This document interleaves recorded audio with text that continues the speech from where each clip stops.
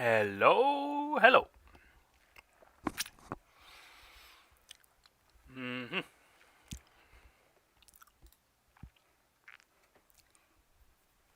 Welcome to stream number 15, take 2.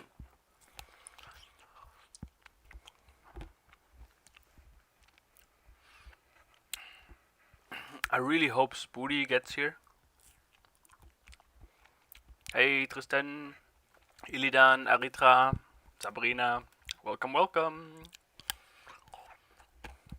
I'm finishing my ice cream here. By the way, this is Hashmalim, hello.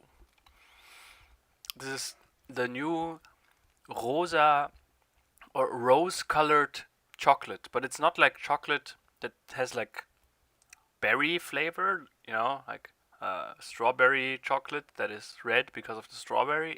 It's real normal chocolate, but it has this special color because the cocoa whatever they're using is like a different kind. So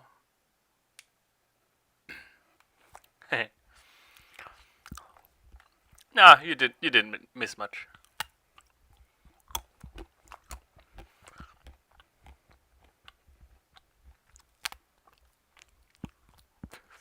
It's not. Maybe it's a little bit of a food review. But if you can get your hands on this new variant, try it out. Really unconventional chocolate taste.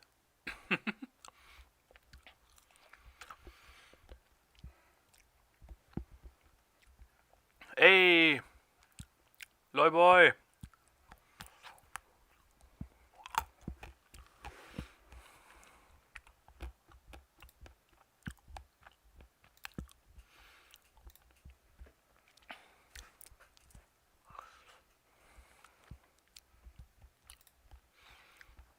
Yeah, I saw that you guys. Oh, I hope I don't reveal anything now. No.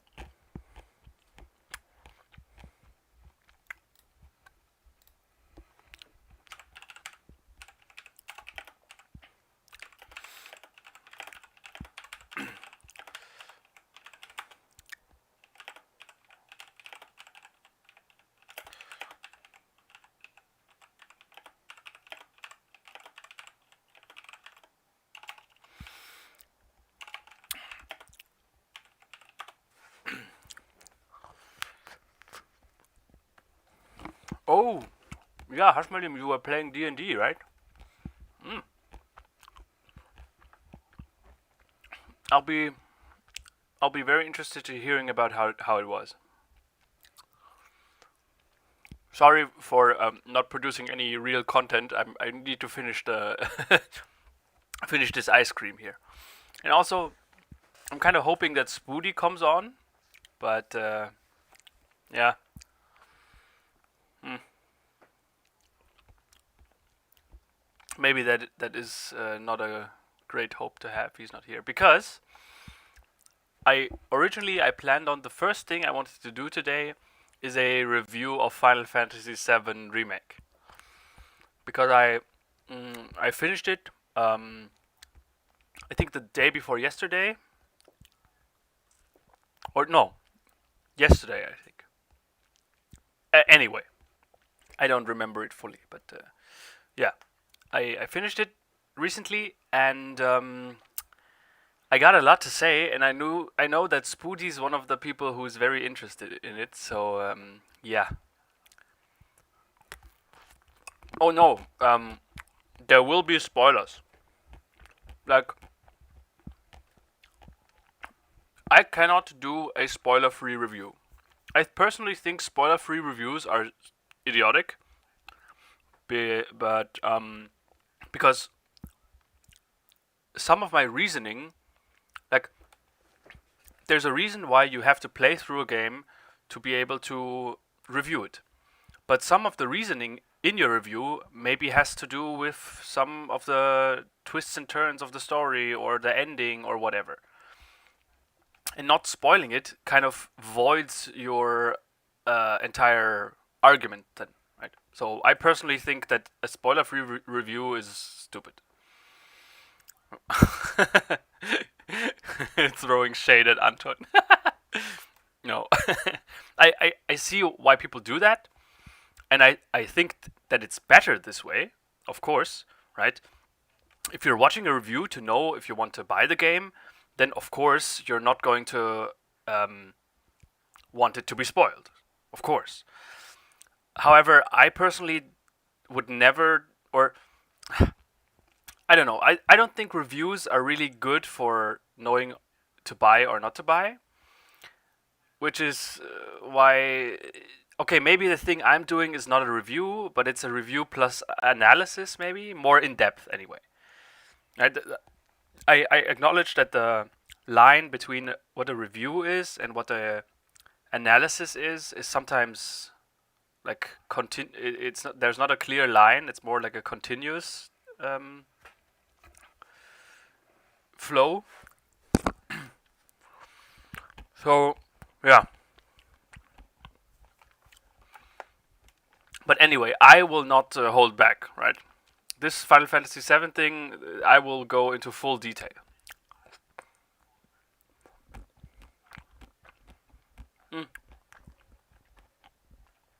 Tristan Lech. Exactly. If there's like somehow there's like a towards the end of the game, there's a huge turning point in the story, and somehow you fight a secret boss. And maybe I thought that this was very cool. Then I would say, oh yeah. I especially found it really cool that there's like this huge twist and turn in the story. But that by itself is already like it's already spoiled then.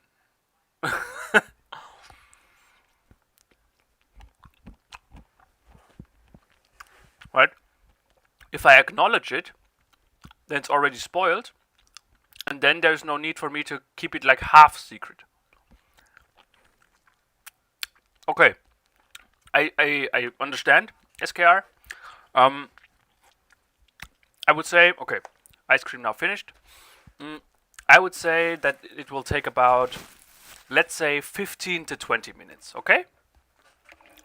Does this sound acceptable? 15 to 20 minute review and analysis of Final Fantasy. Although, no, SKR, you know what? Because I really don't want to risk you getting the game ruined because of me. Let's say half an hour.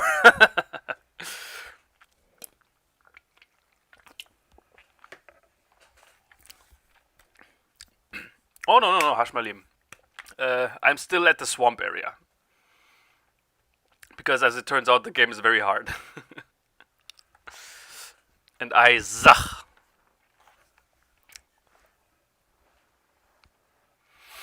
Okay. I'm just gonna have this footage here run in the background because I don't think it's a clever Final Fantasy, or it wouldn't make any sense for me to talk about Final Fantasy 15 while playing Dark Souls. Which is why I have this low quality combo montage here. It's not my gameplay, it's just a combo montage. I don't know. So, anyway, let's start. First off,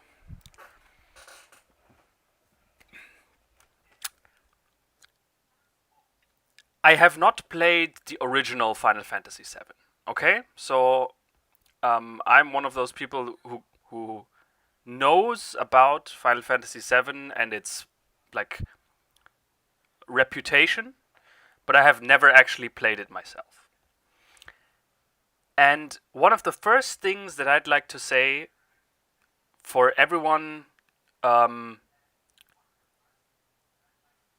if you just want a number, I'd say 7, but that really doesn't reflect anything, right? So, yeah. The first thing that I want to say, if you're looking into buying this game, if you are undecided yet, I don't understand why all media outlets and reviewers claim that this title works on its own. It doesn't. It fundamentally doesn't work without you having either played the original or know what happened in the original, or at least know about the original in some capacity. And even that is probably too little.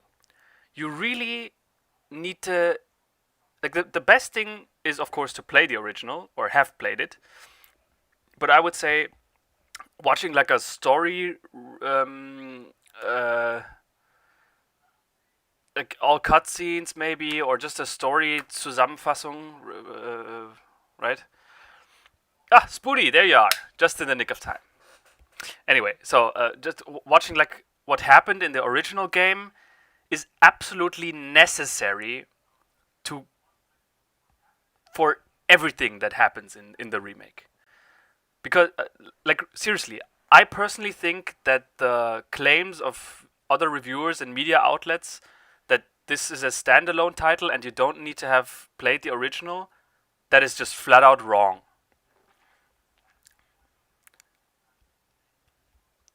And okay, yeah, that is the first thing that I want to say. Second thing I wanted to say, because I've asked Sabrina to look into, because I have never played the original, right? So I asked Sabrina to maybe, you know, tell me, should I check the story of the first game beforehand, or do I don't need it? And then she said it's not 100% clear, right? The sources online are conflicting, but maybe you should. So what I did was I watched like a story recap of the original, and I thought that the story of the original was very cool, and I'll get to that in a second. I'll get to more of that in a second, but I thought that was very cool, and then I was hyped for the remake because I thought, hey man, this entire story in like modern graphics and with more polished gameplay, because the gameplay is utter garbage. That sounds very cool. And after about 20 hours or 25 hours into the game, I realized something. I realized something that I personally felt kind of cheated by. I, I, I'm gonna be honest, I felt scammed. And the thing that I found out, or that I suspected at that point, was that this remake is not actually a remake of the entire Final Fantasy VII. Because the game was progressing at such a glacially slow pace that I thought, wait, can a game with this much detail and this dense of a world really go on for that long? Because if it would have gone on with the pace that it did, this would have been a 100-hour game, right? But the thing is, then I asked Sabrina to look into this, and she said, yeah, Andy, you are just a boomer that is so out of the loop, because apparently it was part of the marketing and part of everything that they said, yeah, this is going to be an episodic thing, right? It's not a full remake of Final Fantasy VII. It's going to somehow do something different. And it was the plan from the beginning to release multiple games of this. Now, of course, I didn't know that. And because the game is called Final Fantasy VII Remake, I had no reason to even suspect this. And this is where I felt scammed. I felt like the naming of the game, calling it Final Fantasy VII Remake and not Final Fantasy VII Remake Episode 1 or something, is misleading and is a big reason why I maybe bought the game expecting something completely different. And that felt kind of shit, to be honest. That really didn't feel good. Now,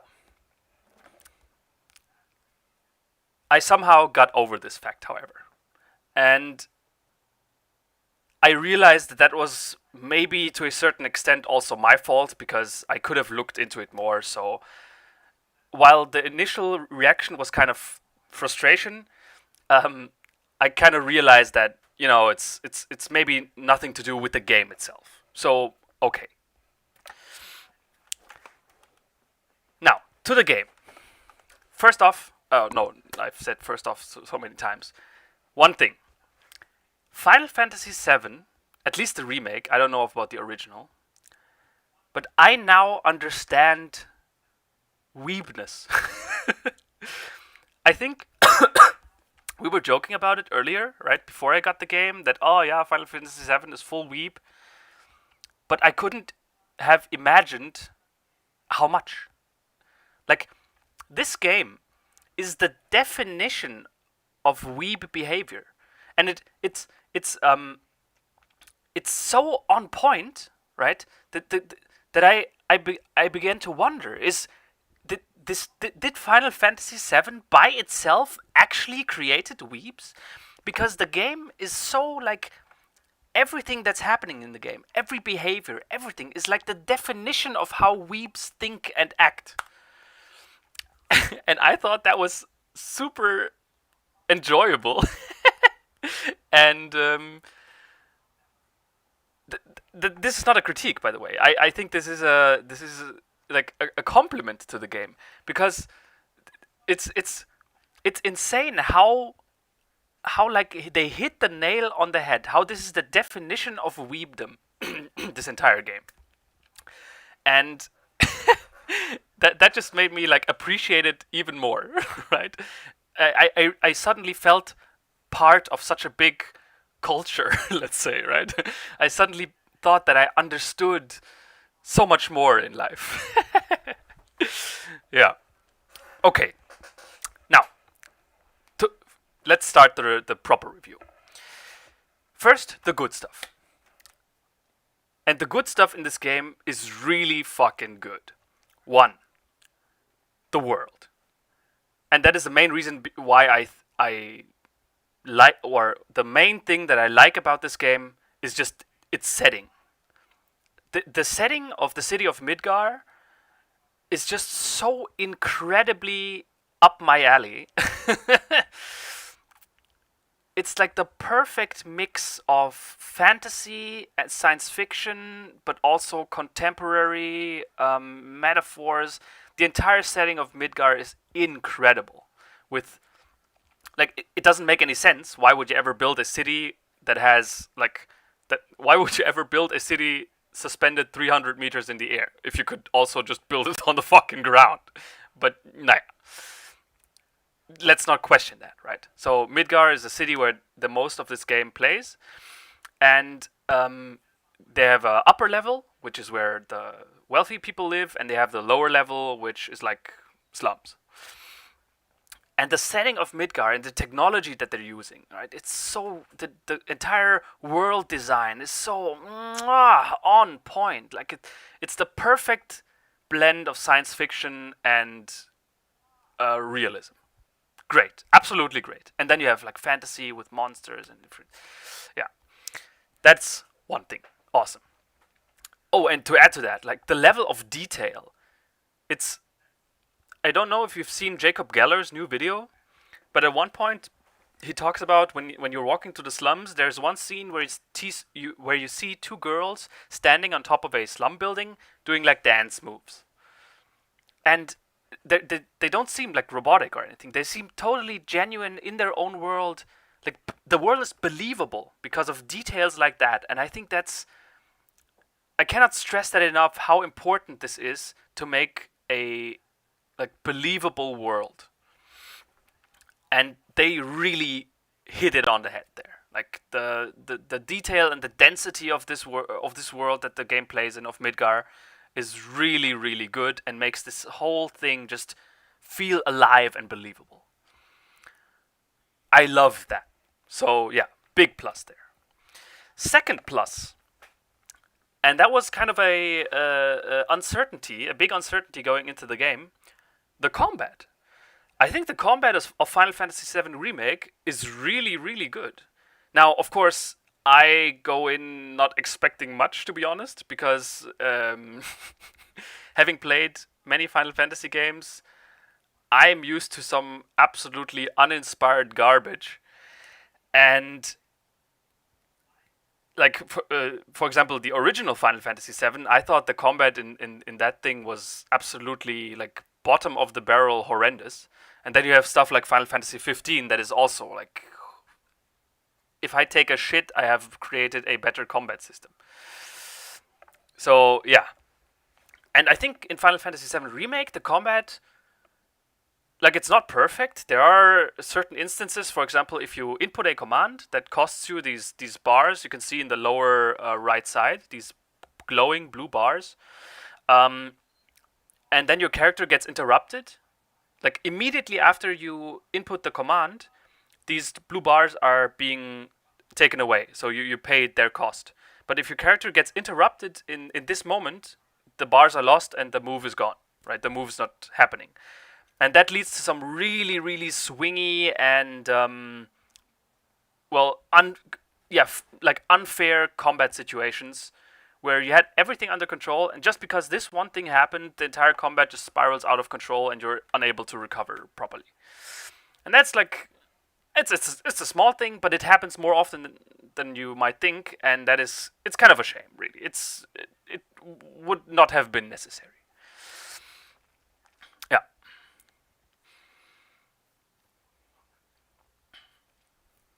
But other than that, I think the combat is really cool, right? The combat is also tactical, because I know that while you're in the menu selecting a command, while the game isn't stopped, it's slowed down to a point where you actually have time to properly plan your moves, right? Think about what is the correct move to do here. Is there a weakness in the enemy defenses, or right, stuff like that. And in the original, you kind of were forced like to smash the buttons as fast as possible without any strategy or tactics in it. So yeah, second plus point, combat. Really pleasantly surprised. Job well done. Only thing that pissed me off there a little bit was, like, I understand why they do it, but having your party always be fixed. Like, of course, there are certain story parts where certain characters may not be available, but that is like, it drastically alters your gameplay or forces you to play differently in ways that you might not like. Right. For example, one big example. For example, oh, Jesus, one big example is whenever there's Aerith. Like, for the first part of the game, Aerith isn't part of your party, and then she is for a while, and then for the other big part, she's also no longer there, right? So she doesn't, she never feels like a real part of your group. And also that it's why I felt like whenever I was forced to use her, it felt like underdeveloped a little bit, right? All the characters play quite differently and are really, I would say, working, right? The thing that they wanted each character's gameplay to be like is working, except for Aerith. I think Aerith is, yeah, it's a little meh. Yeah. Okay, those were the two biggest pluses. Now, I still have one more plus, but this is going into the story a lot more. And that's why I will save that for later, because now we first go to the minuses. And unfortunately, the minuses are very story related. Sorry, got to play this again. The minuses are story related. So now is the time for spoiler people to cover their ears, because I will go into story quite a lot. So, the story is too slow. I don't know. I think I've talked to someone before that said it, but the story pace, like, I understand why they did it, because, well, as I said earlier, they wanted to do it like in multiple games and stuff.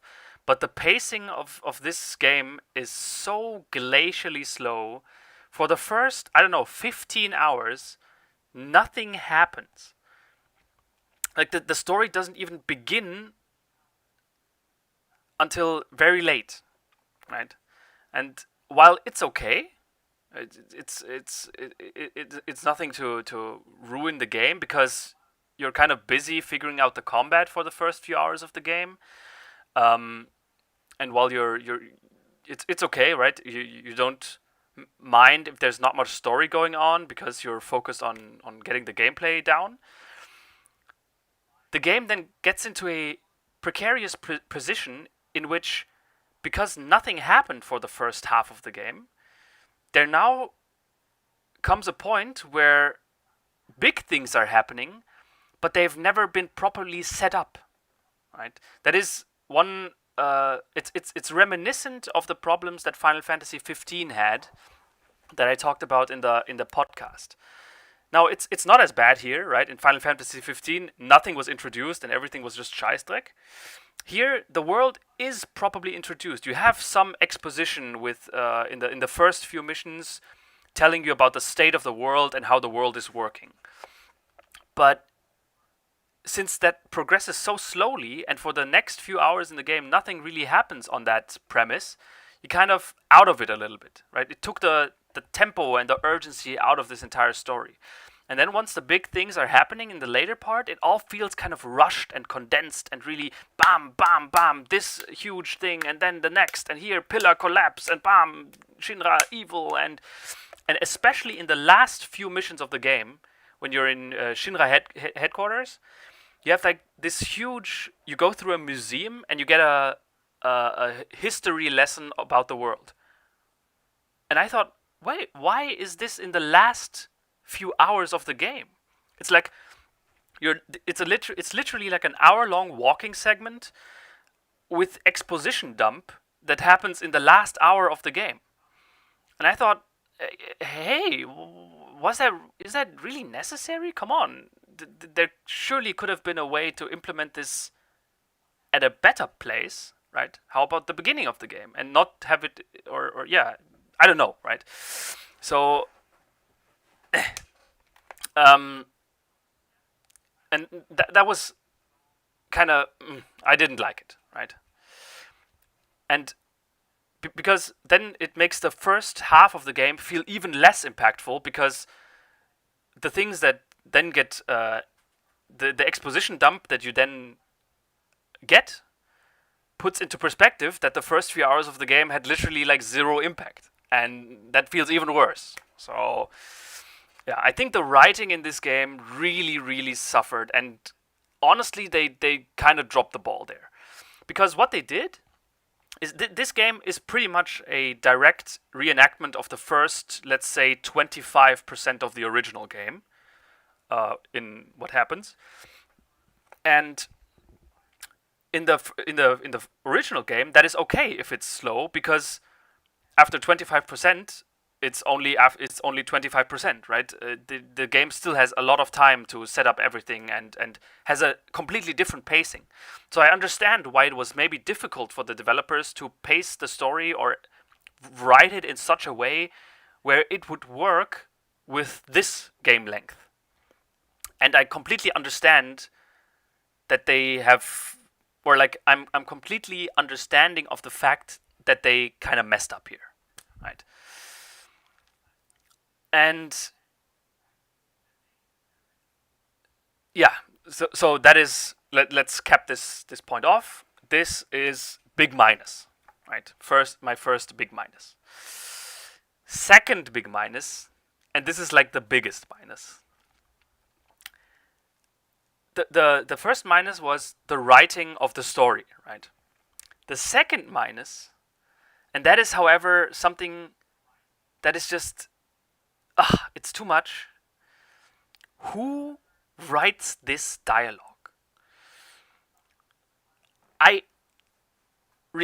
What I'm going to say now, it might be even interpreted as racist, but as a Chinese person, I might be allowed to say that.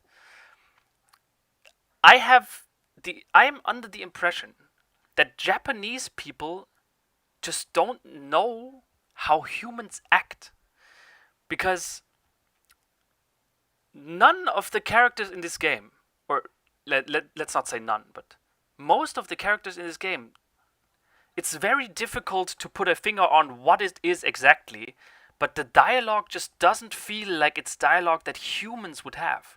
There's something very uncanny about it all. It feels like this a little bit discombobulated and not. You know the word uncanny, right? There's this thing called the uncanny valley, where if machines and robots get too human-like, there's something about them that makes us reject them. It's very hard to put a finger on it, but this is what's called the uncanny valley, right? And this is what the game suffers from intrinsically, in that every dialogue, if you take a dialogue by itself, like a sentence by itself, it's never really a problem. The problem is just how the characters interact with each other. It is uncanny. There's no better word for it. It just doesn't feel like there's always this it's very subliminal, right? It's very subliminal feeling that something isn't right with the dialogue, something isn't right with the characters. And that ultimately this is what I think hurts the game the most. Because in the first big plus that I said was that the setting feels believable and alive and true, like Midgar, the city is incredible. But the characters that you experience Midgar through are not. Right?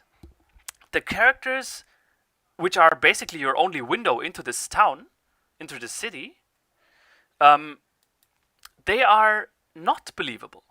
They are not acting like humans living in Midgar. They are acting like badly, or it's not badly written, it's just uncanny participants in this world.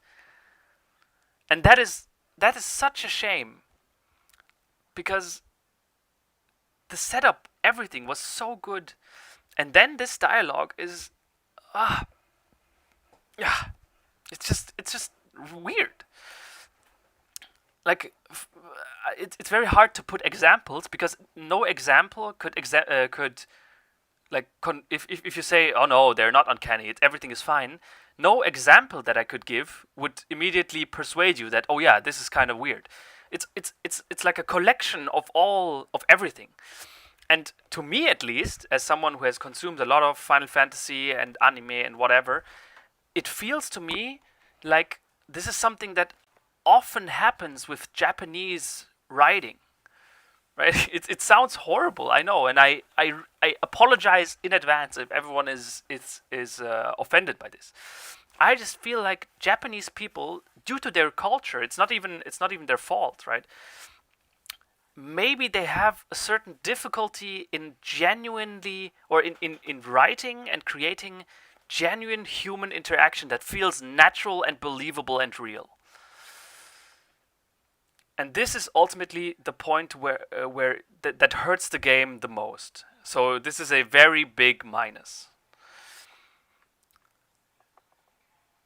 Oh, I can right-click on the YouTube video so it can loop on its own. Yeah, it's fine.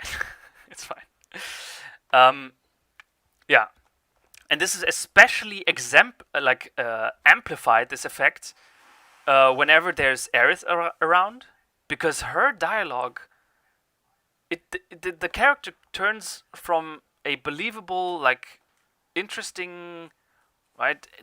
She's an ancient and she's in tune with the planet, turns into a completely robotic, like a pretender, basically, a machine pretending to be a character, which sounds absurd because they all don't exist. But with Aerith, it is so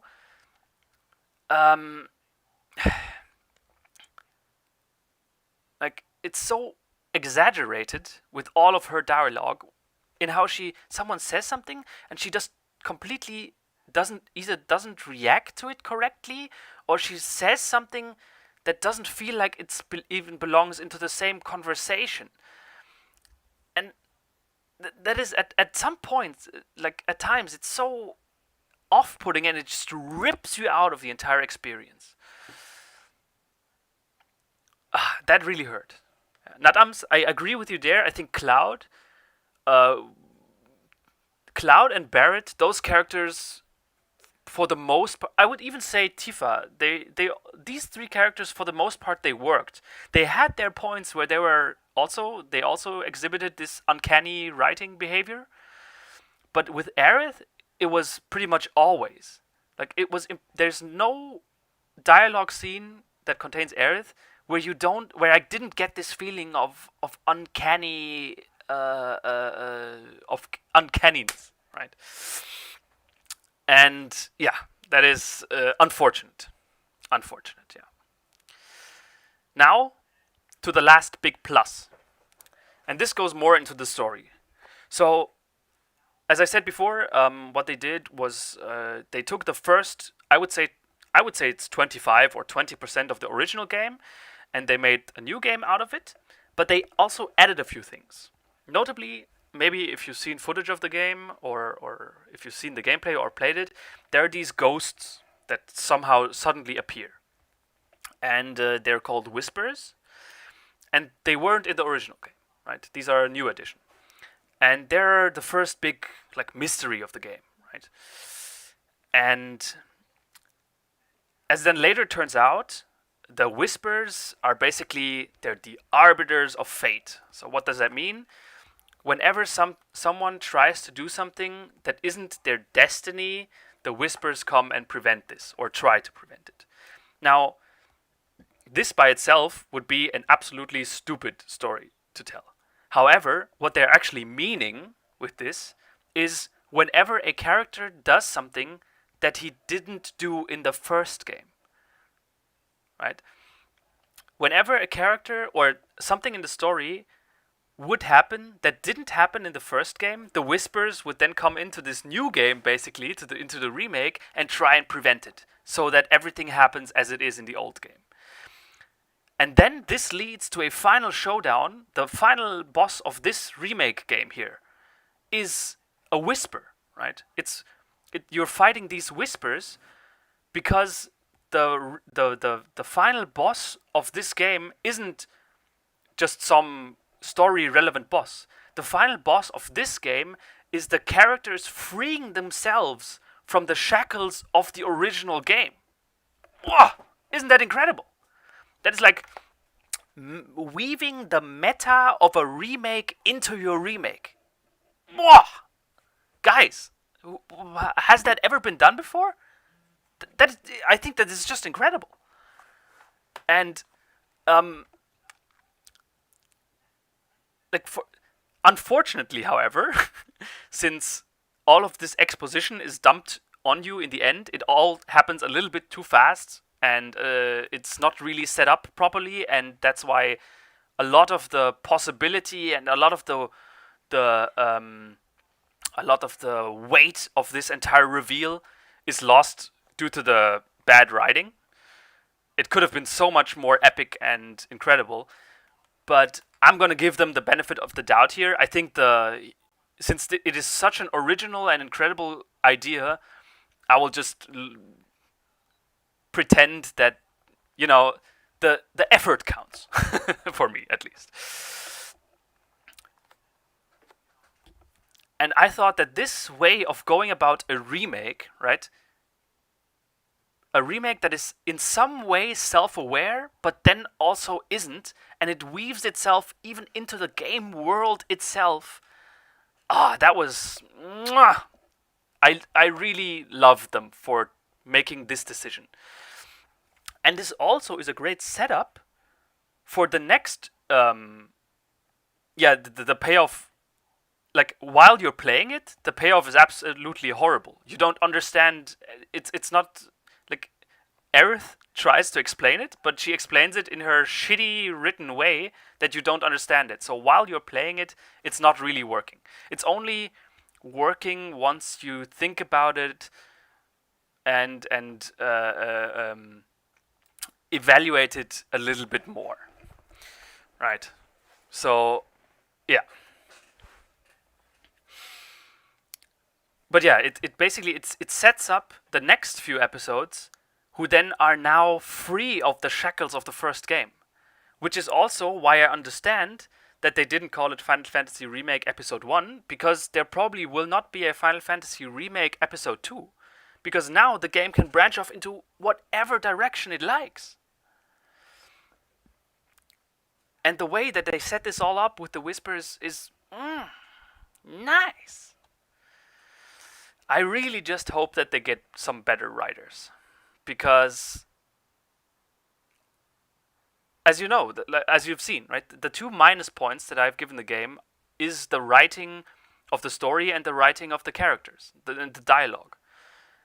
And they've taken what I honestly would say is quite the enjoyable gameplay experience and a great setting and a great world, and they've kind of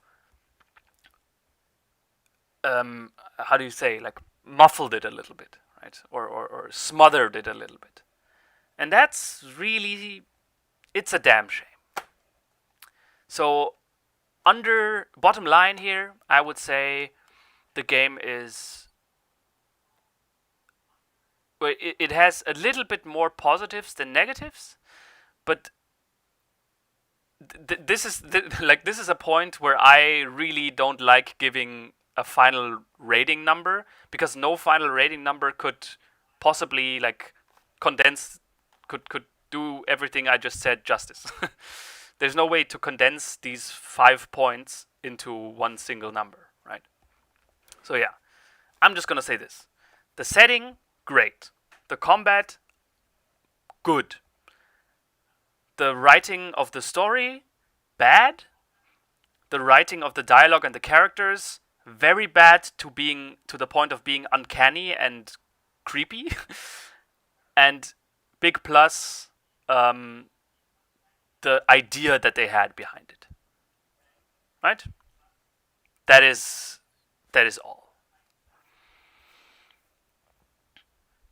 Okay, I guess this concludes my Final Fantasy VII Remake analysis and review.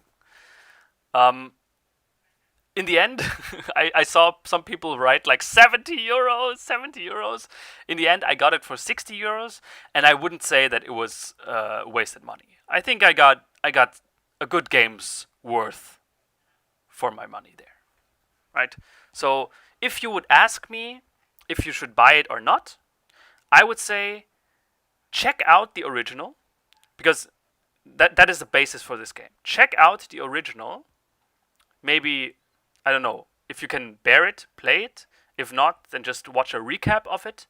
And if you're interested in this setting, if you're interested in the world that this original game plays in, then I would say get this one. And if not, then don't. Because this game asks a lot of you in terms of what you have to look over. And if you're not interested in the setting, then there's no payoff for you, and it will just be a struggle, and you won't have any fun. Good. Okay. Nicey. Glad I got that one through. I'm quickly going to switch to Dark Souls. 1 second.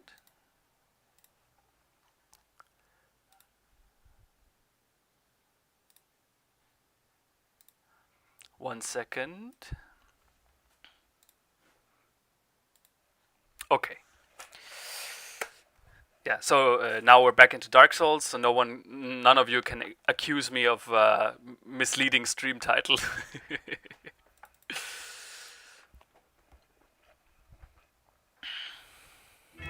Riddle time! Sabrina, I'm very glad that you are here on the stream reminding me every time to do the riddle. Whew. I got kind of heated up while talking.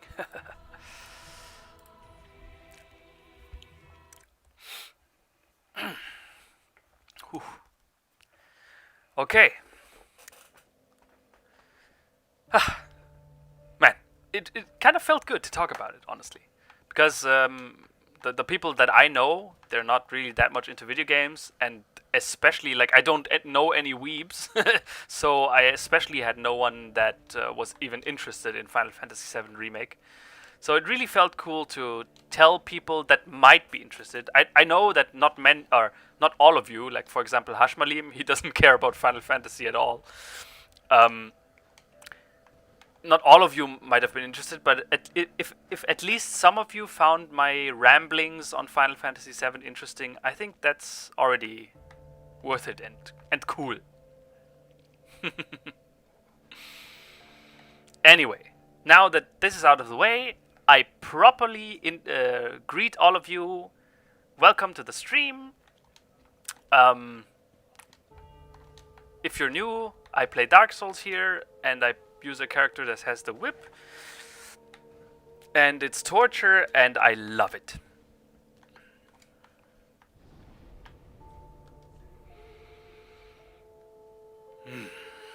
Okay.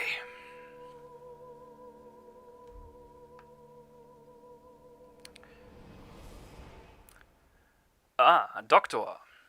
I've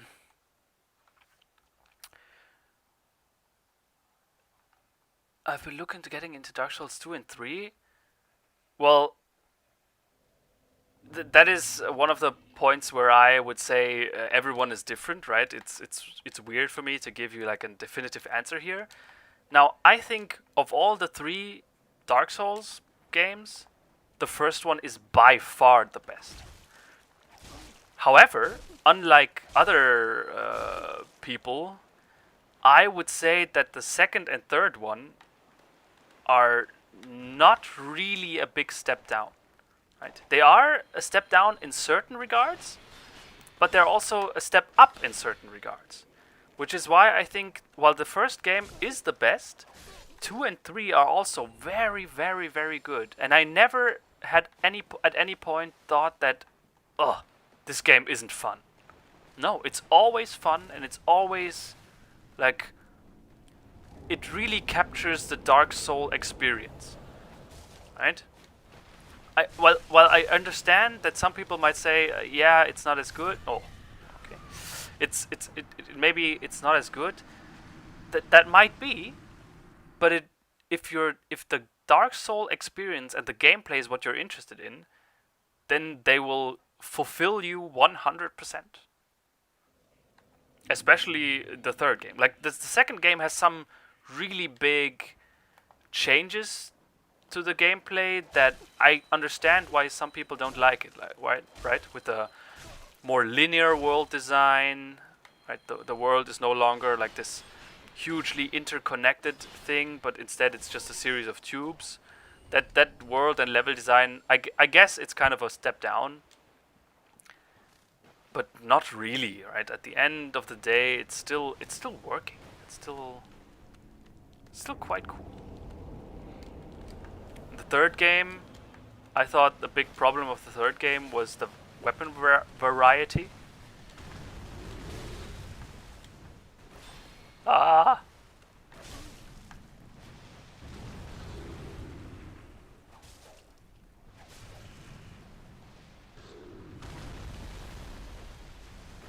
What? He can go through?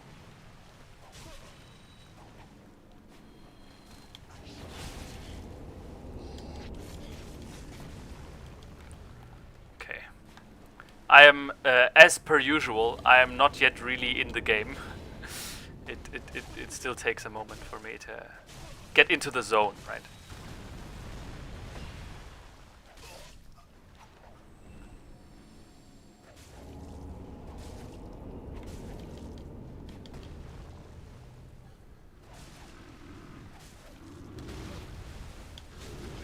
Whoa! That does a lot of damage.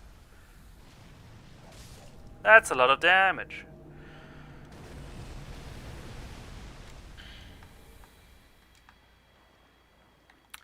The Last of Us 2. I think they talked about it a little bit on earlier streams. But I haven't decided yet. I am currently not sure, because I played the first one, and I really didn't felt like there was anything that needed to be added to this game,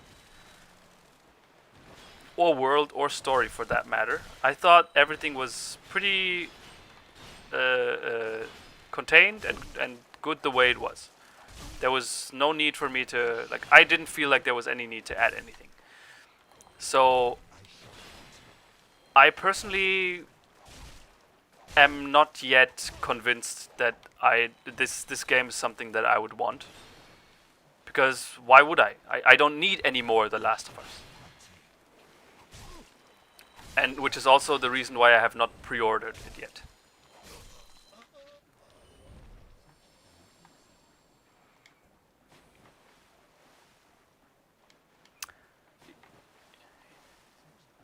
Yes, Booty, the review is over of Final Fantasy VII Remake. Once you have completely watched it and maybe rewatched it, I'd love to talk with you a little bit more maybe about what you did like about the game, because I have up until now I've only given my opinion on the game, but I love to hear what other people think about it. What they maybe they see something in it that I didn't, or I saw something in it that they didn't. Thought it was very interesting. Oh, Aritra, nice one. Well, to the regular viewers, I don't think it's a secret that Anton and we love Dante's Inferno. I think Dante's Inferno is a game that was very unfairly marred by critics, and it really just shows that critics are fucking cunts. And it's quite of a forgotten gem, right? The game has so much good things about it, and I can only encourage you to, if there's some way for you to do that, play it. You will not regret it.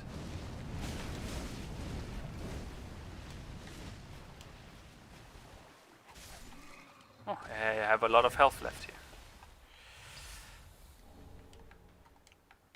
No, the thing is, Anton isn't a critic. Anton is an entertainer. It's very important for you guys to keep that in mind. Anton in no way claims that his reviews are objective and somehow that the value of his rating goes anywhere beyond his room, right? But he never has this, he never claims this to be the case.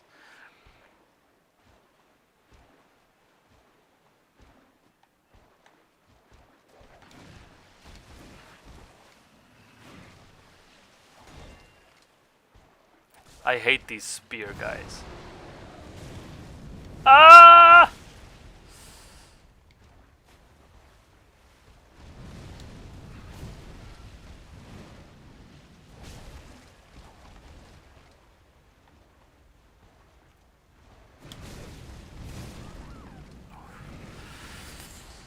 They have so many different attacks and it's so difficult to get to them.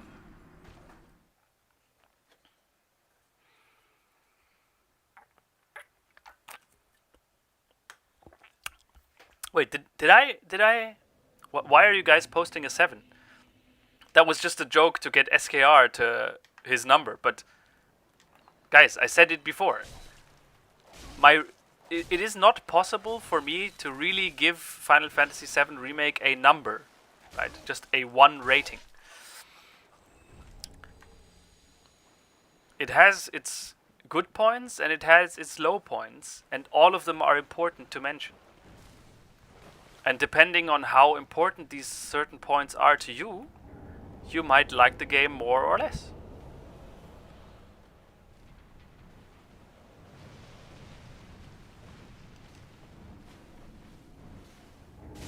Ow! There was one more volley. Scheißdreck. So I wouldn't say that the game is a 7. Like, for me, it wasn't a 7. For me, it was... okay, no. For me, it was a 7. Oopsie, I played myself.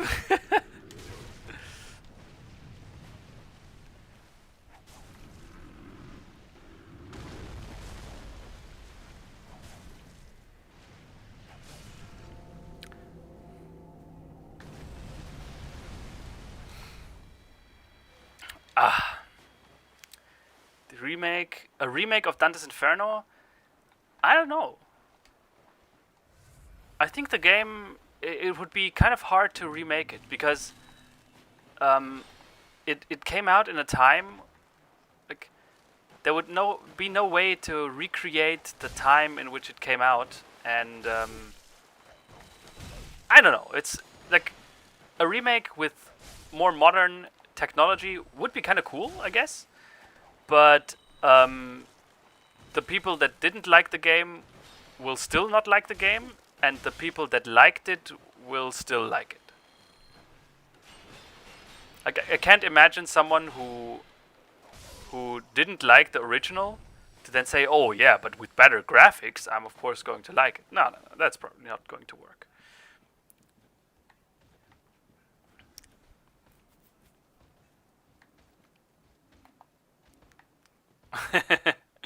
No, it's like you have to be understanding. Anton has now reached a point where it's not so simple anymore, right?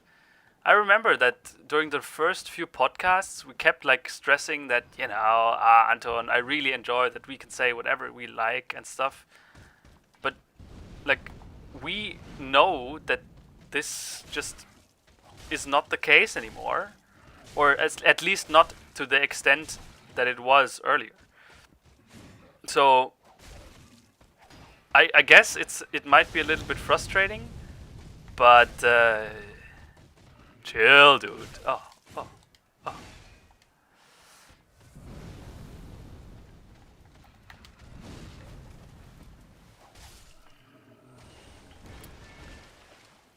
I think Anton has proven his integrity with his game reviewers are corrupt video. It really goes to show how much thought he puts into this entire thing and how deep down into the rabbit hole he goes.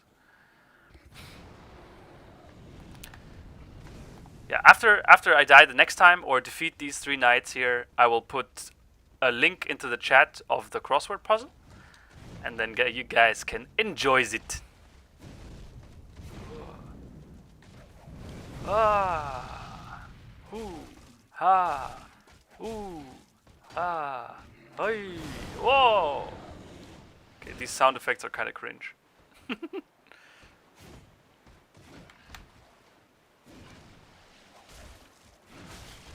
Wait, oh, he had the shield buff. That's why he didn't get staggered. Oop. Now he didn't do a stab. Ah.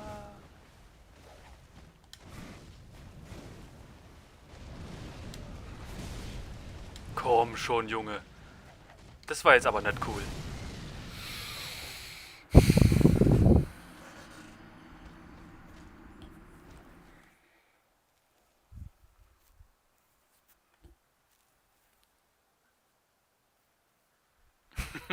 Yeah, and guys, please end the meme of him giving 7s. He's no longer able to give like an unbiased review if you just keep bullying him about he only gives 7s.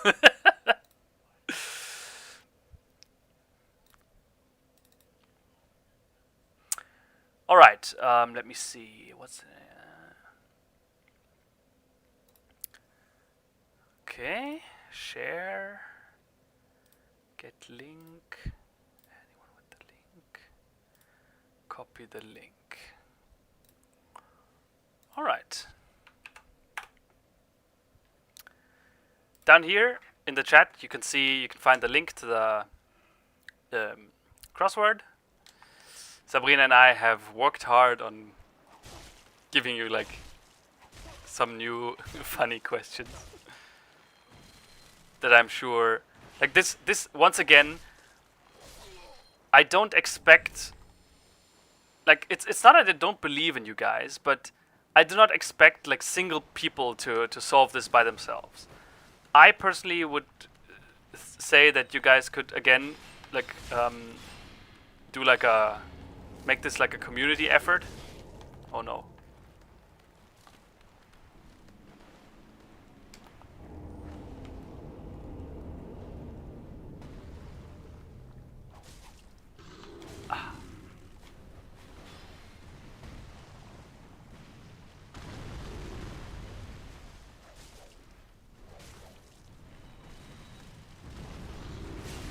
The range!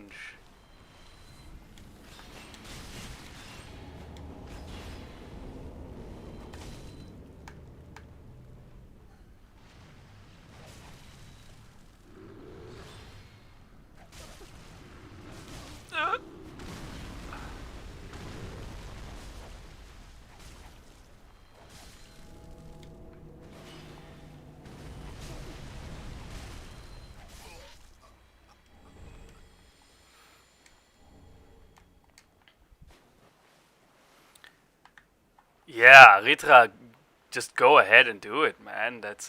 It's not like if you haven't been around since the era of the Nintendo Entertainment System, you have nothing to gain from video games. Oh no, it's quite the opposite. Right? It's like saying, well, I haven't watched Metropolis, and that's why I cannot enjoy movies. No, no, no, no, no. That is not true. By the way, if you don't know, Metropolis is a movie from 1920 something, like from the 1920s, and it's a remarkable marvel that was like technologically so far ahead of its time that the story of the movie creation itself can already be another movie.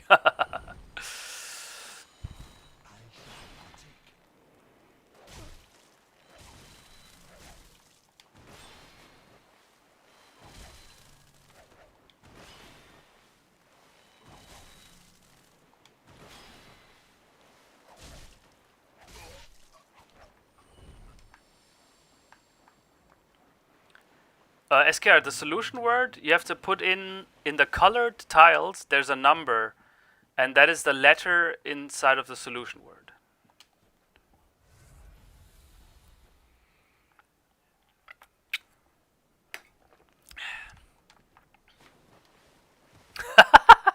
Well, I mean, without you, I would probably still be at the first boss, if we're honest. Like, when I started this character, it's been so long since I've last played Dark Souls that I'm gonna be honest. Like, using the whip was kind of there was a lot of hubris in deciding to use the whip, and it would have cost me dearly. Right? I would not be at the place where I am if you hadn't helped.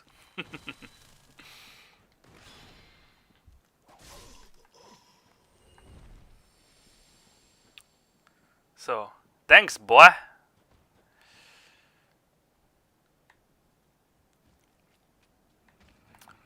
Aritra, that is a absolutely valid opinion to have, right? They aren't for everyone, right? There are people who think that motorsport is incredibly interesting, and there are other people like me who thinks motorsport is like a retarded thing for back of the woods inbred rednecks. Okay, maybe that was very aggressive of me to say that. I just think that motorsports is a waste of resources and an unverhältnismäßig. It's the costs of it are so out of sync with the gains of it that I don't think it's a cool thing to do.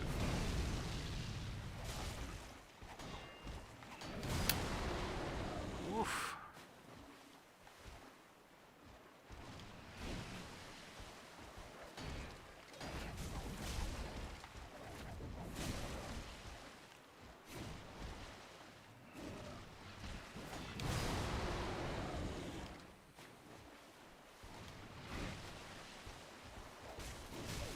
Man, why is he not getting... Ah, he has the buff again. Yay!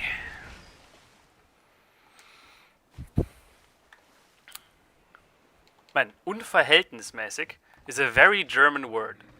And I honestly think that's a very good German word that is very useful in many situations. If someone could give me the translation for unverhältnismäßig, that would be kind of nice.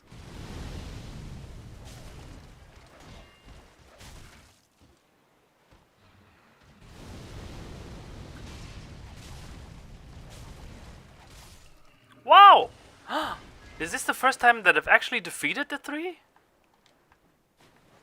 Yeah, disproportional. That is a good translation. Disproportionate or disproportional. Yeah.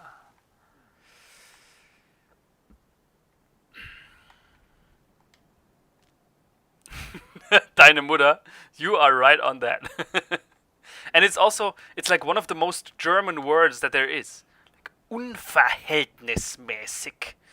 It sounds German, it feels German, it really gets the German mentality across. So I'm really glad we have that one. Alright, so down there, I think I've been there. What was that? Uh-oh. Oh. Oh.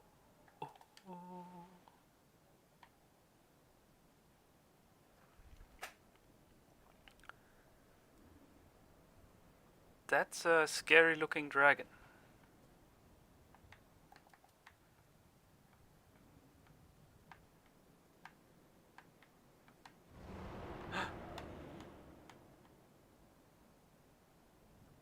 Man, I'm really expecting him to fly over and roast me. Anytime. By the way, isn't there another knight here? Didn't I just see another knight walk around this area?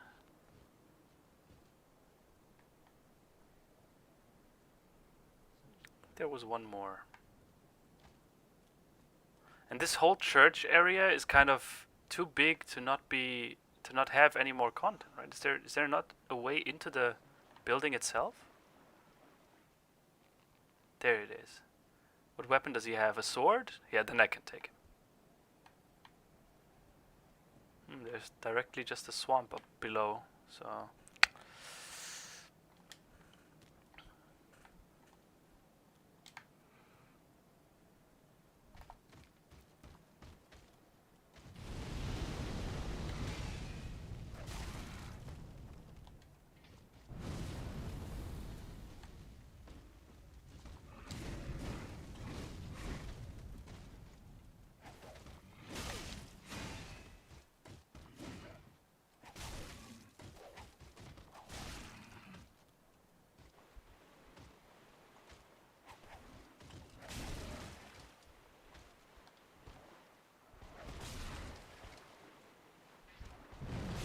Whew. Okay, that was close.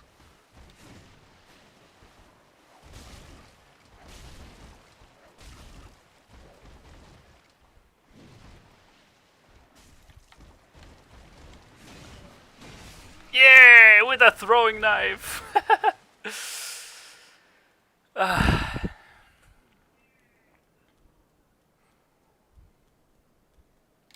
Okay. So, wait.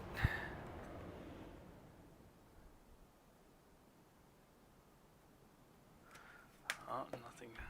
My phone is almost out of battery. 1 second. I think I'm gonna need to charge it before Sabrina can then tell me the winner. So, although no, it's not gonna be necessary for a dragon. So back here, I think it goes further, right? We go further into the. Yeah. Suck. And there really didn't seem to be a way into this church. Okay. So this leads to the dragon. Left required ahead. This is a part of the swamp area where I have been before. Ah, this looks like it leads back.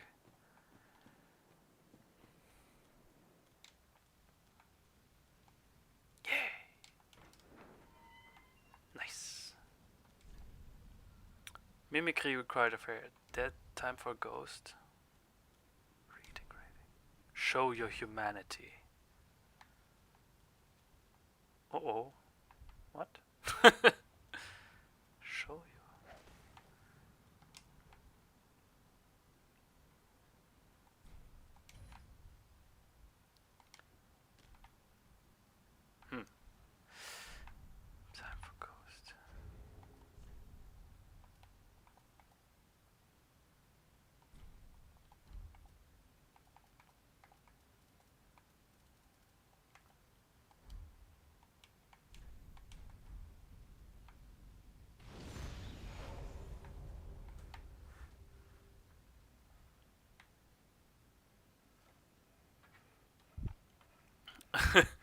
Deine Mutter, you can you can sprinkle in as much German as you like. Just know that there might be a lot of people in the chat that don't understand you, and they might feel left out, right? So.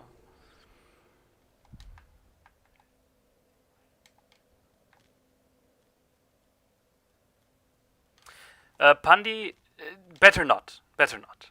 Right? On the first playthrough, I'm kind of okay with missing stuff that I didn't understand, just because it's the first playthrough and I don't want to tarnish the experience in any way. So let me suffer. You know the drill. Oh my god, this dragon back there, his screams, they're stressing me out, man.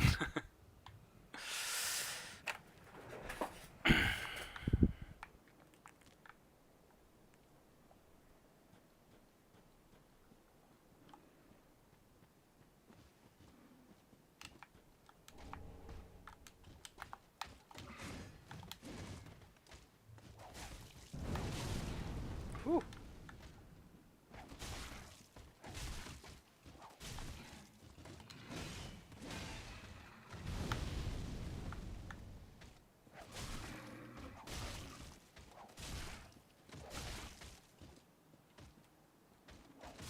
The sword and shield wielding knights, they're okay. Right? They are strong, like all enemies here, but with the whip, they're actually.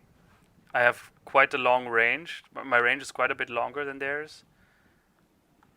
So yeah, Dragon Head Great Shield. Ah, that is the shield.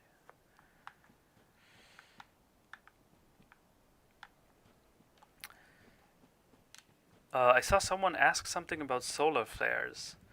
While I would love to answer this question, I'd prefer to maybe focus a little bit more on the game this time. You know, since it's new, never before experienced content by me, and I hope you understand that.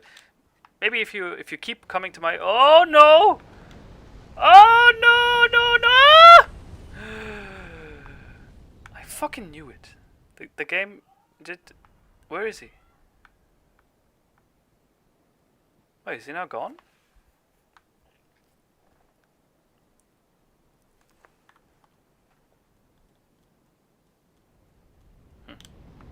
Oh no! That fucker, he like completely. He was probably sitting on another rock somewhere. Let's see where he flies. So he goes above there and then. Oh, he goes up. Ah, I see. He goes up. And then he swoops down again once I go onto the bridge. Maybe I can. Oh, fuck you. Can I somehow drop down? Like drop to the side of the bridge?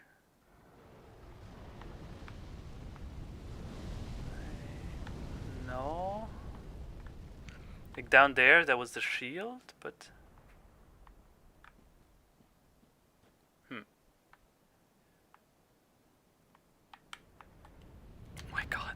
Like, seeing that dragon fly towards you, full speed, spewing fire. This game is just incredible.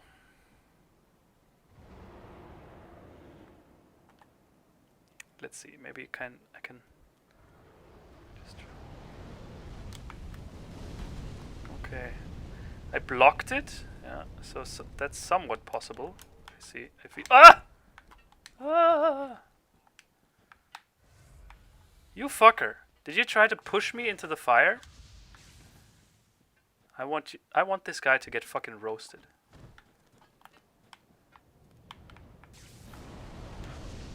Die! What?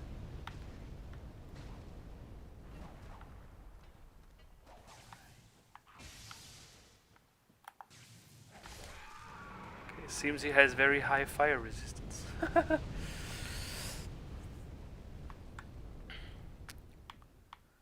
Where am I now? Another cliff.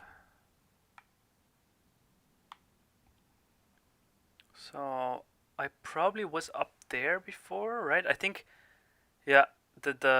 So let me put out the pointer again. So this stairway, there's a little bit of a stairway there. I think that is right after the first ghost summoning giant. When you go back around the back and you hug the building, yeah, I think that's there. So I could have maybe seen this spot. I always find that to be an incredible cool thing that you can do in Souls games, right? So let's let him go this way, and then I make him go the other way again, and then... Because I think I have a little bit more time if he comes from that direction, from the left.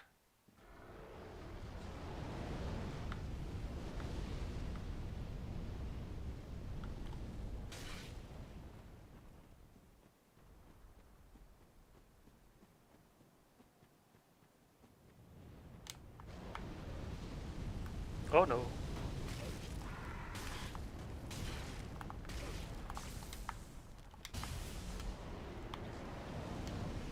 Oh.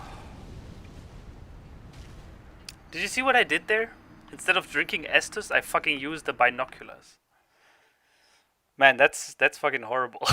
That is some elementary school level play. Ouchie.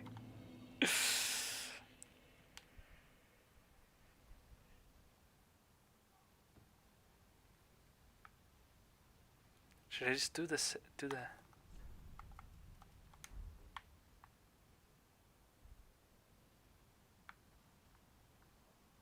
No. Okay. That wasn't it.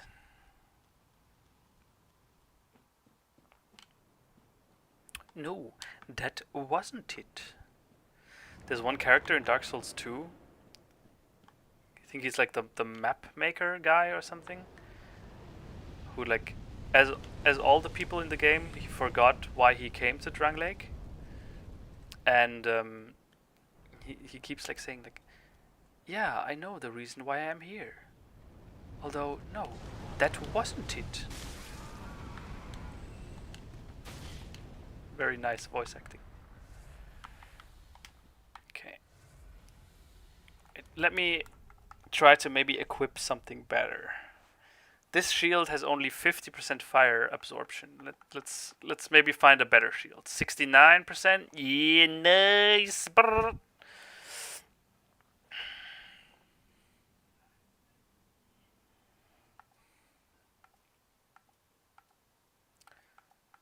Uh, 50%. 89%. Oh my god, 89%.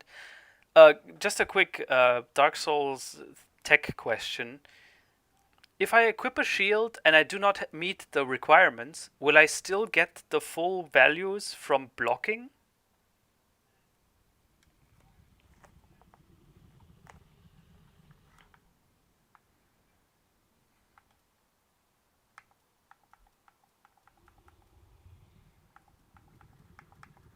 Wow, 90% fire resistance. A fire block. Because then I just could just... No, okay. Too bad. Ah, I can drop down to the lower level of the cliff there. I think I'm just going to do that.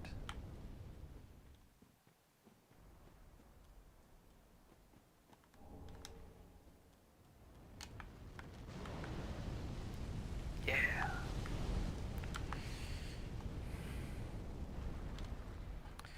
Could I describe my drumming skills? In one word? Bad. But like I was thinking about it just recently on why I am at the level I am at, and if that is okay for me. Because like I face it. I have to face it. I'm nowhere near, or if I would have taken like Unterricht, if taken lessons, drumming lessons, then I would be at a much higher level.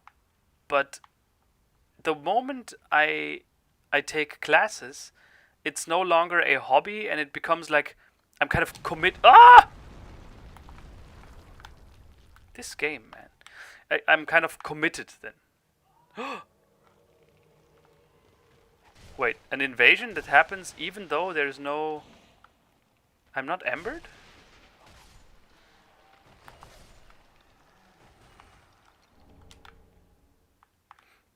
Yeah, but anyway, I am not like it stops being a hobby and it becomes a real like commitment, and I don't want that. Right? I like it as it is. As I like drumming having the place in my life that it has now, and that's okay. So, bottom line is, it would be cool to be better, but the cost I'd have to pay to get better is not worth it for me, at least at my point in life. Wait, that's like the Aegon of Karim dude. He's the protector of Irina. Oh, oh. From the main game, right?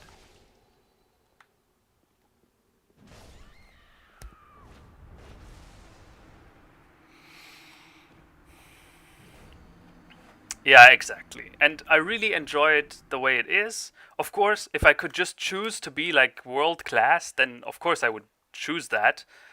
But I'm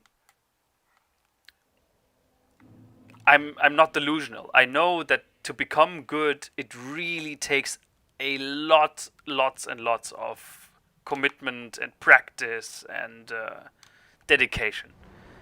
And I'm just not willing, like, for the level of drumming that I would then be at, that is just not a price that I'm willing to pay. So the state that I'm at now is quite fine, and I don't intend of pushing it any like much further. Like, of course, I will take every bit of progress that I can make, but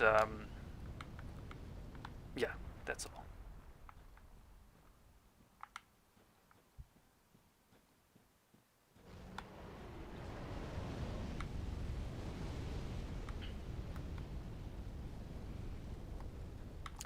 Well, playing a video game might not teach you... Yeah, okay, no, I'm not going to try and say that video games are somehow like valuable life lessons. Rarely they are, but I would say they're about the same as movies. I think movies also, like, they're not always a useful life lesson, but they're a great like in total you can learn a lot from watching movies or playing video games. Oops, that was dumb.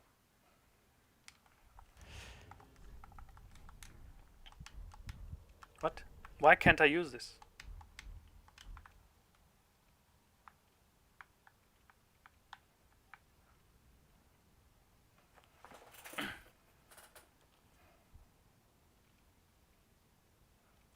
What is Sabrina saying?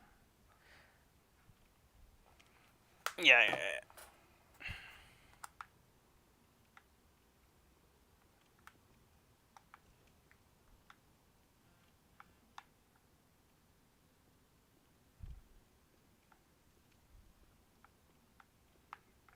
Can he even reach me here, the invader?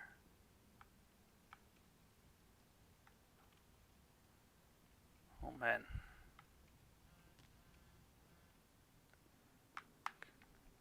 Who keeps writing? Annoying. Ah, okay. Yeah, Sabrina just sent me the who was the winners of the crossword. The next time I die, I'm going to solve the crossword with you together.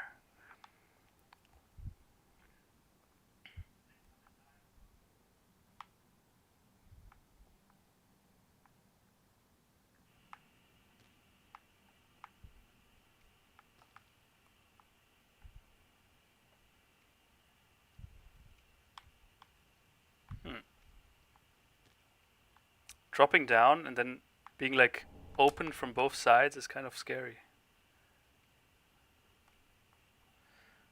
And I just realized that being open from both sides sounds kind of it can be interpreted in a certain way. Very mature, Andy. Very mature.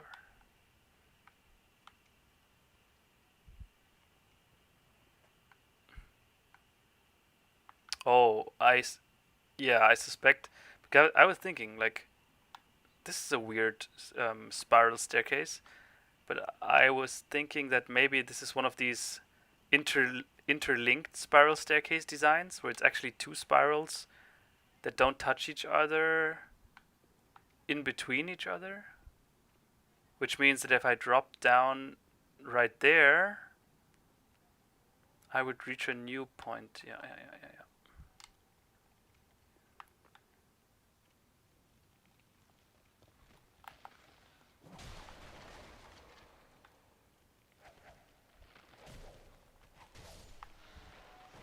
Oh, or I could just go here.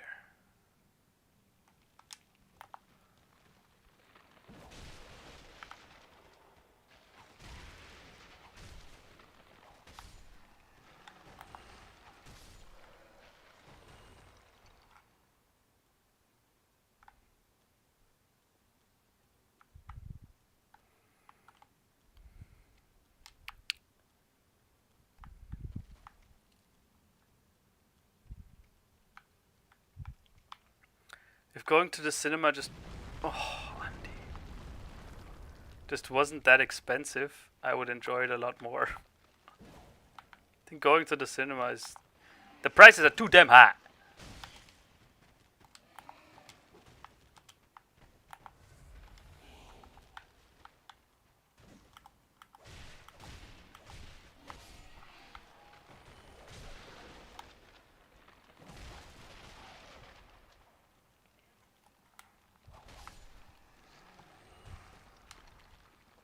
There you are. You moaning... ow. Moaning knight.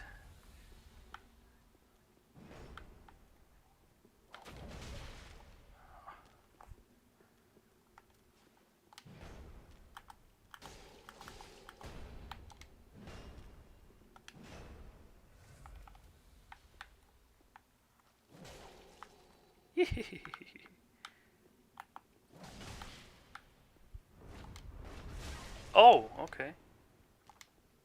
Nyan! Oh, and now the souls are gone!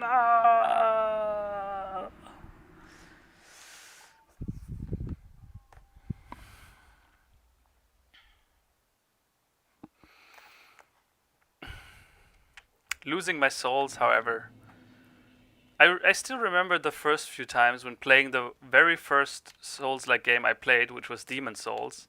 I remember how it felt to lose the souls. It felt like every time I had to re-rationalize if I wanted to continue playing this game. But now I just like, oh yeah, that sucks, I guess. Prince del Rosario, man, that is exactly one of the answers that I would have given myself. Like, video games, I think my grades in English class back in high school, they would have been nowhere near as good if I didn't play as many video games as I like. Like, one of the first games that I can remember where I actually, like, I actively remember learning English just for that game was Grandia 2. Also, if you haven't played that one, please do. It's a very, very, very good game. One of the best JRPGs. Now, it's quite old, and it probably didn't age that well, but still, I think the combat in Grandia is some of the best you'll ever experience. And yeah, it's just a great game overall. To play that, you may or may not want to use an emulator. and I may or may not even know what an emulator is. So, yeah.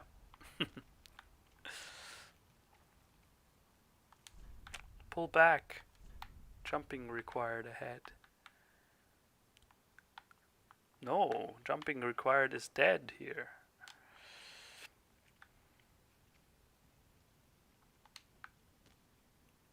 Oh yeah, I did die. You are right. Okay.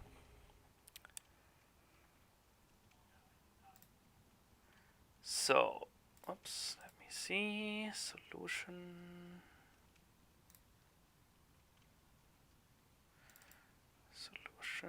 Come on. Yep. Okay, so let's hope I don't get invaded and killed while I'm standing there. Anyway, let's first name the winners. Now, the first 6 people to have the solution word correct were Natams after 16 minutes, Illidan after 7 minutes, Loyboy after 5 minutes, Prince del Rosario after 5 minutes, Adit Vikram after 5, and Spoody after 3 minutes. Damn! I felt so heartbroken the last time where you were just seconds behind the first place in solving the crossword puzzle. This time you did it. Woo! Okay. So, let's go through the questions. What's the name of Andy's cousin? Well, you might remember that Anton's channel in the beginning was called the Anton and Arthur Show. So that is his name, Arthur. Or Arthur. The shirt with which logo did Andy wear on stream the most? Apparently that's something that Sabrina keeps track of. I have no idea why. But yeah, it turns out I've been wearing the Dota 2 t-shirt quite a few times. And glad you guys knew that one. Then, in one of the past riddles, a girl was waiting for her boyfriend. The movement of what did you need to calculate there? So, just in case you don't remember, it was the riddle where the girl was waiting for her boyfriend, and then the boyfriend didn't come, and she was sad, and she walked like with her head down. She walked past a street light, and then her shadow like became longer and longer, right? Where she glumly walked past the nightly streetlight, and you had to calculate the speed at which the tip of her shadow moved on the ground. Next one. Who is always helping Andy in Dark Souls 3 when he can't beat a boss? Well, that can be no other than Hashmalim, who without I would be still at Undead Settlement, apparently. Like, guys, remember, in one of my first Dark Souls 3 streams, I just got the whip, and then the first boss I wanted to fight was the rotted Greatwood. And as it turns out, that boss takes no damage from the whip. So it was immediately like the entire idea was fucked.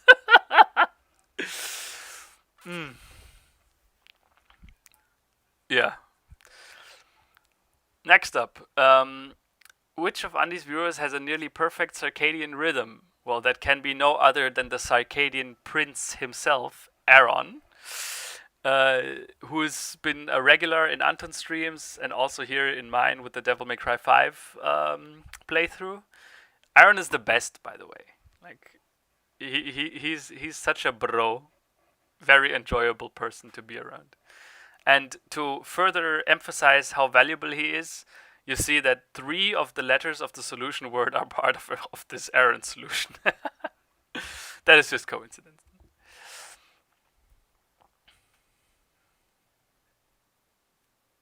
Oh, I just realized that there are no numbers in the solution word tiles. Sabrina, did we fuck up? Did the riddle we generate actually not have the numbers here? Yeah? Okay. Yeah.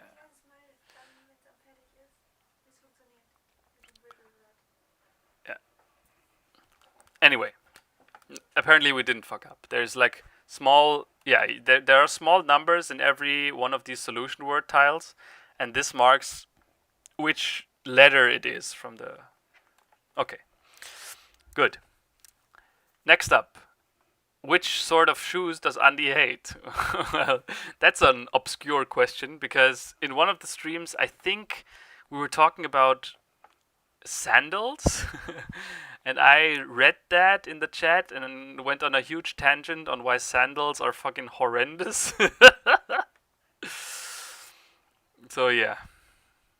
Meh.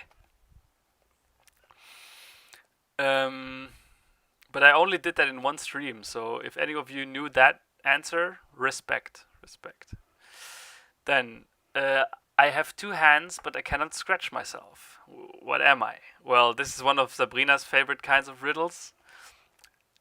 So she had to include one here, and this is, of course, a clock. Next up, what's Sabrina's favorite color?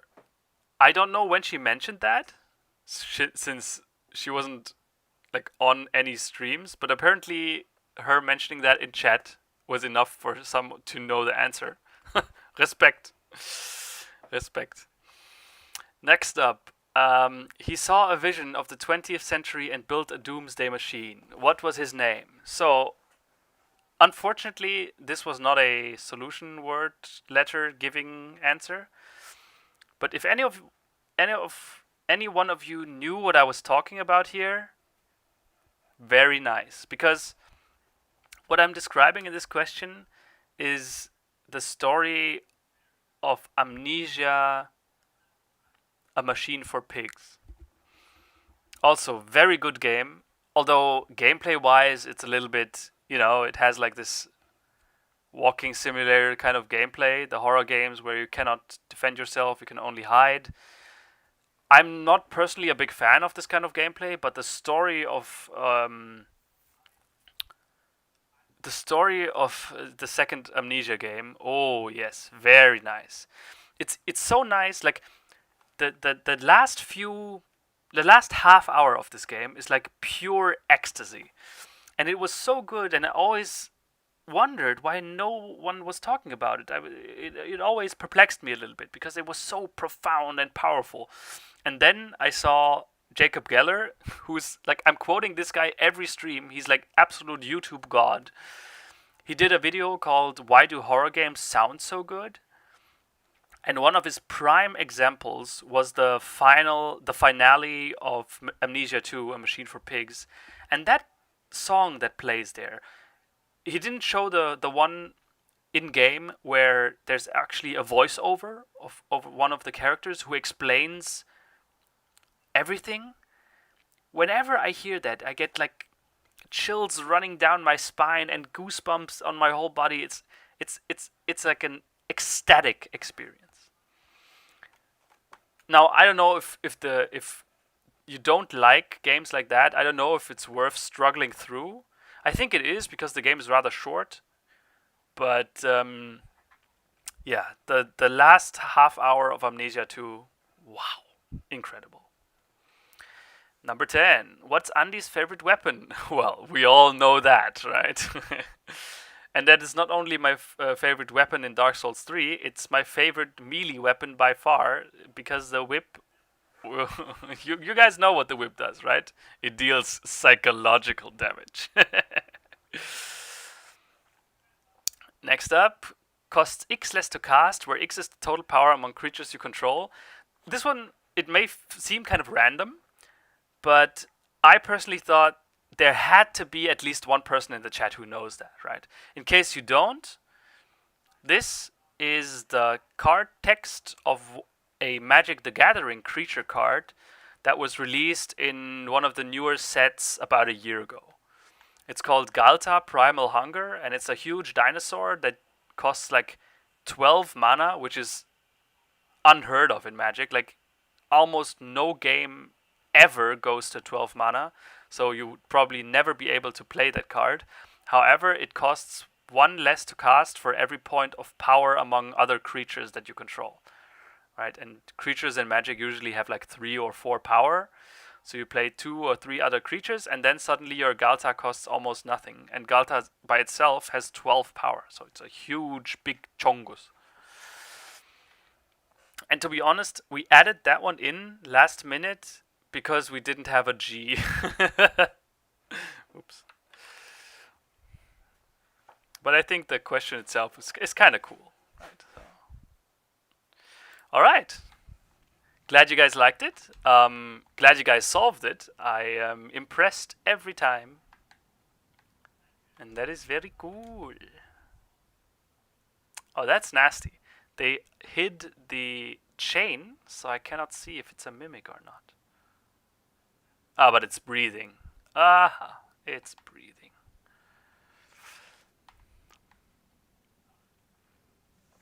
Final Fantasy VII soundtrack? Well, I don't know about the original soundtrack. SKR, yes. So I don't know about the soundtrack of the original game. All I know is like this. It has the Sephiroth song. But honestly, I didn't experience the soundtrack as much as I thought. Like, it was a good soundtrack, but it was nowhere near like Final Fantasy X or something. And so I don't know. I think the soundtrack of Final Fantasy VII is good, right? Above average. Yeah.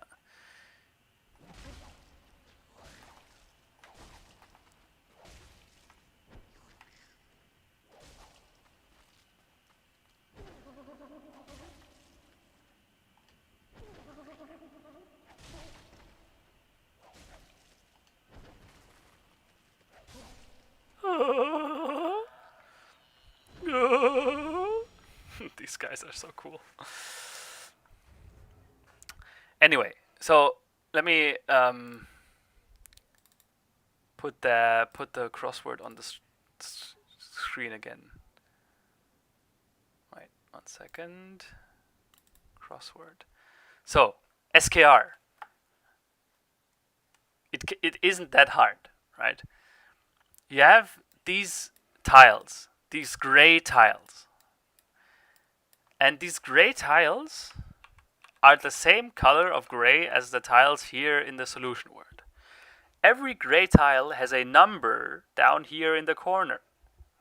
This number represents, so if this is a G, then you know, the 11th number of the solution word is a G. So you put in this, right?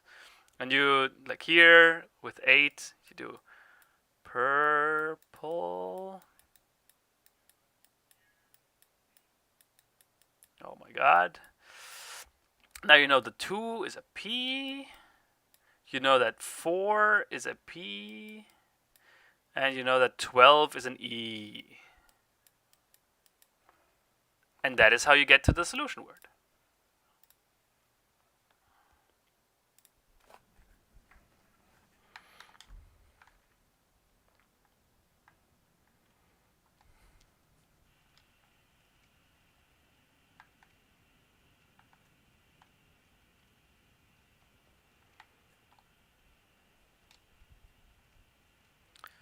And also, I saw the question, what was the best gaming soundtrack ever?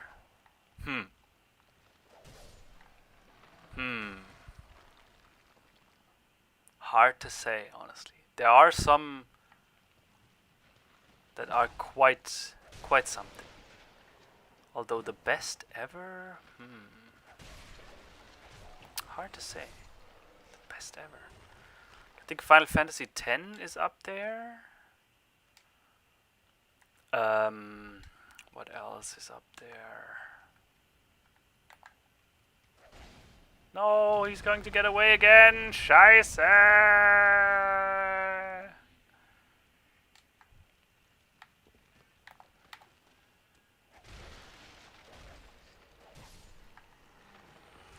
Death Stranding, yeah, the soundtrack there is also pretty cool, but a little bit too modern for my taste.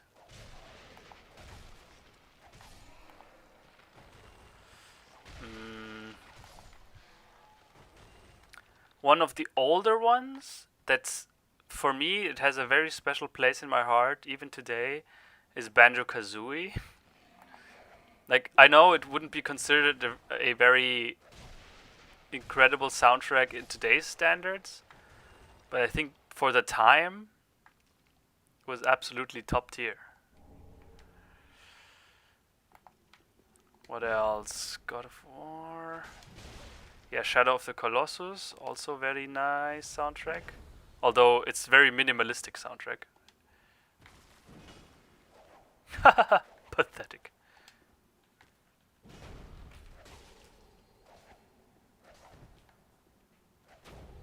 Oh! Wait. Ah, I still got the... Okay. I always am kind of afraid that if I kick enemies down and they die from falling into a pit, I don't get the loot, but... Wait, what did I get there? Was it a helmet? Yes. An eye-occluding mask of unknown origin. Small cracks allow the wearer to see. Strengthens dark attacks, but also greatly increases damage sustained from the dark. This purple steel creation has a certain resemblance to a firekeeper's crown. Oh yeah, true. It's like what the firekeeper woman in Firelink Shrine has.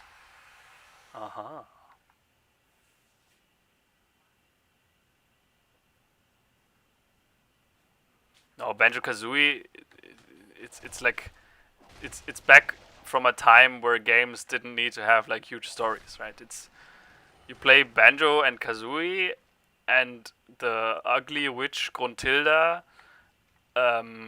she abducts the hot sister of Banjo to use like a device on her that transforms Gruntilda into a beautiful witch and the beautiful sister into an ugly fat bear. This kind of sums up the story. No, I have never played any Persona games.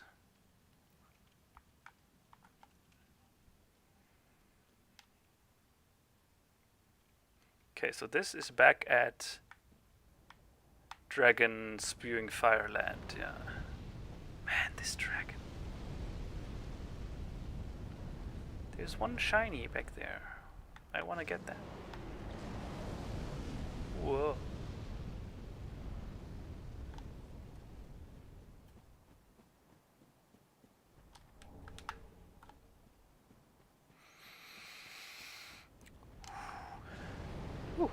Okay.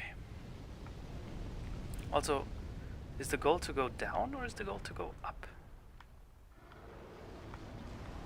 Let's see if I can even go up. Okay, no. That didn't work. But going back here also doesn't work because there's a blockage. So I need to drop down. Yeah.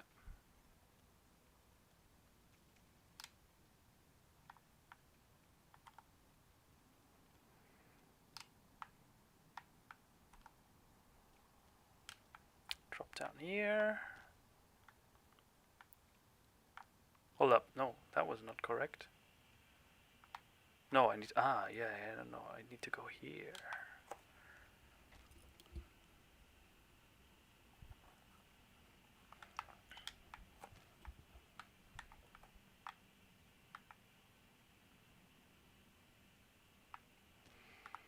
Zack. And now I think I can go further. Yeah, dropping down here.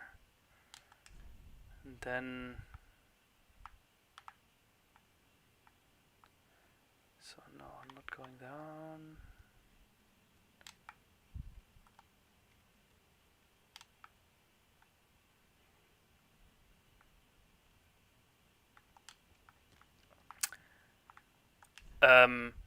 SKR, you make a good point.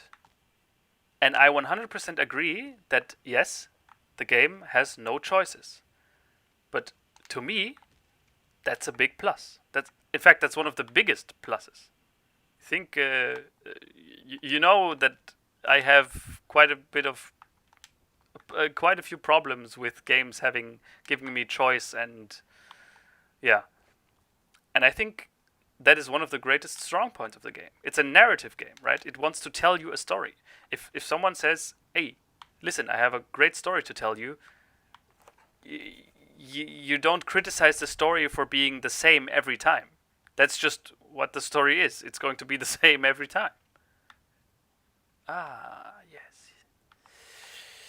There we go. And also, if you watch a movie, right, the movie is going to be the same every time. And if a game is going to be the same every time, I don't see this as a problem with the game. I see this, in fact, as a very strong point of the game, that the developers then said, like, this is our game. This is how we want it to be.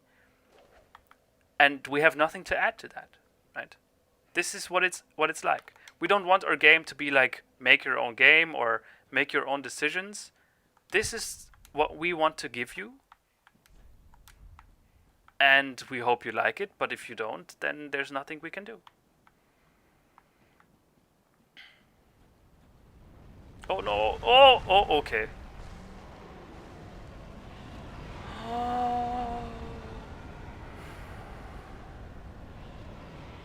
Man, these fire graphics, wow.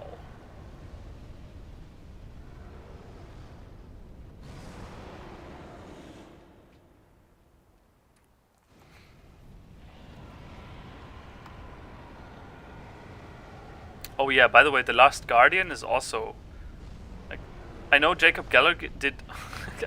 I cannot go 2 sentences without mentioning him, but he did another video on how the Last Guardian just kind of came out, right, without that much hype. Oh no. Okay, I thought so. He's not just going to let me.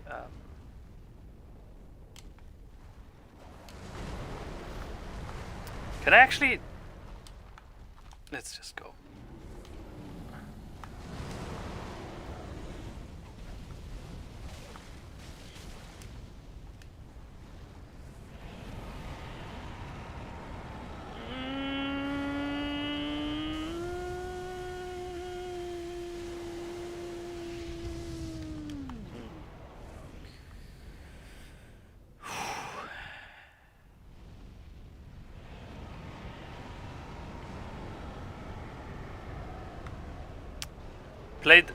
In short, what I wanted to say is play The Last Guardian. If you like Shadow of the Colossus, you're gonna love that game.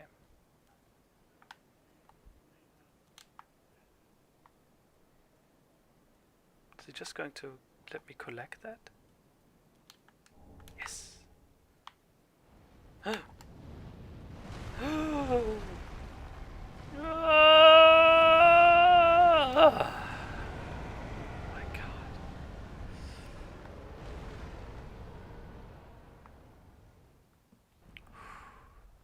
Oh, I think we're close to the shortcut that leads back to the original bonfire, much further up.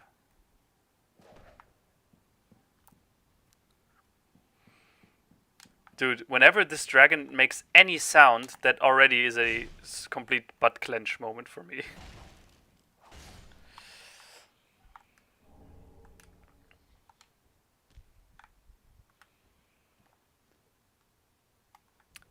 Yeah, exactly. No. I understand, SKR. I understand that. But to me, that is okay, in fact. I don't see every player having a different experience as being something that is necessary for a game. Like, I wouldn't. Every player having a different experiences is neither good nor bad. It's just a fact that may or may not be the case. So I don't understand how this impacts the game in any way. Because your experiences, or your experience with the game, is not impacted by the 99 other people that played the game, right? If 99, how does it make you feel different if 99 people play the game in a different way? Like, does that make the game different for you? It's a question. I'm asking the question because I don't think, at least for me, that would not be the case. Oh my god, that guy looks dangerous. Just standing there, menacingly, ominously. Wait, why is it so bright all of a sudden? I was just there on this bridge and it was pitch black.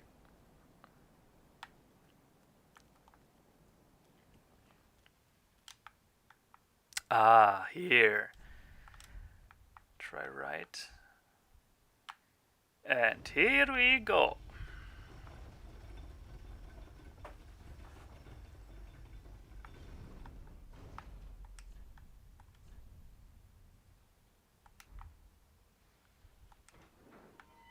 Yay!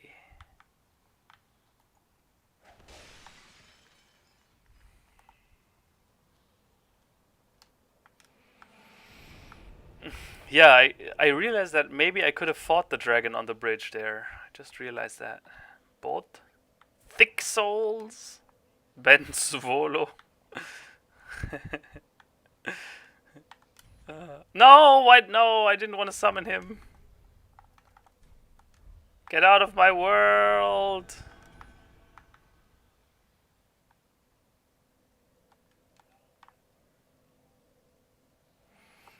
Alright, bye Adit. Thanks for tuning in.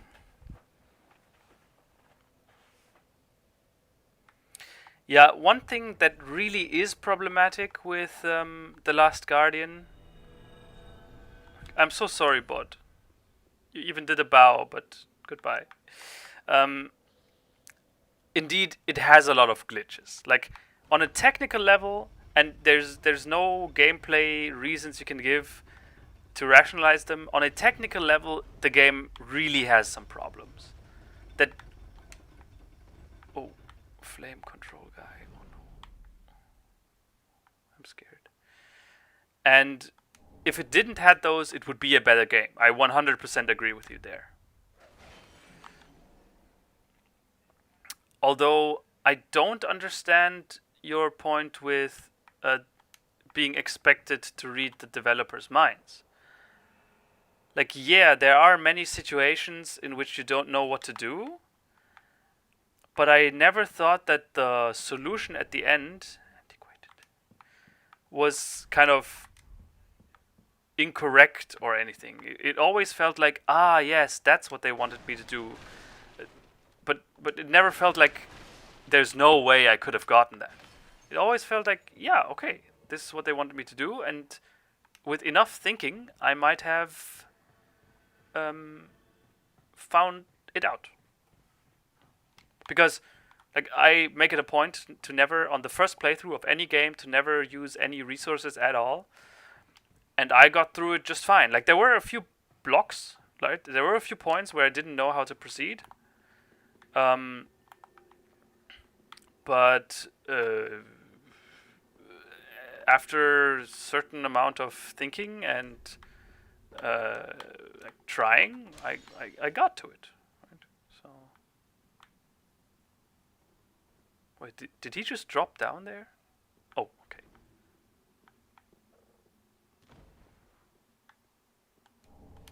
Wow, Chloranthy ring +3. That's an upgrade.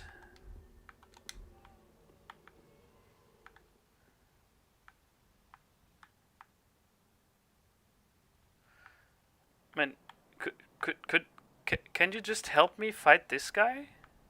You phantoms? Hello, please?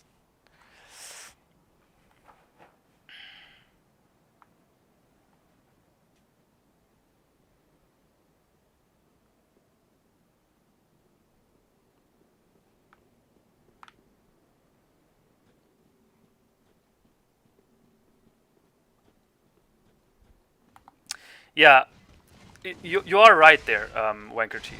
You are right in that, like, sometimes it feels like the riddles go against what the game has taught you, or the game makes does such a bad job at teaching you like the mechanics of it that you kind of feel like cheated out of the riddle. That it is true. Yeah.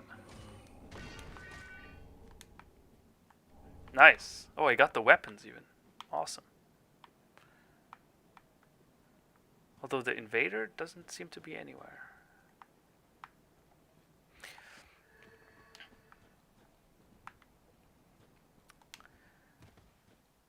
But I never thought that. Oh, ooh.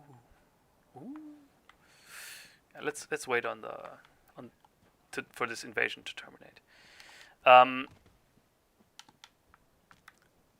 No. Wait, Hashmalim. These two randoms, they got into my game through the Covenant. I didn't summon them. No. Guys, take this back. I would never cheat on Hashmalim. Okay. This I got invaded by some other player, and then because I'm in the way of Blue Covenant, it summoned like 2 of the Blue Sentinels or Blade of the Dark Moon to defend me. There's no betrayal going on here, okay?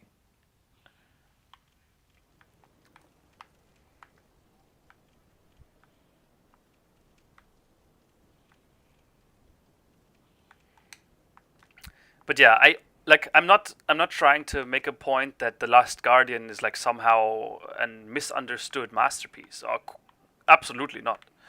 The game has problems, and these problems are unnecessary, right? Getting rid of these problems, the technical ones, and also some gameplay design ones, would make the game better. Oh. But I think even then,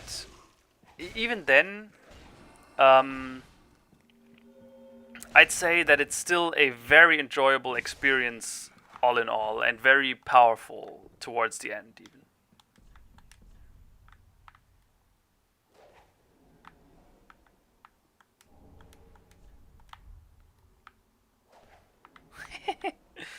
Game is trolling you hardcore, lightning arrow. Nice.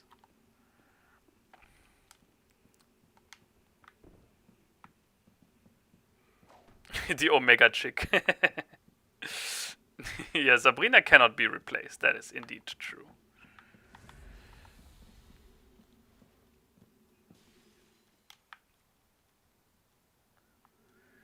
Wait, isn't there... Like, I don't know about the mechanics of invasions because I don't do much PvP, but I always thought that there was like a marker of the position of the invader. Right?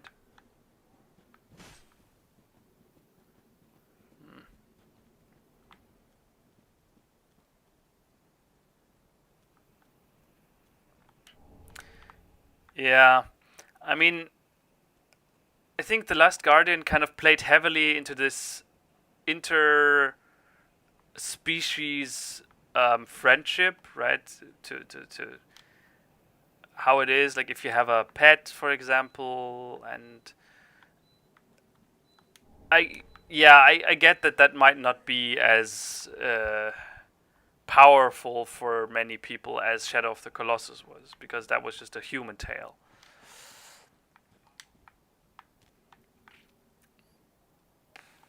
Dark Spirit Flame Control guy returned home. All right. Good.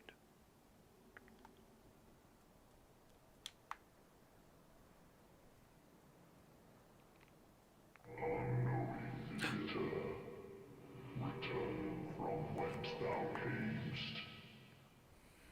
The abyss runneth deep. By the king's decree,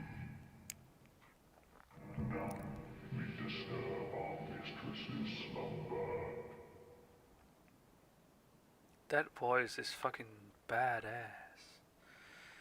Alright, so to recap, where can we go? We can go here and open this door. We can go down. There's this one elevator down to a fog gate that led to a fog gate. And I can pray on this altar. Let's do that first.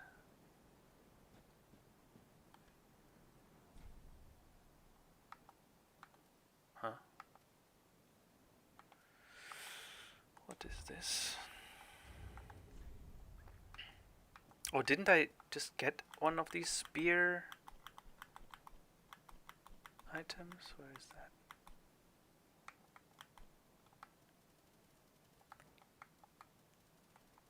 I thought I got like the tip of a spear or something.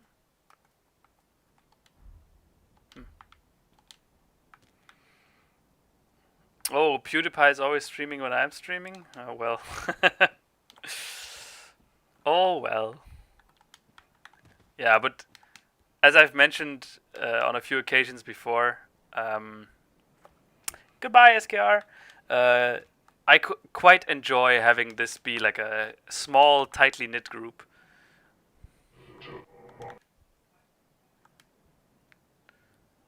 This voice is really respectable, but I'm still kind of going to disrespect it and still open the door. Tavernello.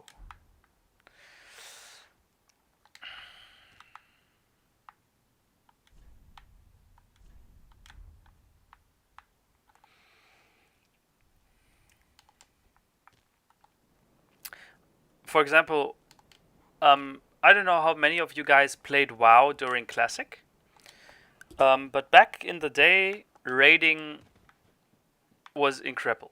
Incredible. It was 40 people. You somehow had to like organize 40 people into a group, and yeah, then you raided. And of course, like having 40 people in a voice chat, that was like impossible to deal with. So basically, everyone was just always muted except for the raid leaders. And what should have been like a social experience with talking and stuff, kind of became just 3 hours or 4 hours of silence, right? Because no one was allowed to speak because the raid leaders had to speak, and then there was never really any banter. It was always just like ernst, a serious raid talk, and never really any chill stuff. But then there were also a few raids that were 20 people instead of 40.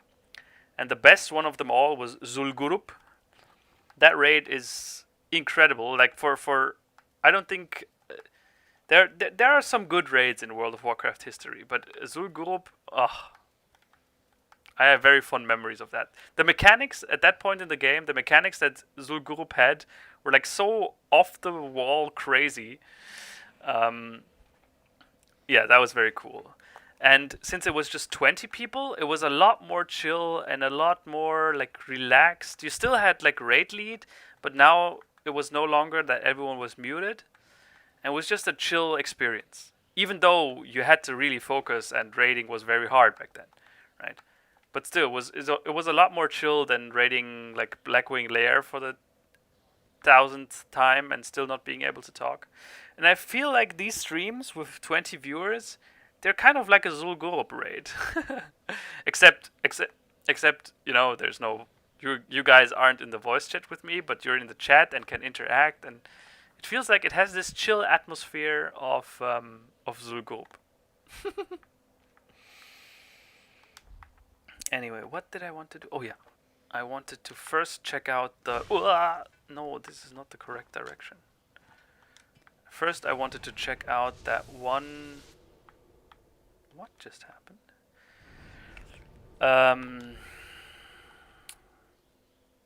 The area that led down, right?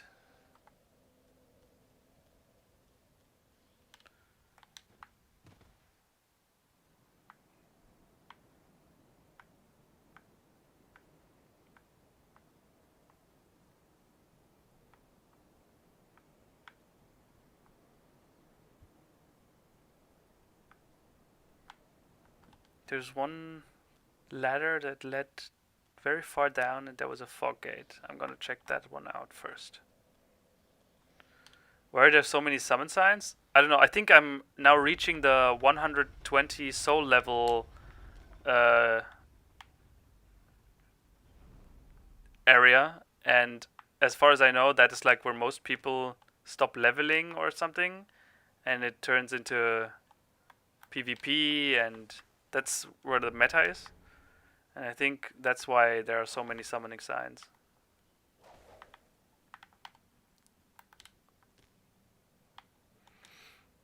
Aritra, I don't think gravitons have had any measurable impact yet, at least. It's still too recent, right? The gravitational waves have just been measured. Oh, I cannot even go here. What?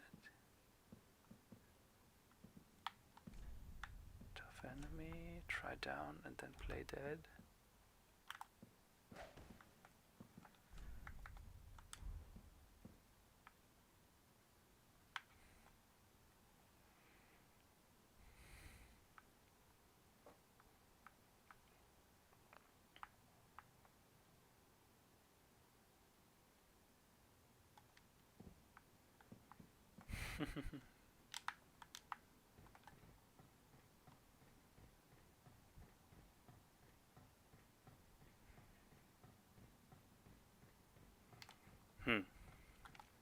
Very mysterious indeed.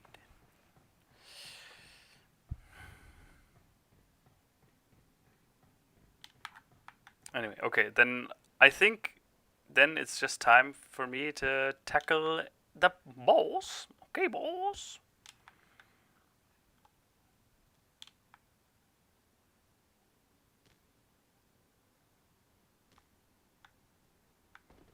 Oh no, now I still have to defeat this dual wield dude again. This time without any help.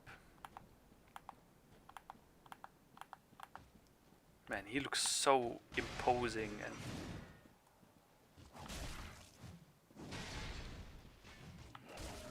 Oh! Oh!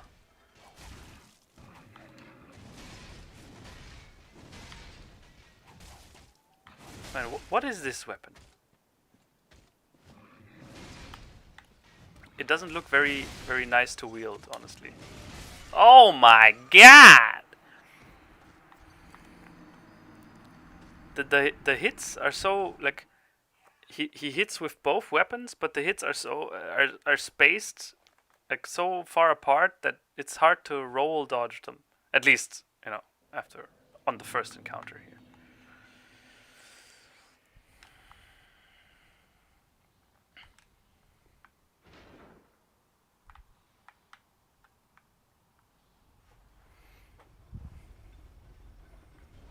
What is the difference? The difference is that there's another dimension in three-dimensional physics.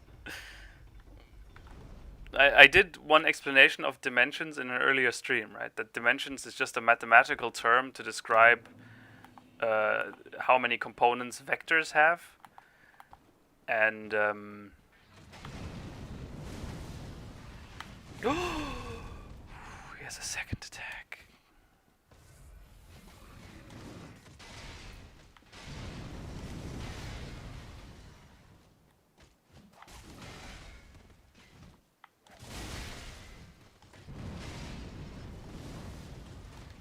Whoa! Okay. Okay, alles klar. Alles klar.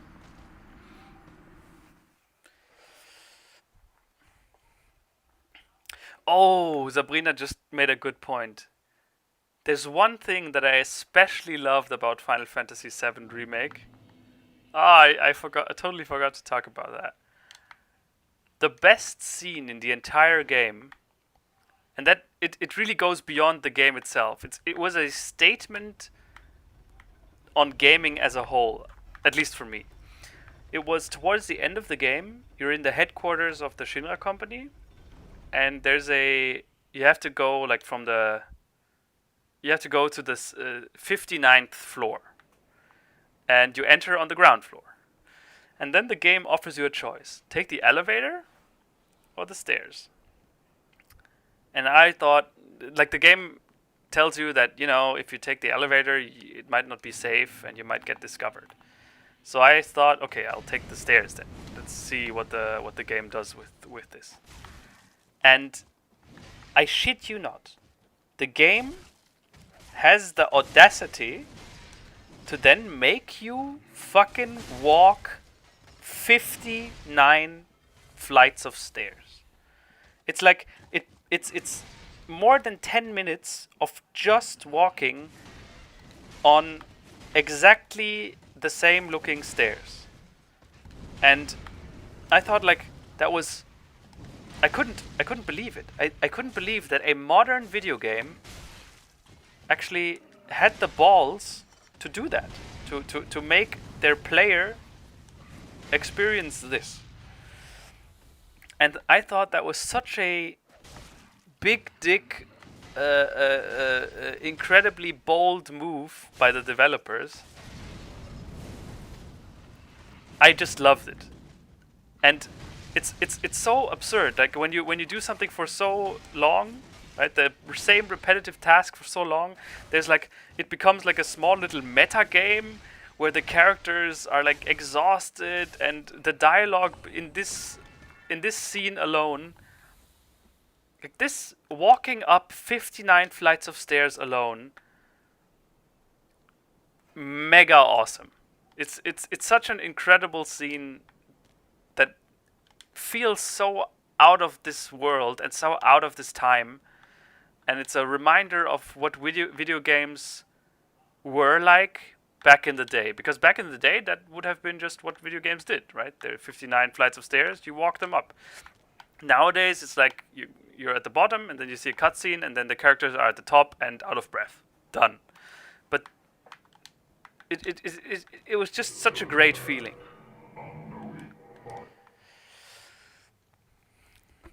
Yeah. And I thought that was a very, very cool scene. I really enjoyed that one. Yeah. Anyway, the thing Sabrina mentioned was in the earlier parts of the game. I will start the boss fight momentarily. In the earlier parts of the game, there was one scene where you could play darts in one of the in the Seventh Heaven bar, and I think the darts minigame was actually pretty fun, and it was simple enough for Sabrina to try her hand on it too. And like the best you can do is get to the 301 score in 6 throws. Right? There's no way to do it faster. And we were both trying it out here, and getting like 10 or 8, and sometimes even lower. And once I got 7, right? I got the 300, the score. I won a dart game in 7 throws, and that makes you be at the top of the in-game leaderboard. And I was like satisfied. Yeah, I'm at top of the leaderboard. All is cool. But Sabrina then said, "Yeah, but you can do it in 6, right?" And I was like, "Yeah, but there's no additional reward. Fuck it." And she's like, "No, this cannot stand. This cannot stand. We will not continue playing until either you or me get this done in 6 throws." And then we tried and tried and tried for like at least 15 minutes, and I was like oh, come on, Sabrina, I really want to continue playing. But she's like, no, we can do it. And I went to pee and came back, and she had done it. She actually aced darts, and I never did. So, respect.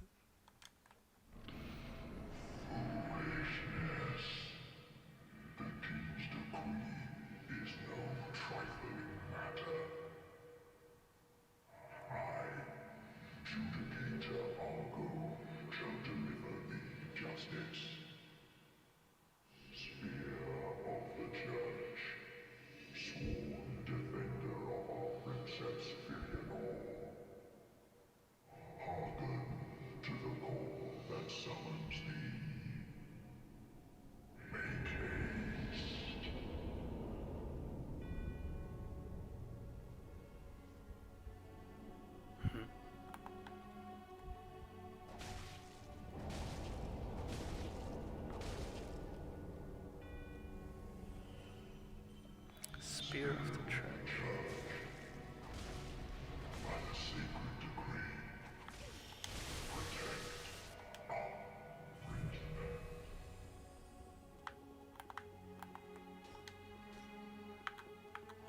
What? What is happening here?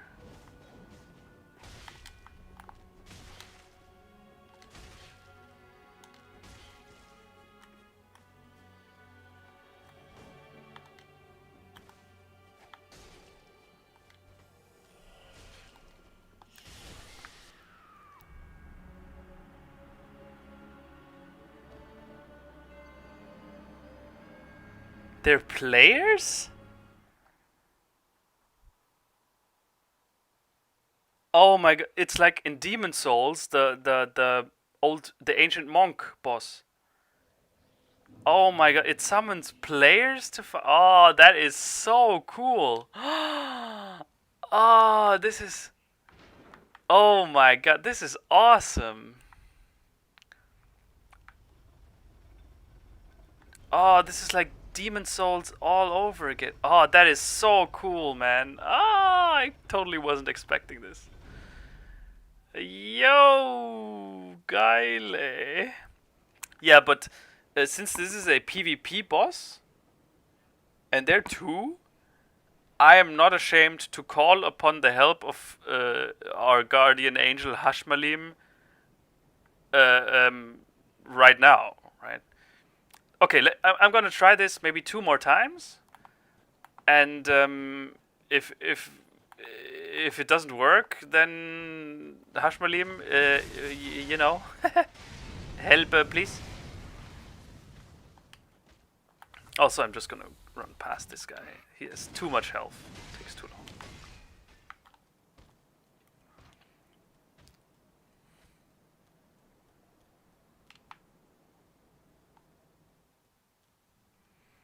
Let's try that again.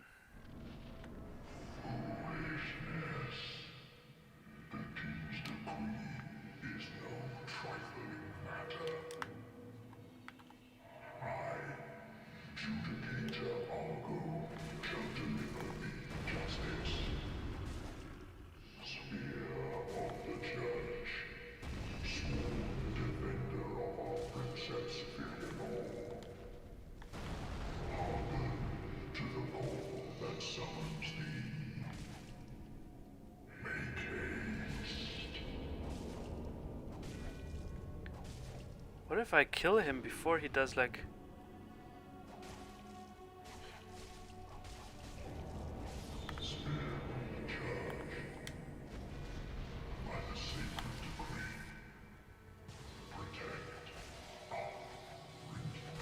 No, that is probably not a player. This guy doesn't behave like a player. Or does he?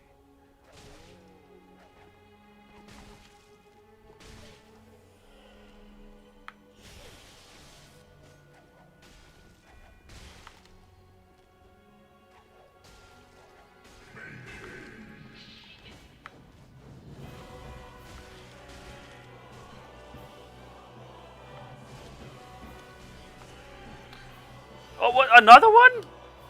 Hey, how is this supposed to be possible? And they also have this retarded throwing shit? Come on, game. Don't overdo it.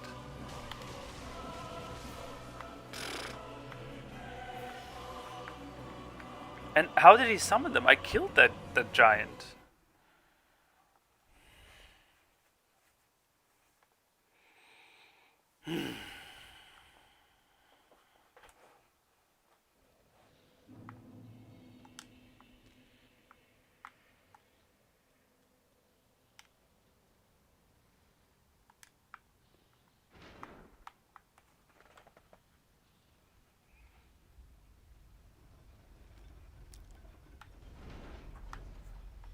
Weird.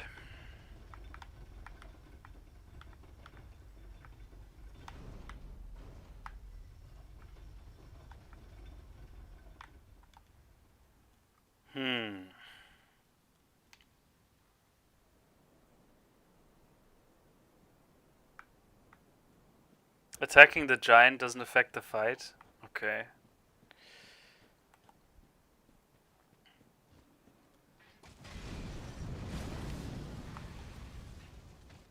A very short answer, Aritra, you don't. You can't.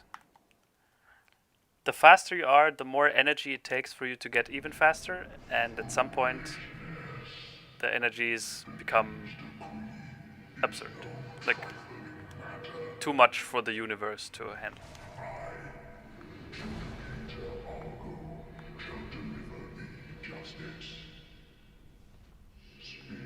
Oh, I maybe should not have attacked him.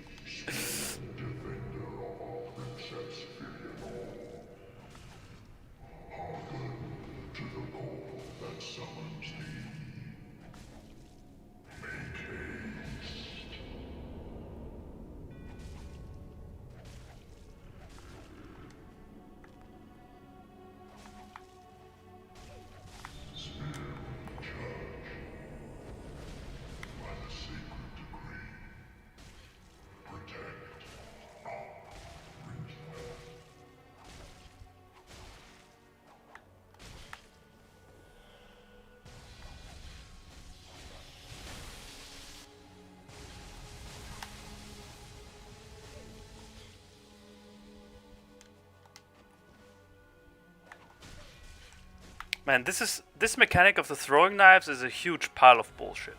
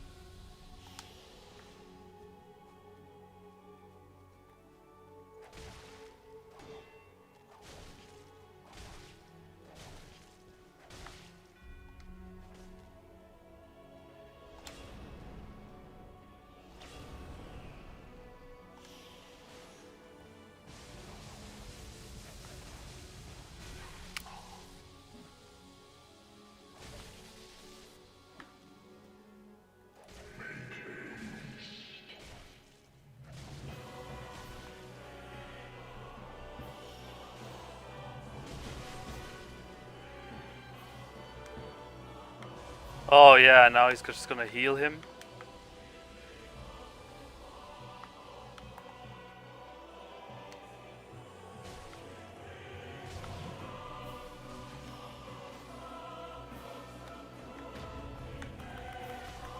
Why did that not backstab? Or fuck you, game.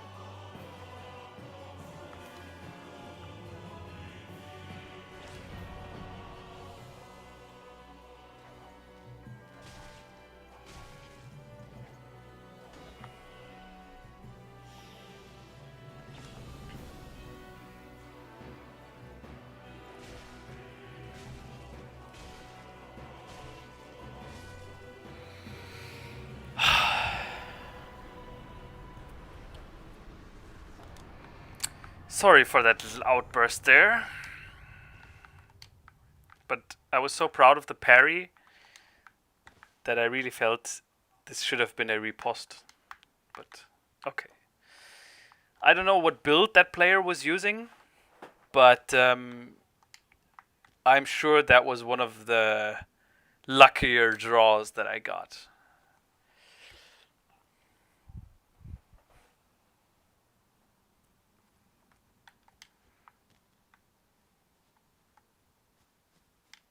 Not to destroy your glory, that wasn't a player. Yeah, that is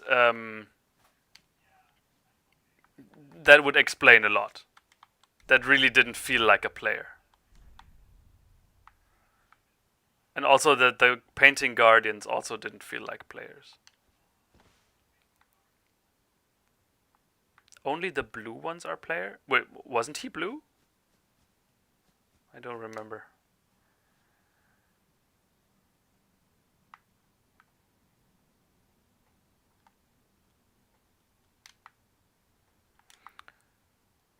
But honestly, now that I realize there's a way to be summoned as a player into this fight, I want to do that too.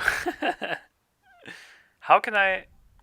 Okay, let's continue on for a bit, but if someone could write how I can join this thing and how I can be summoned into this fight, then that would be awesome. Because I would love to try that out.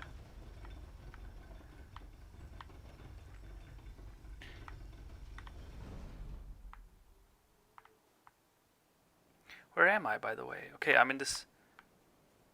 Oh yeah, back... Okay.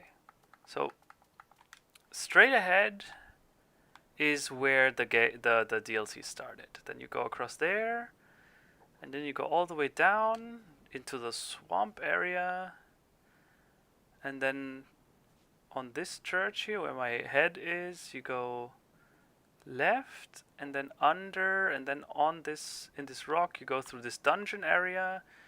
You come back out on the top, go past here, go here, through this complex, and then you enter the church on the far side there.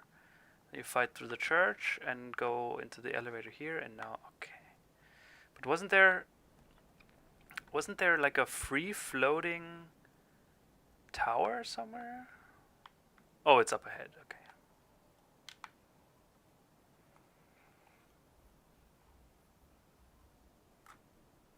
Just invade in that room? Ah, yeah, okay.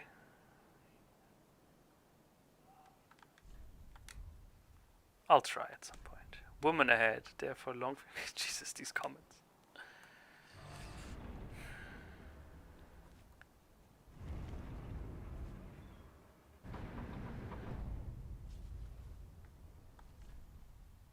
Only ash.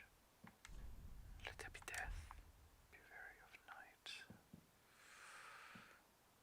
Okay, what is this?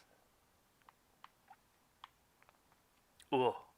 Okay, so she's moving, which means she's somehow still alive. But what egg? What is this egg she's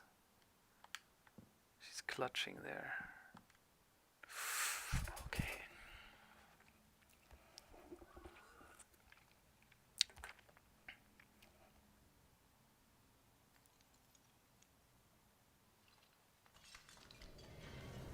Oopsie.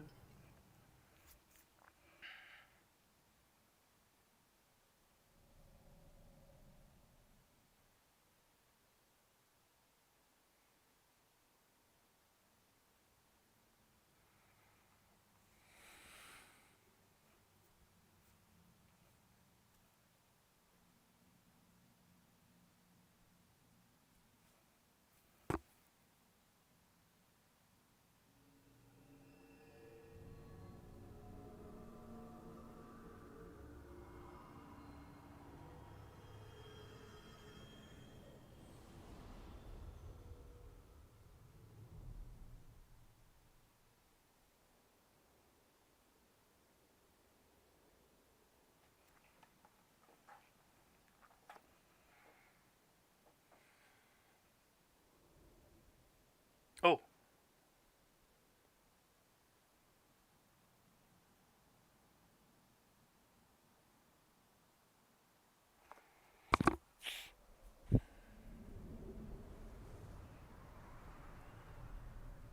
Oh. What the fuck? Hey, that's Lothric back there. And Anolondo.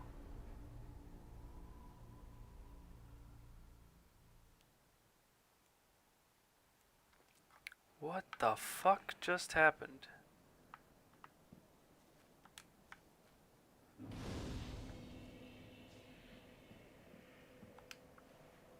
All because I broke that egg?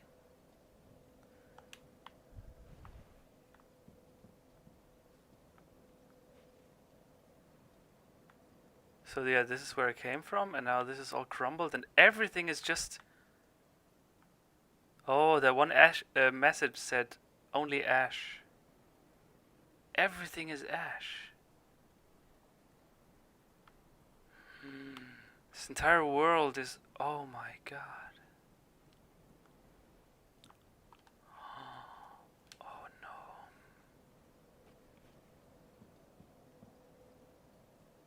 Whoa. Yeah, so that is the characteristic shape of Lothric Castle. But I thought we were in the drag heap. Or no, or maybe this is so far into the future that all lands have again converged. Oh my. Oh yeah, maybe this is just an illusion.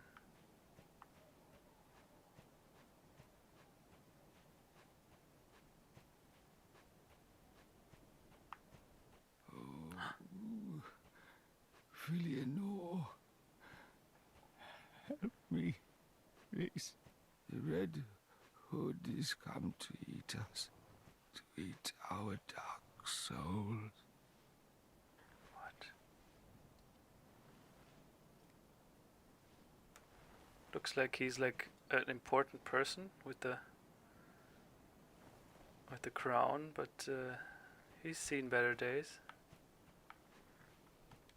Good luck ahead. Oh my. A little scared.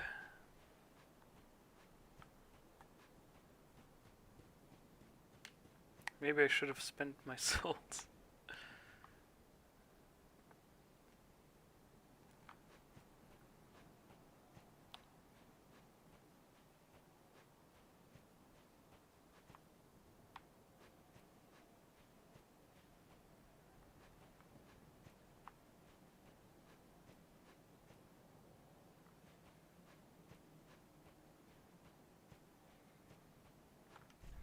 Monster ahead. I thought as much.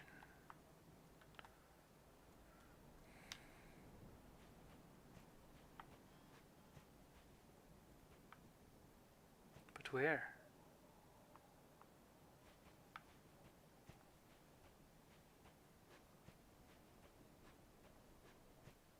I've searched for thee, dark, stricken creature.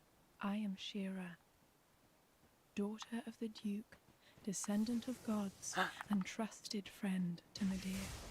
At once, I am the honor of the gods, the glory of fire, and the fear of the dark.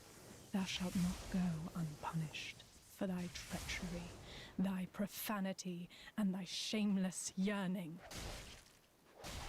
What? Daughter of the Duke? Is she talking about Thief the Scaleless? That can't be either.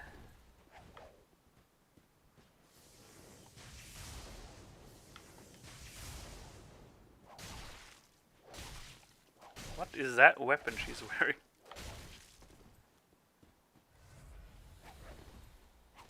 Stop the Estus!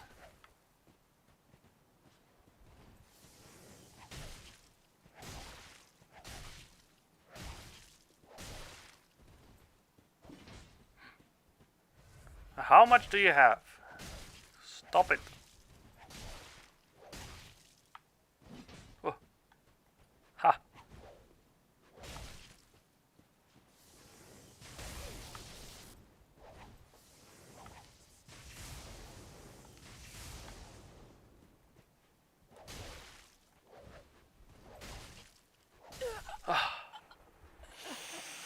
Never would I ever forgive thy lowly kind. She really hated me. Crucifix of the Mad King. And the Titanite slab. Crucifix of the Mad King. A cross spear hung with a malformed corpse. Oh, jeez. Oh, and Shira and Nitophilia put him to rest.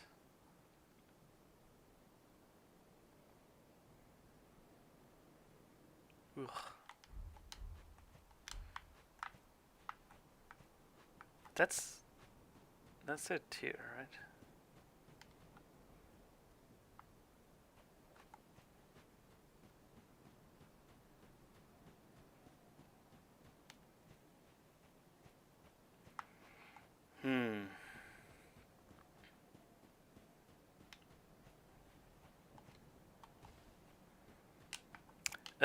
Aritra, I did that in an earlier stream, I think. There's an explanation on why such an arbitrarily seeming number as the speed of light is really not that arbitrary. Right? Because it seems arbitrary if you don't take into account that the universe itself is reacting to objects moving fast. Like, the universe and the space itself is not static. Like, we humans experience it as static, but it's not. Space changes depending on how fast you move. And if you're moving at the speed of light, all space actually just contracts into one single point. and yeah, then you're not really moving at all, right? All of our physics breaks down once you're reaching the speed of light. And since the increase, like the faster you are, the more your mass increases, and making or accelerating mass takes energy, meaning that the faster you are, the more energy you need to put in to get you any faster. And this equation is like tends towards infinity the fast when if you go to the speed of light, which is why you can never reach it. Right? It's a little bit like the why you can never reach absolute zero. It's also why you can never reach the speed of light.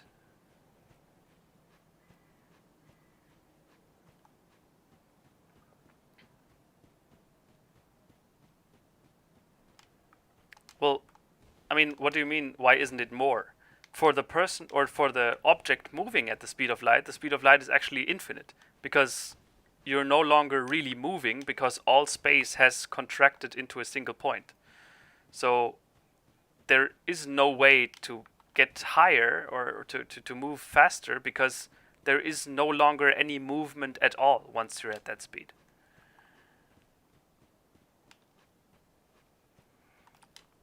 Yeah, sure. Sabrina might, need me after the stream. We haven't had dinner yet. But I'm sure I'm going to go on the Discord tonight, later. Man, there are no enemies here, and there's nothing happening, but this place is just profoundly beautiful and melancholic.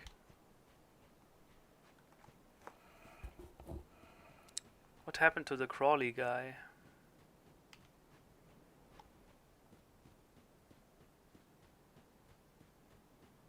He's still crawling.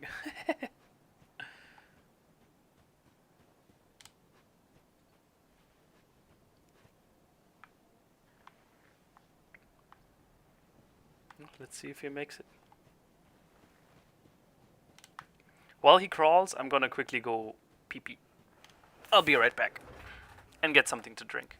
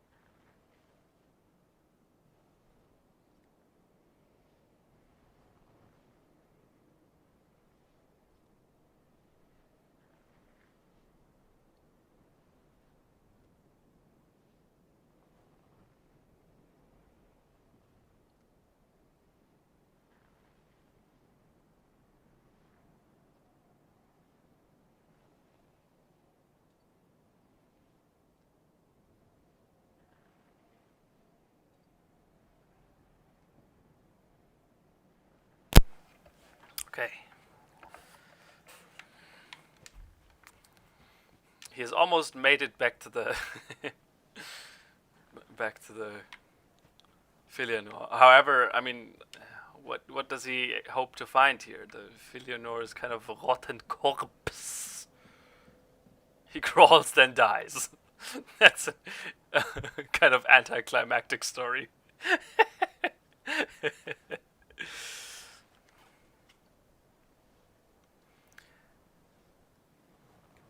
Yes, I think. Filianor, Oh yeah, he indeed dies. help me. Bernardo, you described it perfectly. He crawls and then dies. Yeah. Anyway, the podcast setup is pretty much done, and I think in the next few weeks I'll have to talk to Anton again, but it looks very good. We might be able to podcast it up. Oh! Oh! There's an enemy there! It's one of those dual-wheeled knights. He kind of looks a little bit lost. Just walking around there. Huh? Where am I? Huh? What's happening? Whoop! Oh! Hayu! Ah!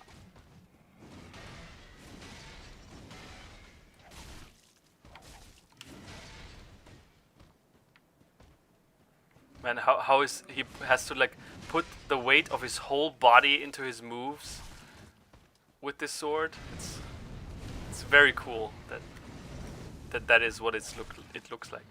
However, this seems like a weapon I would never want to use.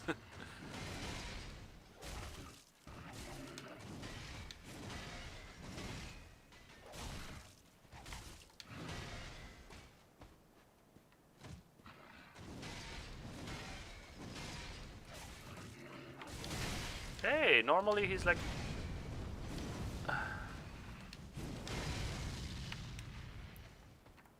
Uh-oh.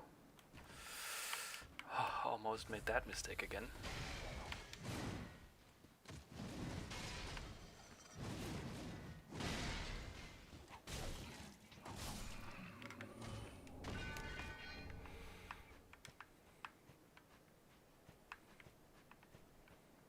Yeah, exactly. This area is actually that in the timeline where Thanos won.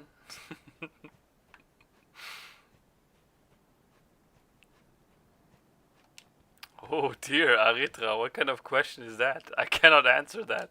I have no idea. And I also don't think that there's one particular thing. Life is made out of small parts.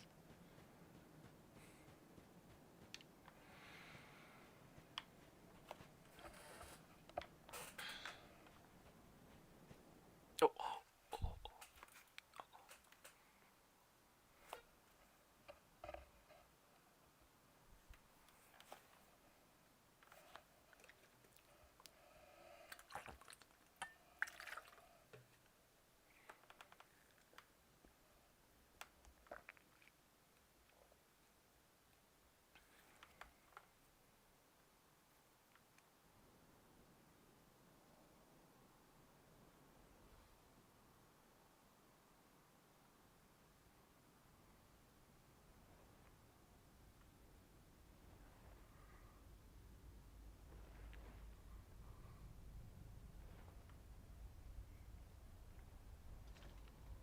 It's like the cutscene from the first Resident Evil game. Still here. Hand it over, that thing, your dark soul. For my lady's painting.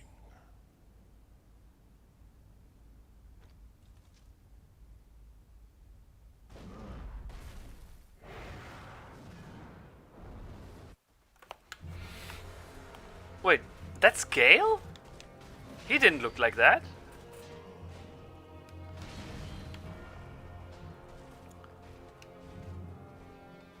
Wait, isn't that the Gael from the first DLC? And he was the guy who gave me like the painting piece that I needed for the first DLC, right? And he helped me against Lady... what was her name again? Friede. What's he doing here? And why is he like this? What the fuck is happening? Ah!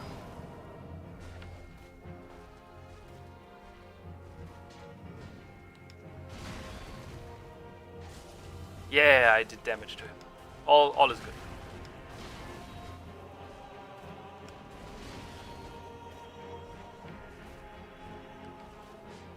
Now the question is, can he be parried?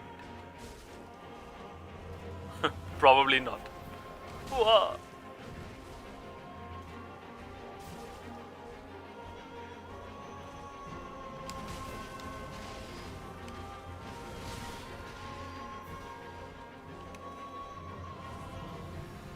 I didn't even rest at the bonfire, so I don't even have full Estus.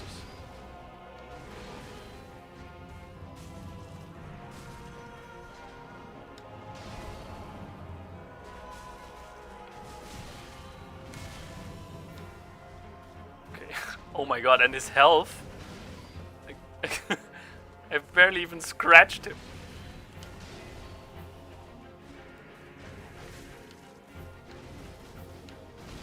Whoa.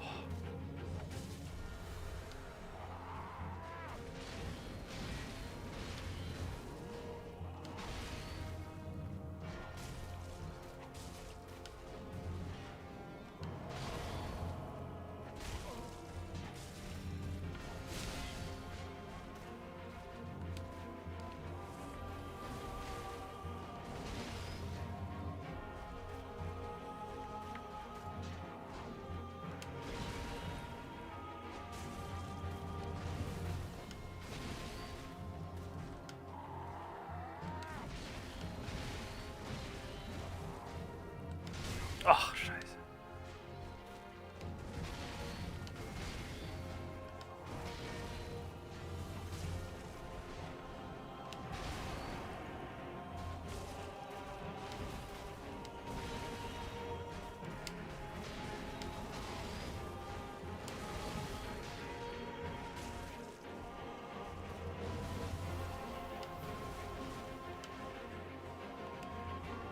He's like a... Oh, shit! That would have 100% killed me, I think, if I didn't got super lucky.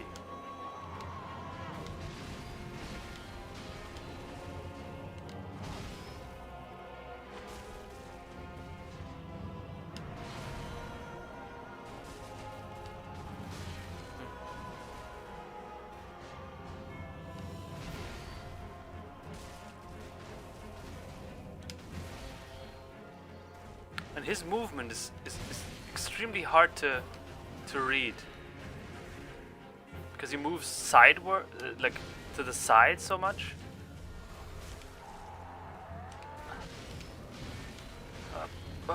And scheiße. Okay.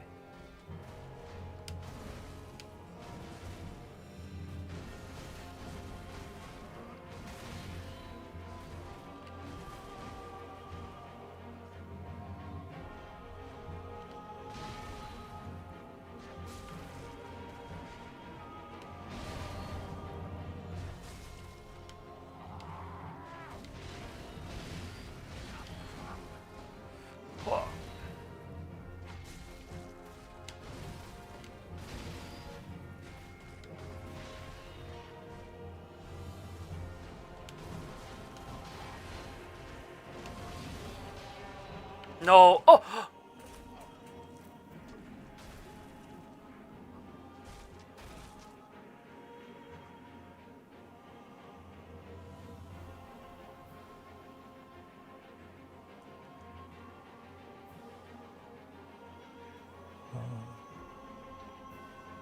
Is this the blood?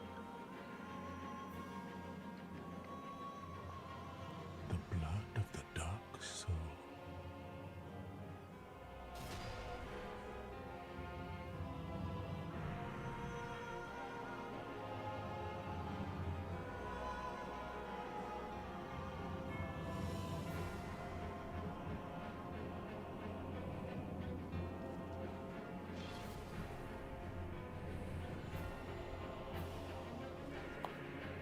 Okay.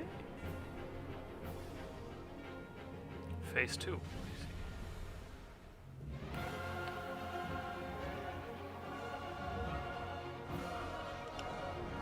Okay. Got some new moves. Oh, I see. Now he's like fully powered up.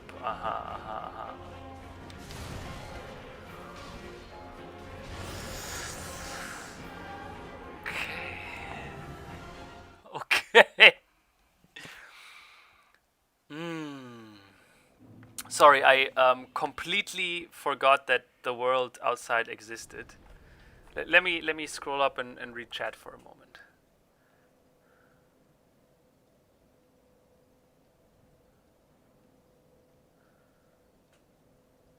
poison buff your whip or find a poison dagger. Okay, so maybe he's weak to poison.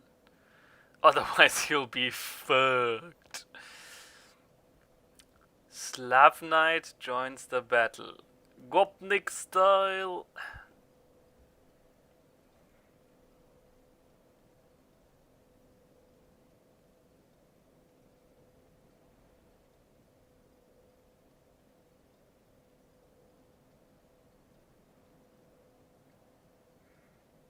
His moves are simple. At least, I mean, that was my first try, and in his first phase, his moves seemed rather... They're kind of weird because they're so lateral, but they're at least they're simple. And he has huge openings for me to attack him.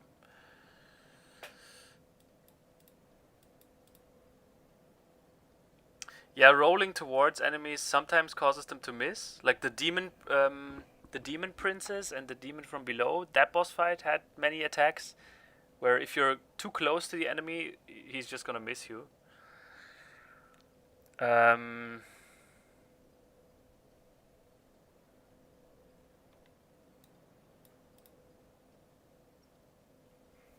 This boss is basically Orphan of Cause.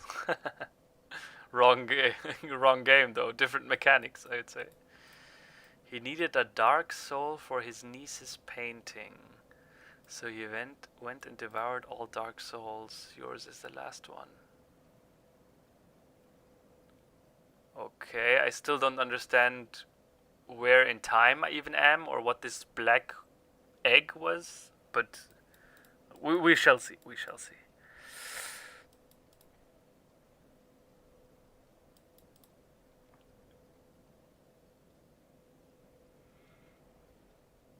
If you beat this now, I'll go. Oh, Spoody, man. You're gambling something of real value there. I cut off my right testicle. The music is pretty fucking epic, yeah.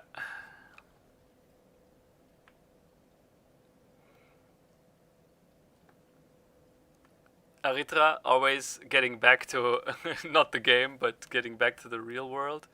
Public transport in Germany is le top. Mwah. But that's a European thing. Public transport in Europe is the best. Rolling towards enemy shouldn't work for this boss since he does... Yeah, I don't think rolling towards him is good here because he does like his swings and there's no... He's like kind of your size. So there's no point where you can, if you're close to him, he will just go over you or something. That's just not going to happen with this boss. Oh, and SKR, about your question with the, if there's a connection between Bloodborne and Dark Souls, there's a very cool video that I suggest you watch, and that is called The Joined Demon Souls, Dark Souls, Bloodborne Timeline. It's a funny theory craft, and holy shit, he walks all the way back here, but I want my souls.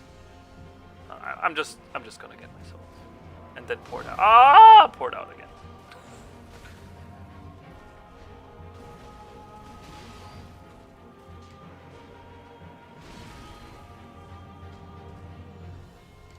If I can find them, while being hounded by a almost animal-looking Gael. Did he become that way because he devoured all the Dark Souls? And where did that even come from? Like, wasn't he just someone who... Ist doch jetzt ein Scherz, oder? Arsch, ey.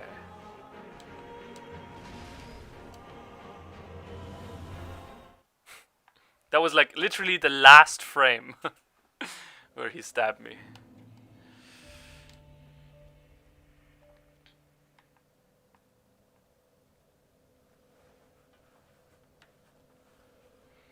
Ashen, then cook down. Very well. What soul level am I on, by the way? 109. Okay. Okay. Let's upgrade vitality a little bit more. Because I really want to wear another shield. Pluck, pluck. I know this is like small dick energy. But that's the way I used to play Dark Souls for most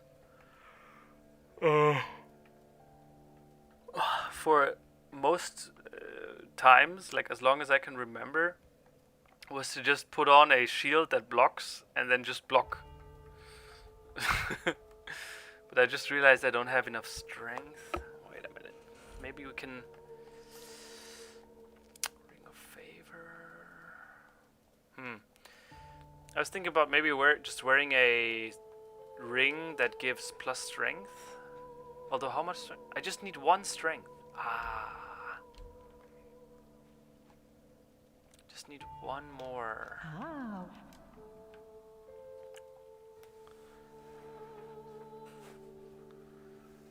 Gael is weak to poison. Ashen one. I mean, what I could do is just, for this fight, enchant my whip with poison, right? Make it, turn it from a sharp whip to a poison whip. Here. I mean, I would lose gigantic amounts of damage. But then he's... Or I could use, like, poison... I don't think that is worth it. Is it? Because, like, I'm losing half my physical damage. Just poison buff. Oh, you're right. I just remembered. There's an item. Wait. Rotten pine resin. Adds poison to right hand weapon. I can use that, right?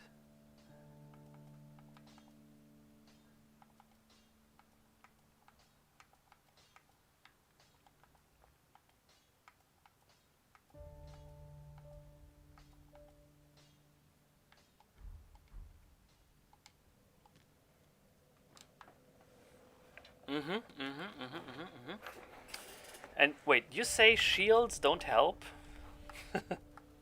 Shields don't help against Gael?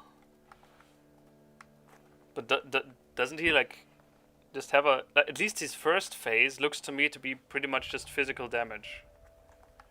So being able to use this shield here, for example...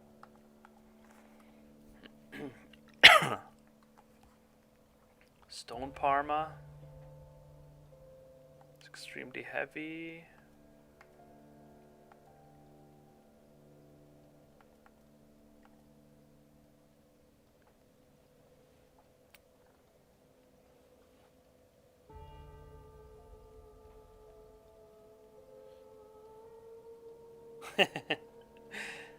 I bet on my left butt. Wait, Eskar, you have 2 butts?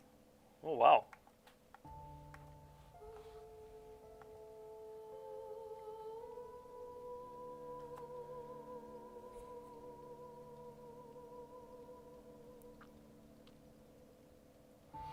Yeah, Bekir, I was thinking about that, and I think at the very top end, like these dark or whatever chaos scaling builds are probably the best, right? Because they scale with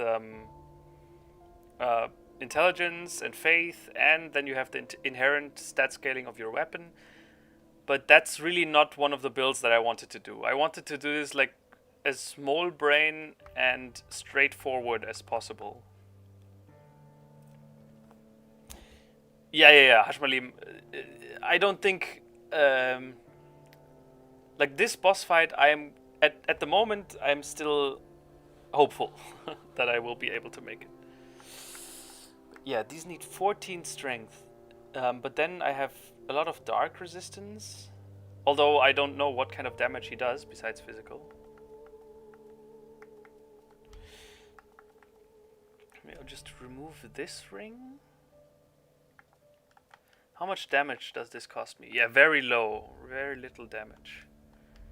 And now I can wear the crest shield.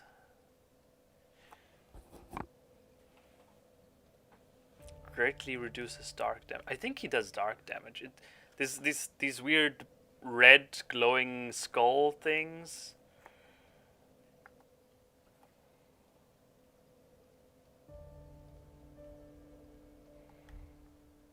Yeah, okay.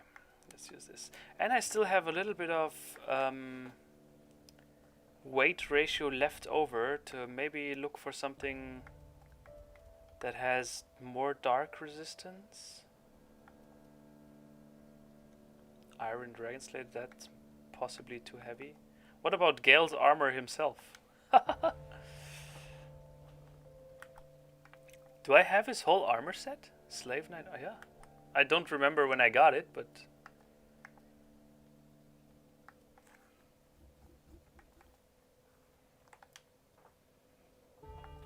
So let's see.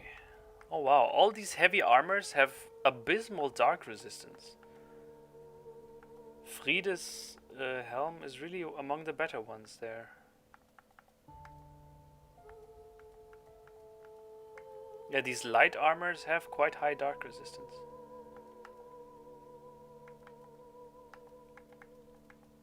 Five.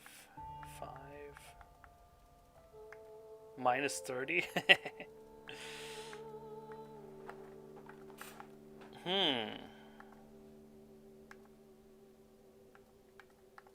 So one of these Black Witch, or yeah, let's do Black Witch. That looks good. What else can we do here? 14. Oh, that's Lothric's armor set. Very high dark resistance.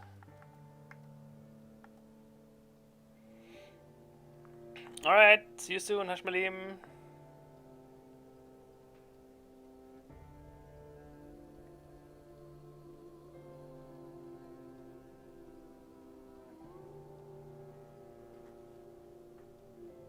Yeah, the doctor. I remember, by the way. I remember your comment.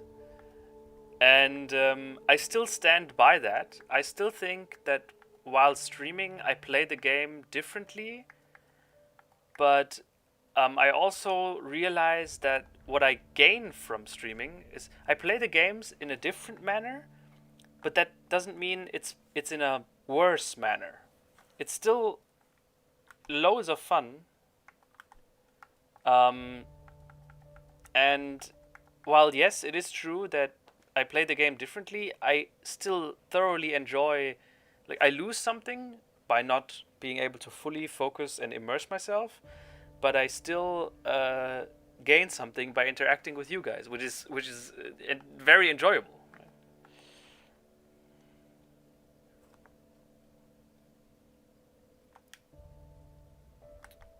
Violet wrappings. What? Antiquated plain garb.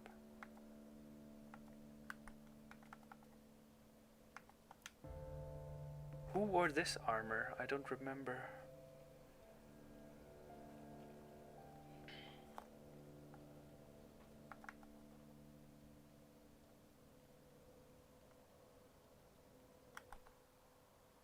This seems to have the highest dark resistance for this weight class. Court Sorcerer. Black Witch. Oh, legs all the way to the bottom.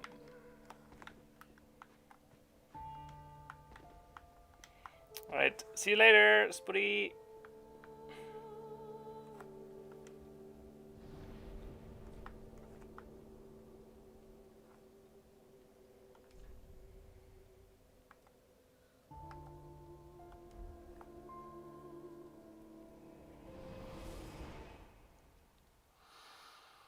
Natams, would you say I should? Because I'm not sure. I don't know if I should add that Final Fantasy VII part as an extra video.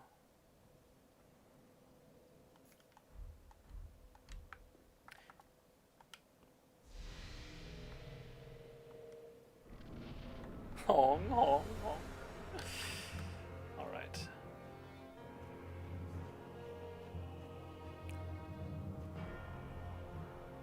And the way he comes like galloping towards you. Dun, dun, dun, dun, dun. Rah. Insane, Alter. Insane, my brody. Ah, so, okay. Okay, so... Scheiße.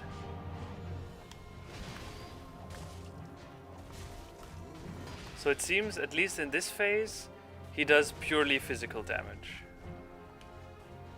Which is... that's good.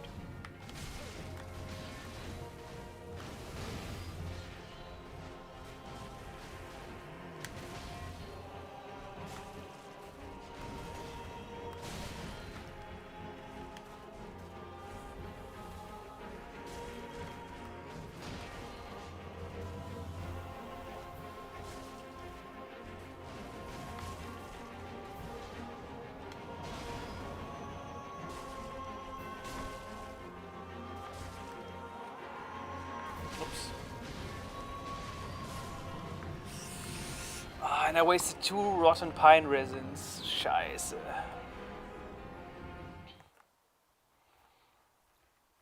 Any chance of doing a Final Fantasy 12 gameplay? Wait, why 12? All of a sudden.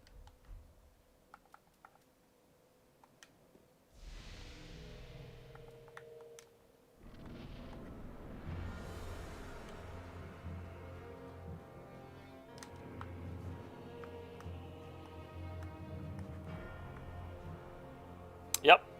You are safe, SKR. You are safe.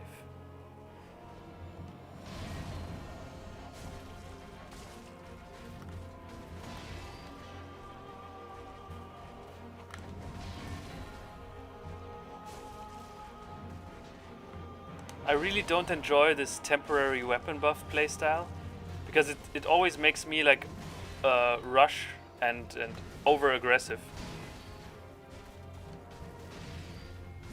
Hey, das kannst du nicht machen. Try to get like 1 extra attack in, even though my window is closing, because I think, oh yeah, the buff is gonna run out. And it's just not my playstyle.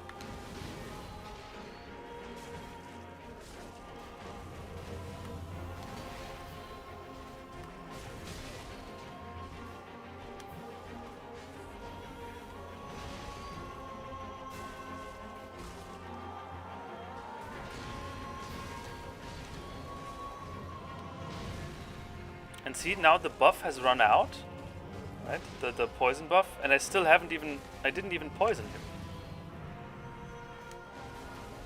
That's kind of scheiße. And I wasted another.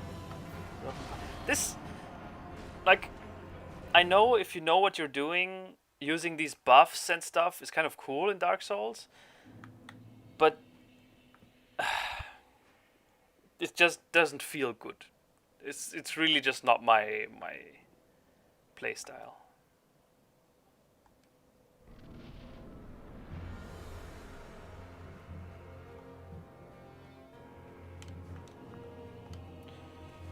Okay, I think I'm gonna do like a little bit editing because I kind of feel weird just having like this low quality YouTube video run in the background. I'm not sure what I'm going to use as footage. Maybe I'll just lay it over the stream, or I don't know. Honestly, I'm a little stumped there on what the correct course of action would be.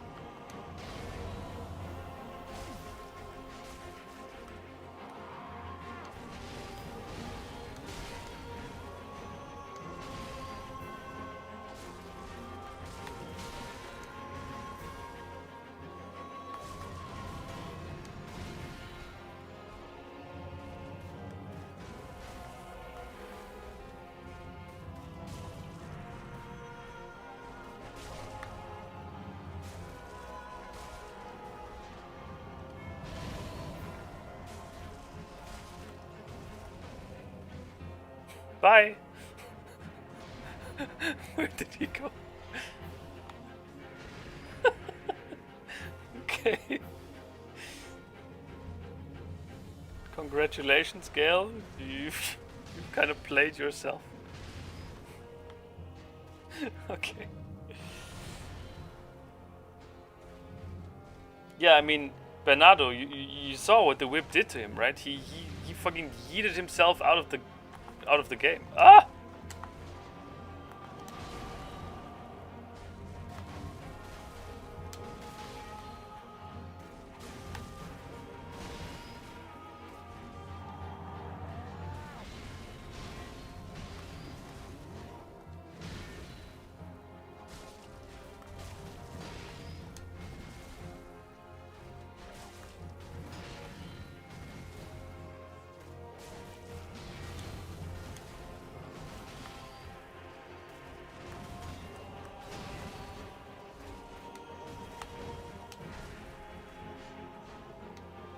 Ah, shit, that was too early.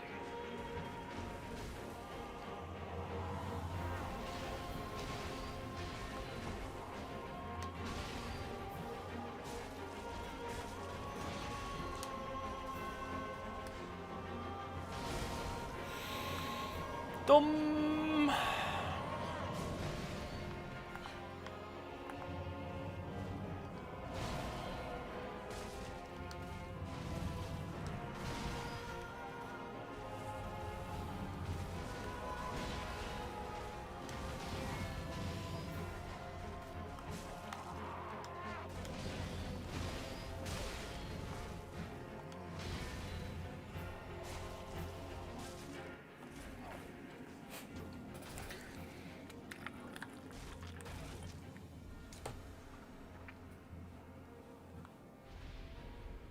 Oh, once the second phase starts, you're back here. And let's see what kind of damage he does. Well, he still only does physical damage. I think I absorbed all of this. His entire hit.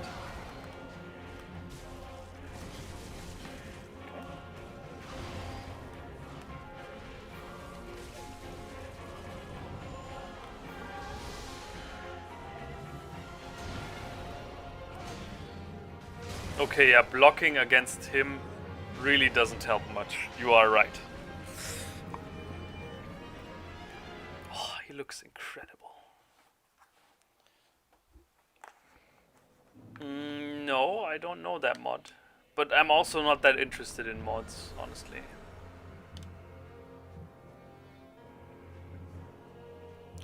No, I never thought about joining the Shaolin. I always knew that I would be studying physics and then either work as a physicist or, as I am now, as a software developer.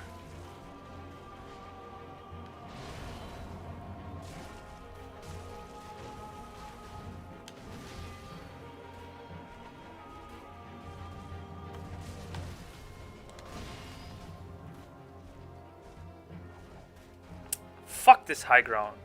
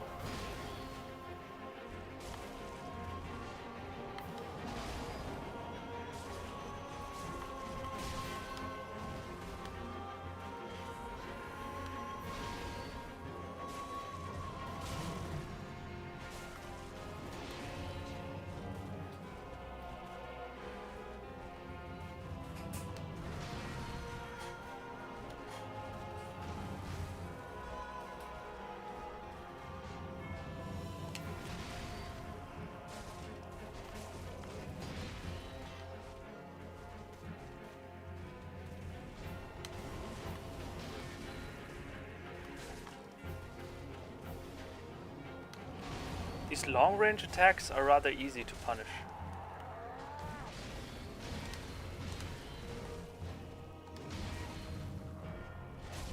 Because because he leaves himself very open when he does them.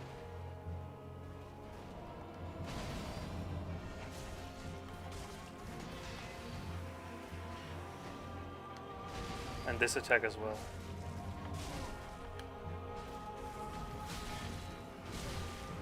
Oh yeah, okay. Just casually 2-hit combo.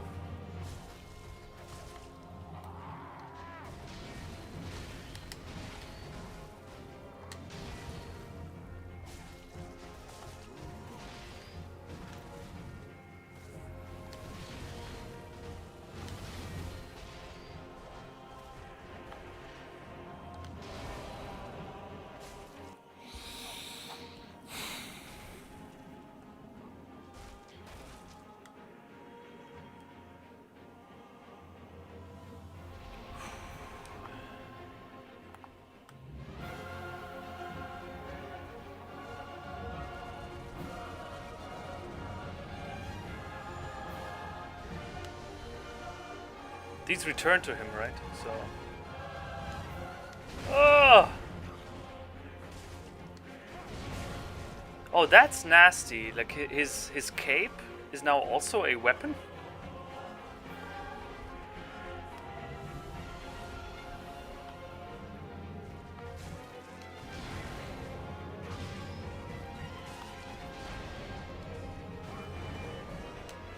Oh, that's... Oh my god. Do they return to him? Maybe not. Oh, they do. Yeah. That was close then. Ah, forgot. Whoa, the range!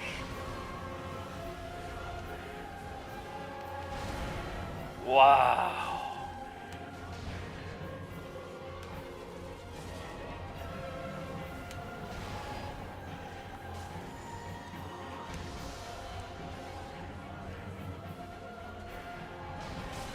Man, the range of this thing. If the game wants you to dodge to the side, you better be fucking dodging to the side. How did that not hit me?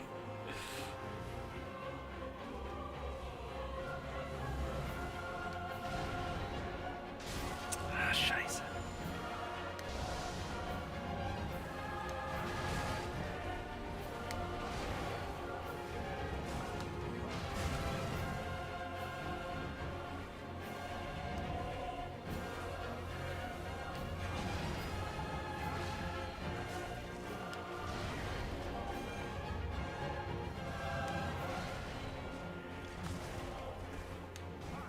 Whoa!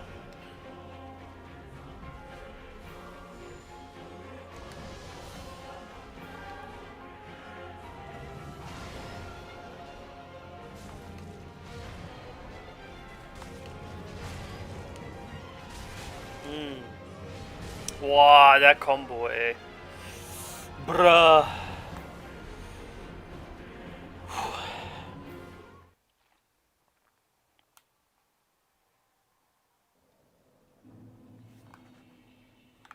Am I breathing too loudly? Sorry, man. This is intense. I can't control it. That's what he said.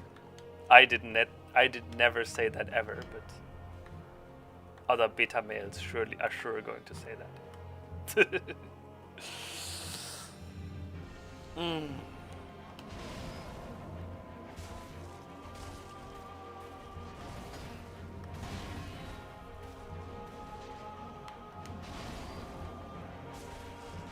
Also, I kind of feel like I'm doing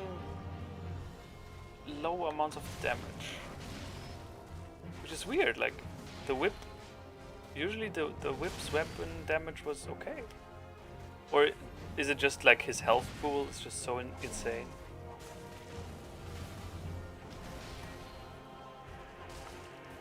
Probably.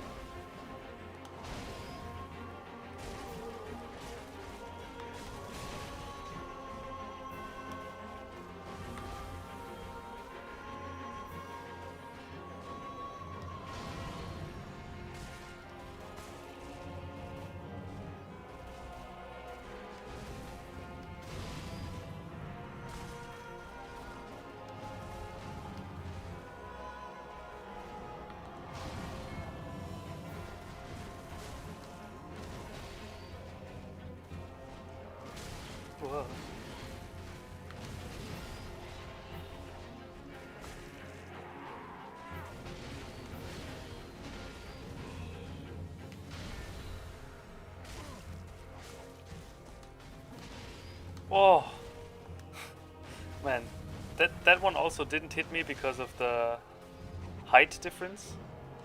That was really close. Aldo! Man, I would have died twice in this fight already if it wasn't for the height difference. Ah!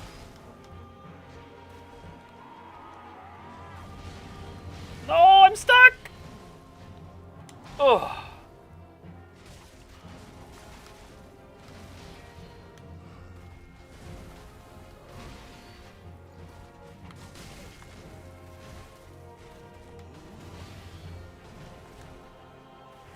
Okay, this first phase is not going well.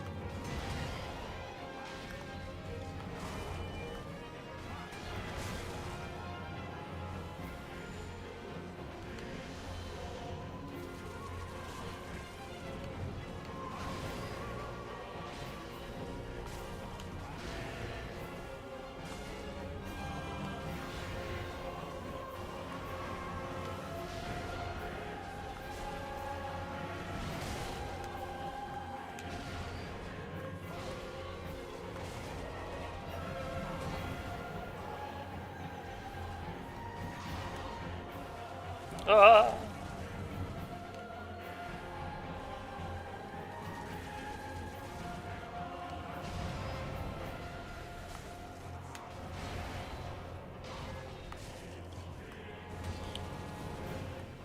Man, Gael has some nerve pulling out the gun in melee range.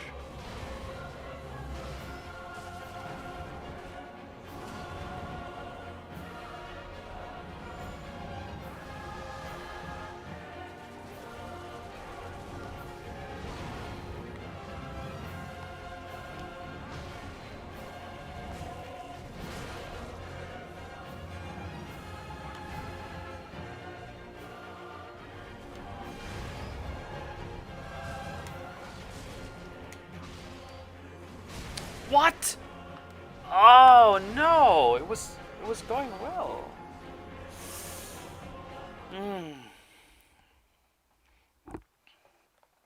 Man, sorry that I'm not interacting with chat much, but this fight has completely gripped me.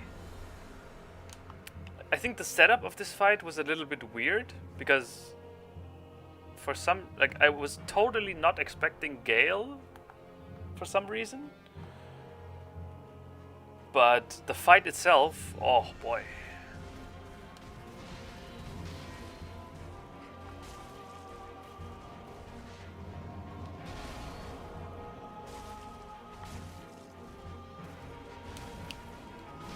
By the way, can he be parried?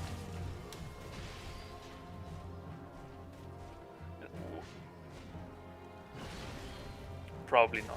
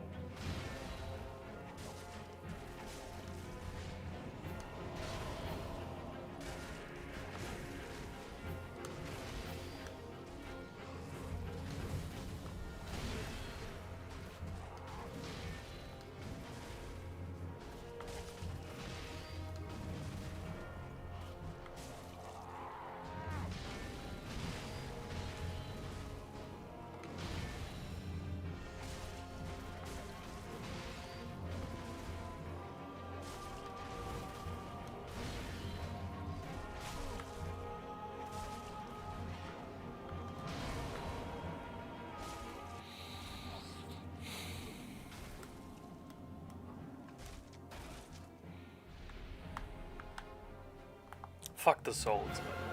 24k souls.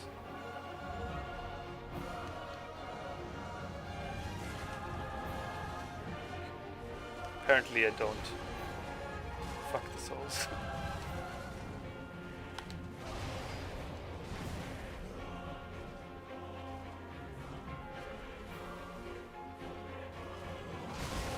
Scheiße.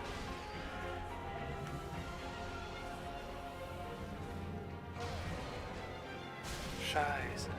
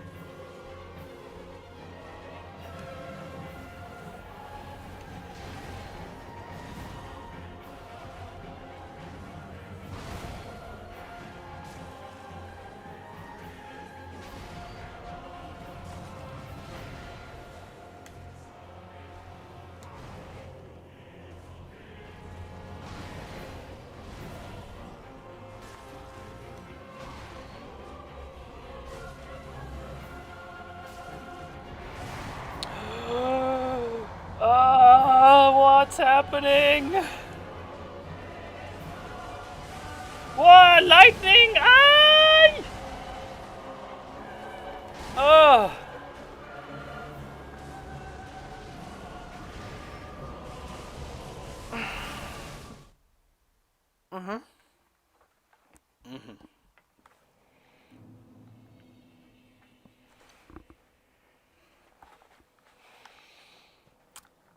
RIP.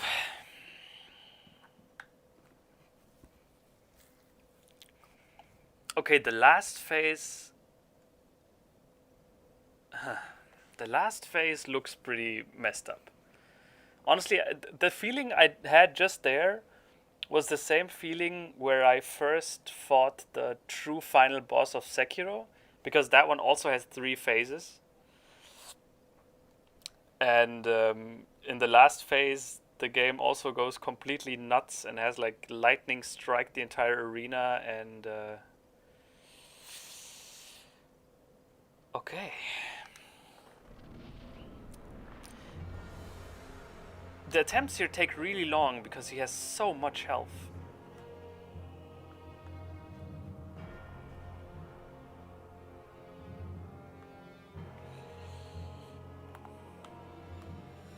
Yeah.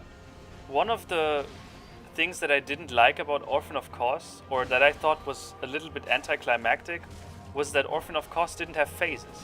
It was just Orphan of Kos.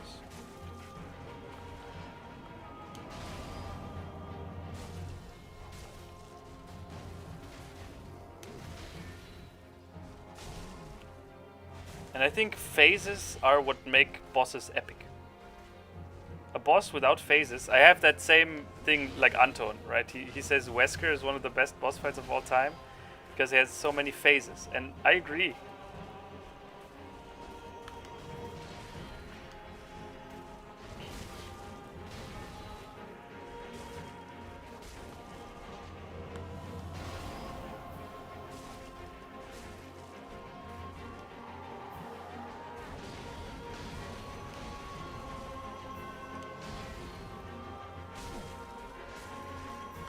Shit, that was too greedy. Oh.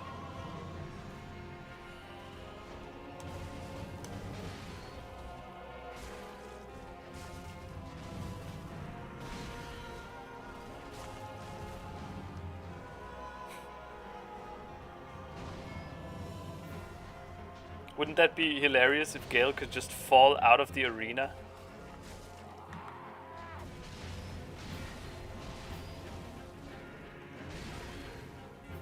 Then he just deletes himself.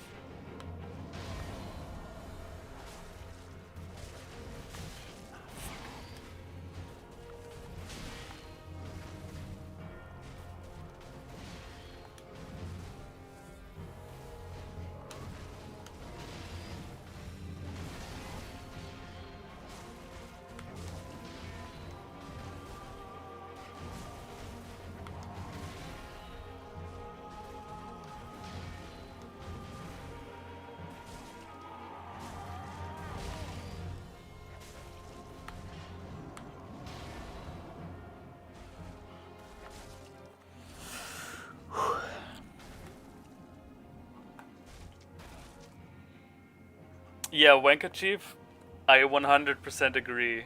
Murgo's Wet Nurse as the final boss of Bloodborne is really oof. But then at least Murgo's Wet Nurse is not the true final boss, right?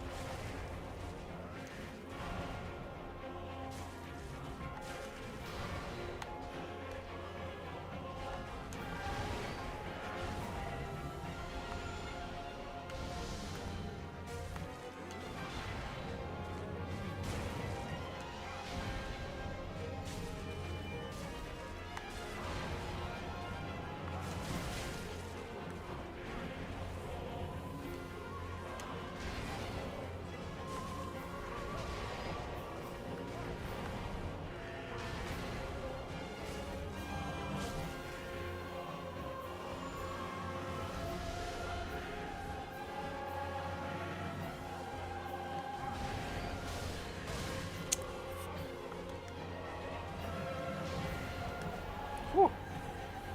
Close call. Close call.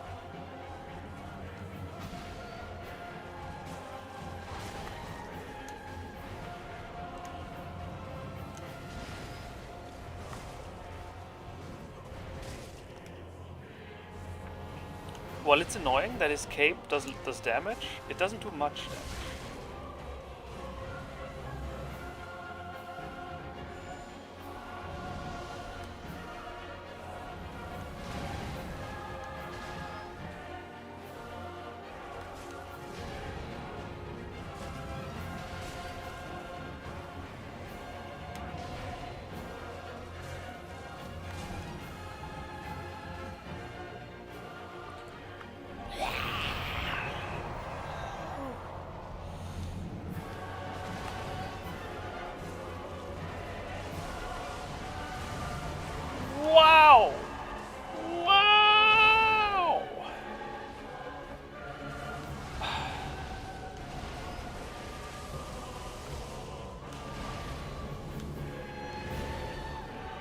What kind of movement is this? Zack und zack. Alter. Übertreib doch, Junge, Alter. Übertreib. Uah.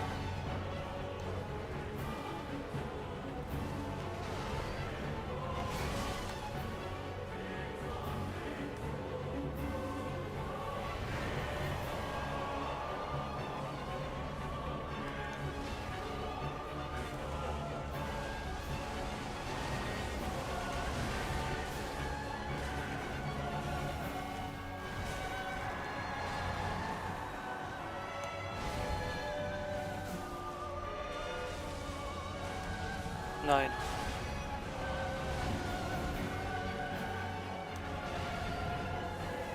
Nein.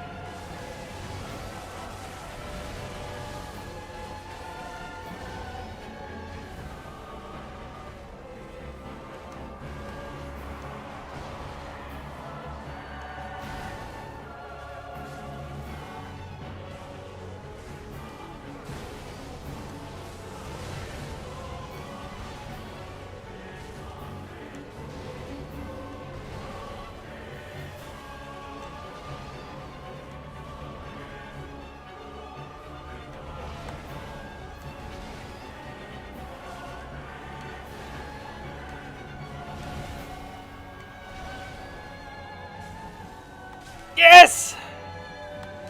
Oh yes, I did it! Oh yes! Woo! Oh, there at the end there, I thought that my hit would kill him, and I misjudged it, and I would have maybe even died there, but it was one of those hits that made him stagger, so I luckily got a second hit in, man. This was so fucking... This was so fucking intense. Oh my god.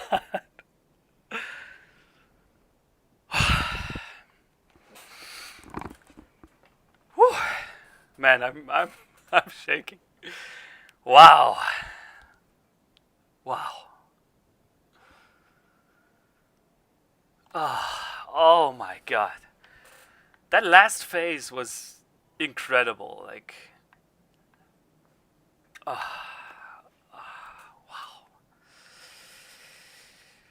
Whew.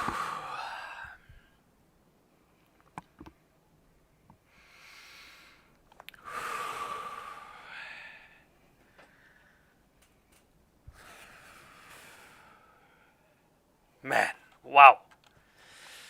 Very, very cool. Yeah, this fight, like from a gameplay perspective, has to be one of the most well-made fights in the game. Oh, and the music. Woo. Thank you. Woohoo!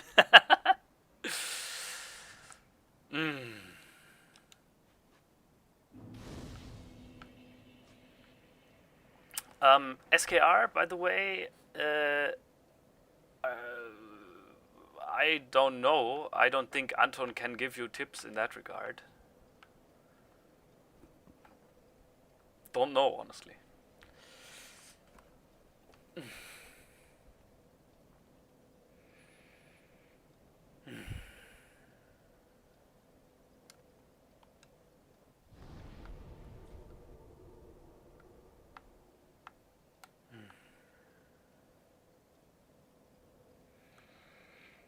Okay, wait. Go to Ariandel and give the blood to the girl in the attic. Girl in the attic.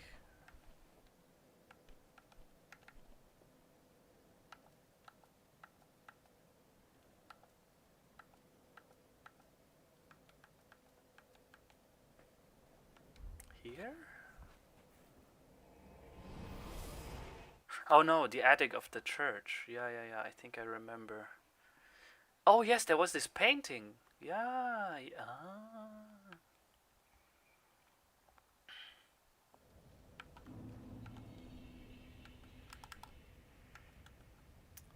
Pigment to depict a painted world.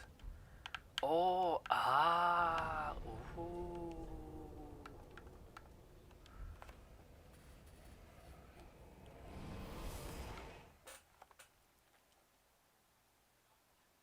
Okay, what I like for breakfast?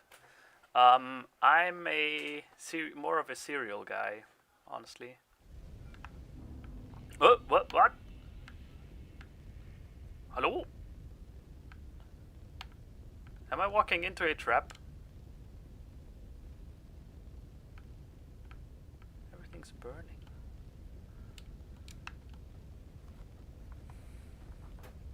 Seems kind of weird for a painter to chill in the attic while the rest of the building is burning, but okay.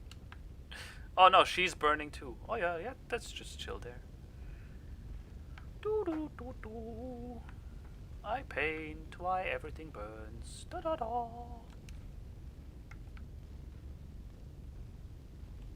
My thanks, Ashen One. With this will I paint a world. Please tell me thy name. I would name this painting after thee. I have no name. My thanks. I will paint a world of that name. It will be a cold, dark, and very gentle place. And one day, it will make someone a goodly home. I wonder when Uncle Gael intends his return. I hope the new painting will be to him a gentle home.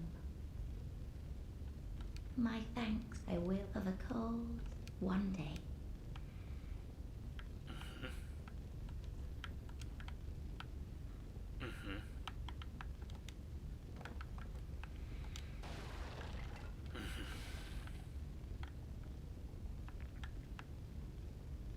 That was it? That was all of the... So, as I understood it, I can still fight this dragon. But other than that, was that it? Yeah, the next Souls game will be whipped blue cheese Souls.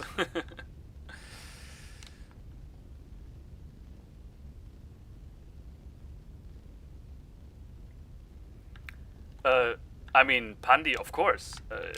You can post it in the art Discord. I check that one most often because I oh, sorry, Painter, I destroyed. Oopsie, sorry. Because I'm amazed every time I check back into that on what kind of creations you guys are creating. So, yeah.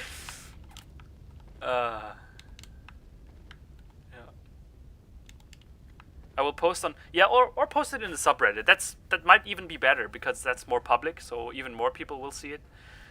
So yeah, I'm excited to see what you have created there. I enjoy every single piece of fan art you guys create. Midir. Okay. Holy shit. All right. Anyway, but just to be clear, right? I have now basically finished the DLC of Dark Souls 3, right? Of course, I can do a lot more exploring and so on, but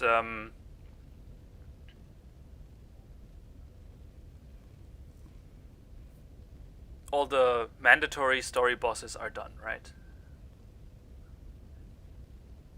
Yes, okay. New game +9? Alter! I mean, I'm a big fan of the Souls series, but I'm gonna do some real talk here. I'm gonna speak honestly and freely. I have never finished New Game Plus of any of those games. And even New Game Plus, I have not finished all games in New Game Plus.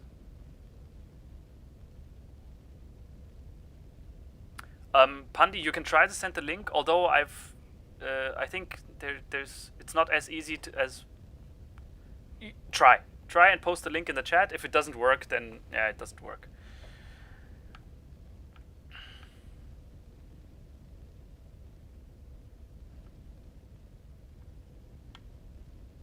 Man, I did it. Only mods? Okay. Yeah. I did it. I defeated the... So, if we, like, order the bosses in the... Or if you put the bosses in the order that the developers intend you to fight them, so, like, from their relative numbers and so on, I think Gael would be the last one, right? Gael would probably be the last boss, Gael would be the last boss the developers intend for you to fight, right?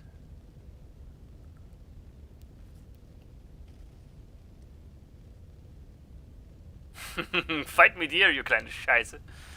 Okay. If I find him. Share grave.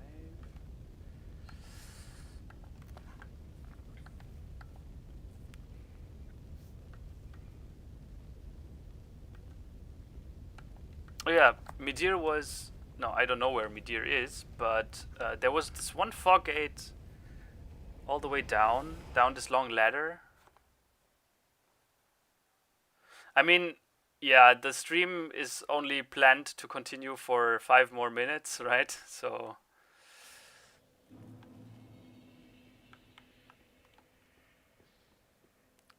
But yeah, Spoody, I did it! Woohoo! It was an epic fight, honestly. And it was really clean also, like, if I might say so myself. At least the end of the fight. Like the beginning, of course, it had some growing pains, but I think towards the end, I really got into the zone. Is this the power of Ultra Instinct?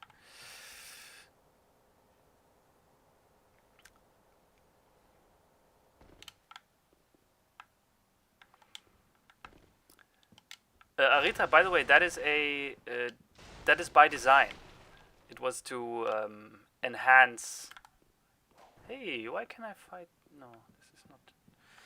It was to support the German automobile industry, which means all of our cabs were required to be German-made. And since Germany only makes good cars, all our cabs are good cars.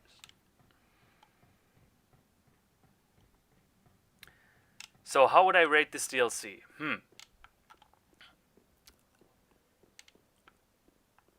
Honestly, I'm not sure yet. So, because I think the Ringed City itself, you guys said that it's a really long DLC, but honestly, I found it to be rather short. I mean, you have like the very short part in the city, then you have the swamp part, and then you're here. And then it's just 2 more boss fights, right? And from the size of the city, I would have maybe expected a little bit more city. Right, and also seeing this crystallized mountainside. I don't know, I just think that maybe the number of environments in the Ringed City is a little low.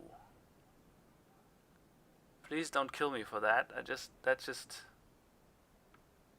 Yeah, I kind of feel like that. From the design here, I think the Ringed City looks absolutely incredible. Also the enemies, very cool enemies, very strong.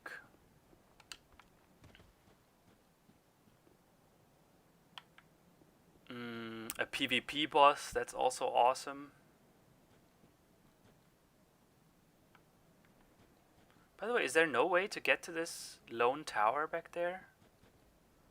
It was like it's so pronounced, but there's literally no way leading there. It's a shame. Yeah, okay. I'll get back to the bridge dragon.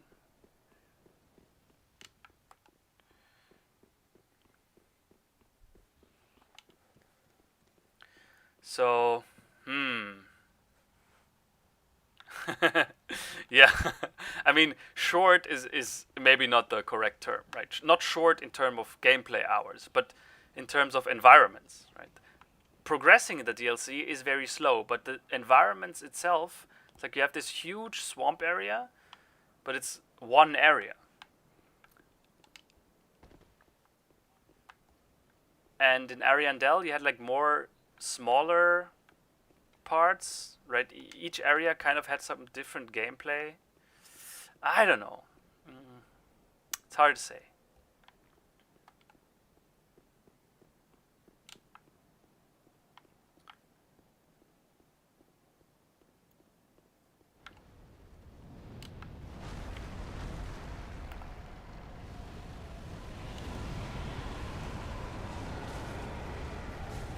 Oh, I can damage him. Feeling good, man. Oh. Can you stop?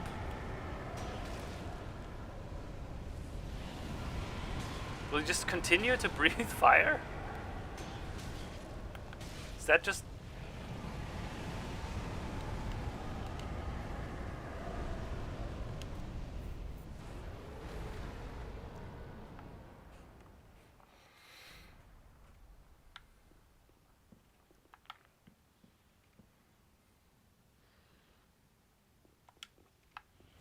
Okay, let's try that again.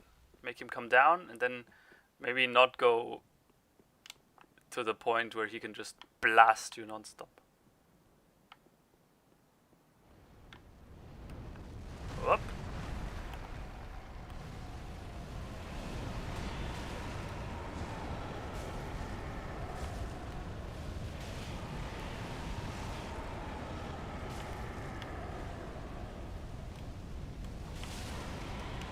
How does this work?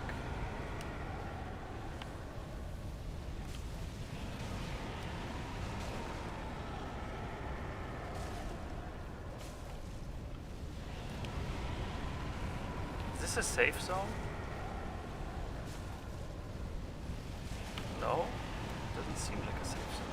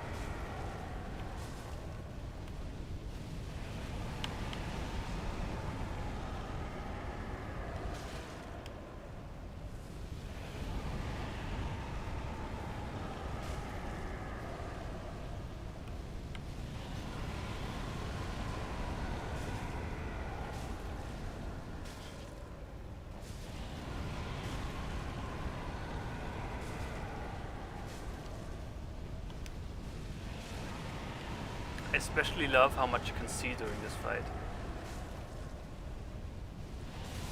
What?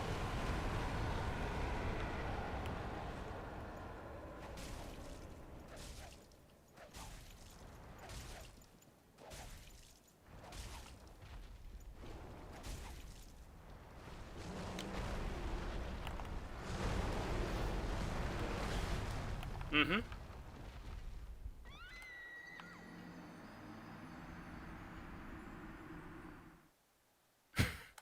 I think he was literally one hit away. Cool. There was probably an opportunity for a for a what's it called?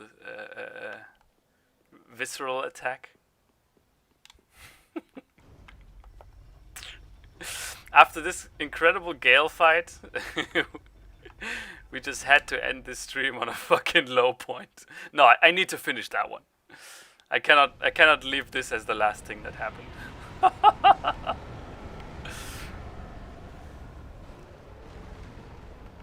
We will ember up and do this right. Oh, and maybe I'm gonna equip a shield that gives me fire absorption. Right, this set here has very high dark absorption. Also, its fire absorption is also very good. 13.5, 13.9. Yeah, I think it's okay.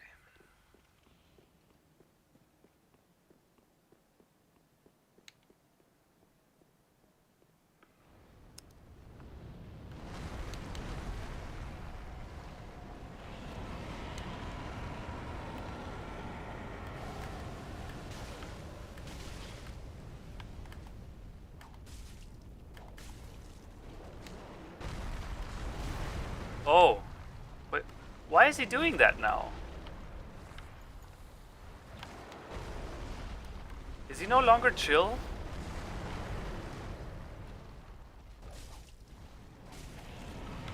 Come on, me dear, that's not cool. Oh!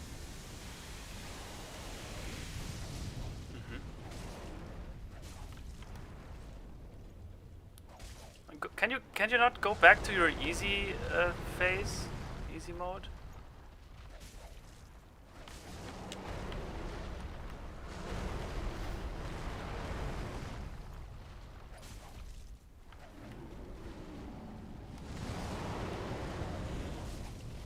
Oh yeah, now he's back into the. Oh man!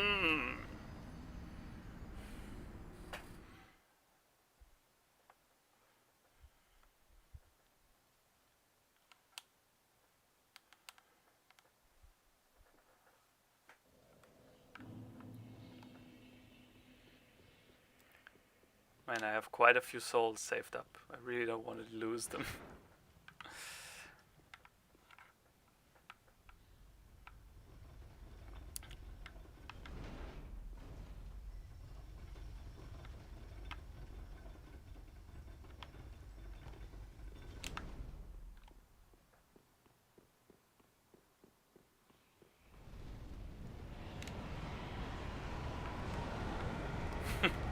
I'm making the fight look harder. Yeah.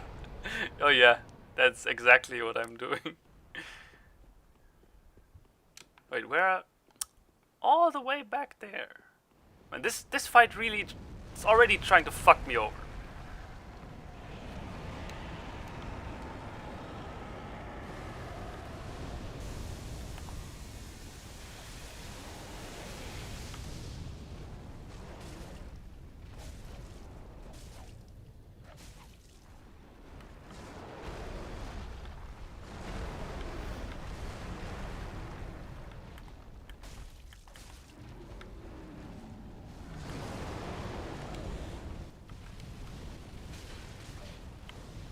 Oh, that's what kicked me off.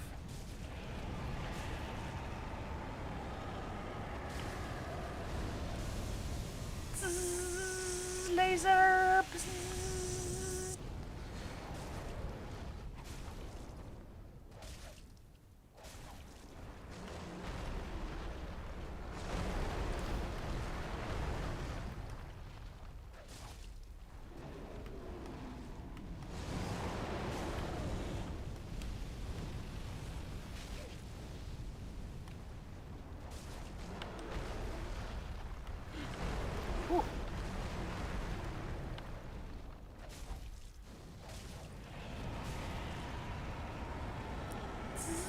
laser.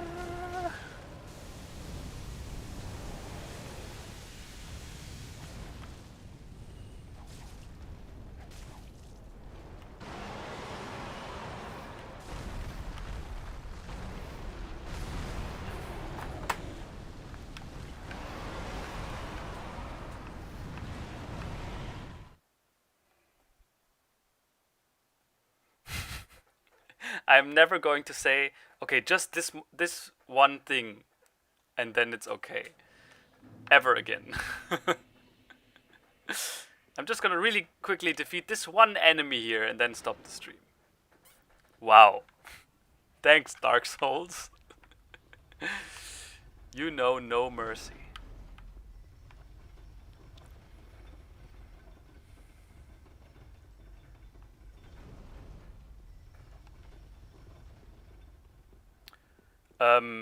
We have not shot the podcast yet, but it will happen in the next few weeks, I'm pretty sure. And what my name means? Well, that is only something the alpha chats would know. No, I'm sure someone will tell you. Why is that soul scheiß always back there?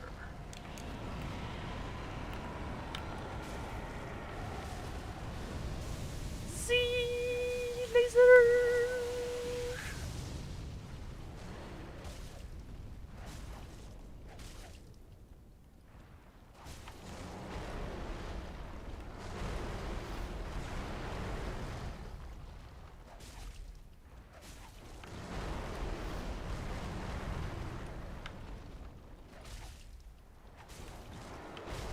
Oof. That does a lot of damage.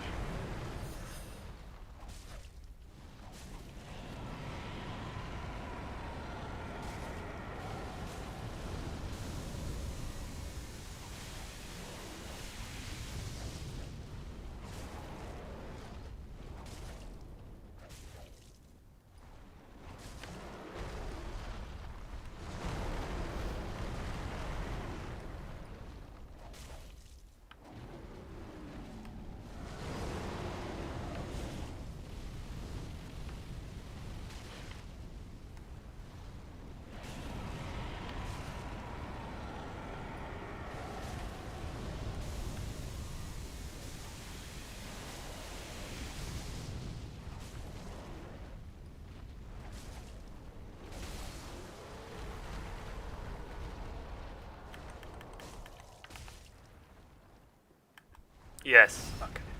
I thought so. Ha ha, bye. Good. Okay.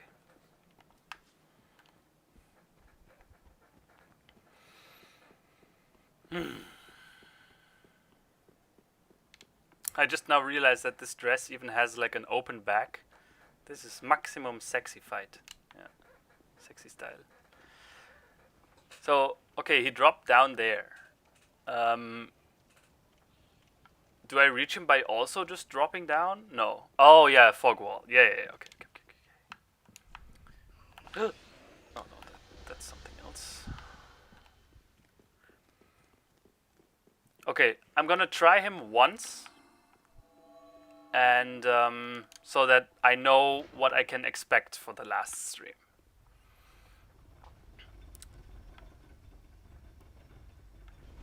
Oh yeah, spend my souls. Yeah, you're right. But yeah, I'm gonna try him just once, and then of course I'm gonna fail. But at least then I know that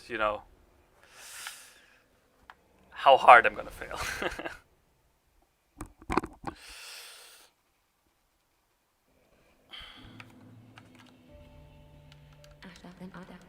Very well then. Almost 2 levels.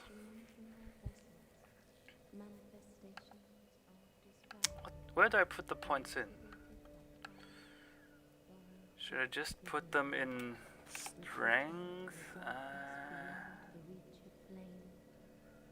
Yeah, no.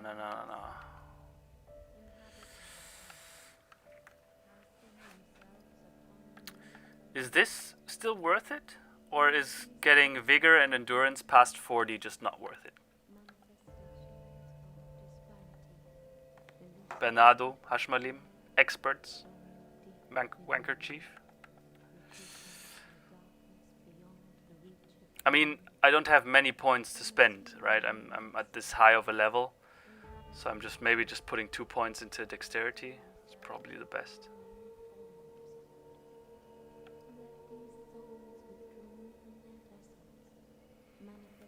Okay. Yeah. I'm just gonna use one of these souls and then upgrade dexterity again.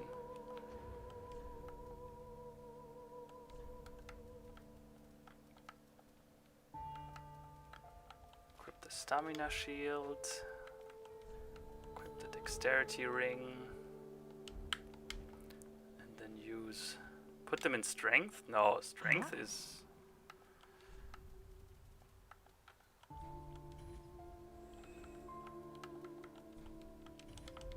Ashen one. Ashen thou, then I am of thous. Very well, then take.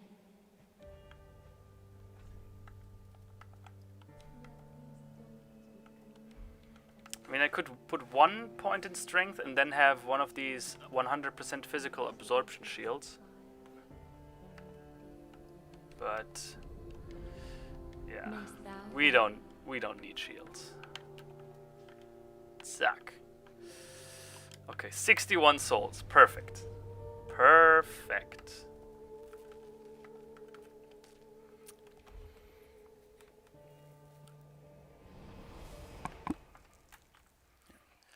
Yes, so after the stream, which will be just for a few more minutes, I will first be AFK, and then later I will maybe check into the Discord.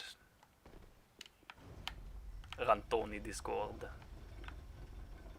Oh no, it's the wrong side.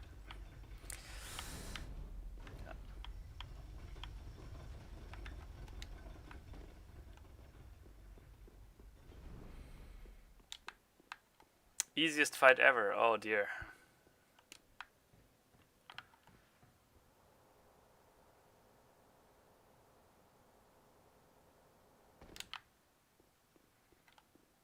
Oh, okay. Okay. Oh dear. Oh. Splush. What the fuck? One at a time? Where are we even?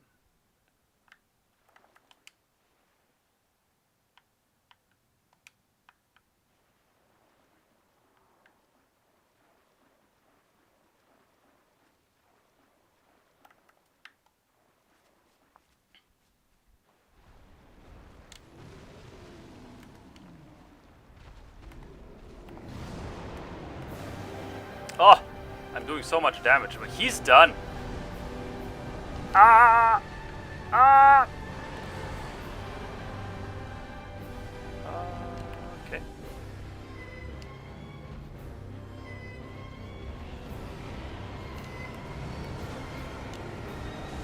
Oh, laser again. Brrrng. Oh, okay. I just realized that the only reason I did that much damage is because I hit the face.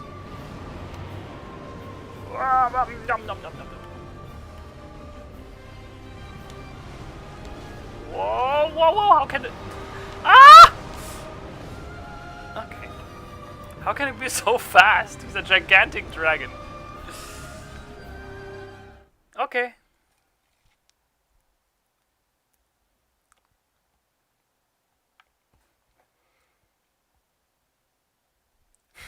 Easiest fight ever for the boss. Okay, that was quick. Anyway, man, I am very happy that this Dark Souls journey is almost at an end because I thoroughly enjoyed every little bit of it. And yeah, so next stream, it's mid-year time. Now, I don't know if I'm gonna beat him, honestly. And we shall see how we proceed after that. Because as you all know, I alluded to this in the last stream, the new Path of Exile expansion is coming out in a little more than a week. And next week, somewhere there should be the newest build, Path of Exile build planner version released, where you can plan your builds. And while I think most of you don't know Path of Exile, and watching me create a build might be somewhat boring, what I thought about is we will try it out. And if you really cannot bear this absolute scheiß boring build creation thing of Path of Exile, then maybe we can put, I don't know, some League of Legends in between, or Fortnite. Just a game where it's easy to do a one-off, right? Yeah. So that is the plan for next week, and on Friday next week, I'm gonna tweet it out when I'm sure, but I think it's Friday, 9 p.m. Germany time is when the new League of Path of Exile starts, and I will be streaming from. I will be doing a marathon stream, at least 6 hours, maybe even more. 6 hours, pure Path of Exile, going through it all, and I'm kind of excited. So yeah, thank you guys for sticking with me through this Dark Souls 3 journey. When I started Dark Souls 3, I wasn't expecting this to take, like, I don't know, someone said it was 48 hours. That's fucking incredible. But I enjoyed every little bit of it. Thank you for sticking around. I mean, this character has 53 hours of playtime. What the hell? I love you guys, and I love this streaming thing, and thank you so much for sticking around. I can't wait for the next thing. So, before I get too sentimental, good night, guys. Stay safe, and I hope to see you all tomorrow. Bye-bye!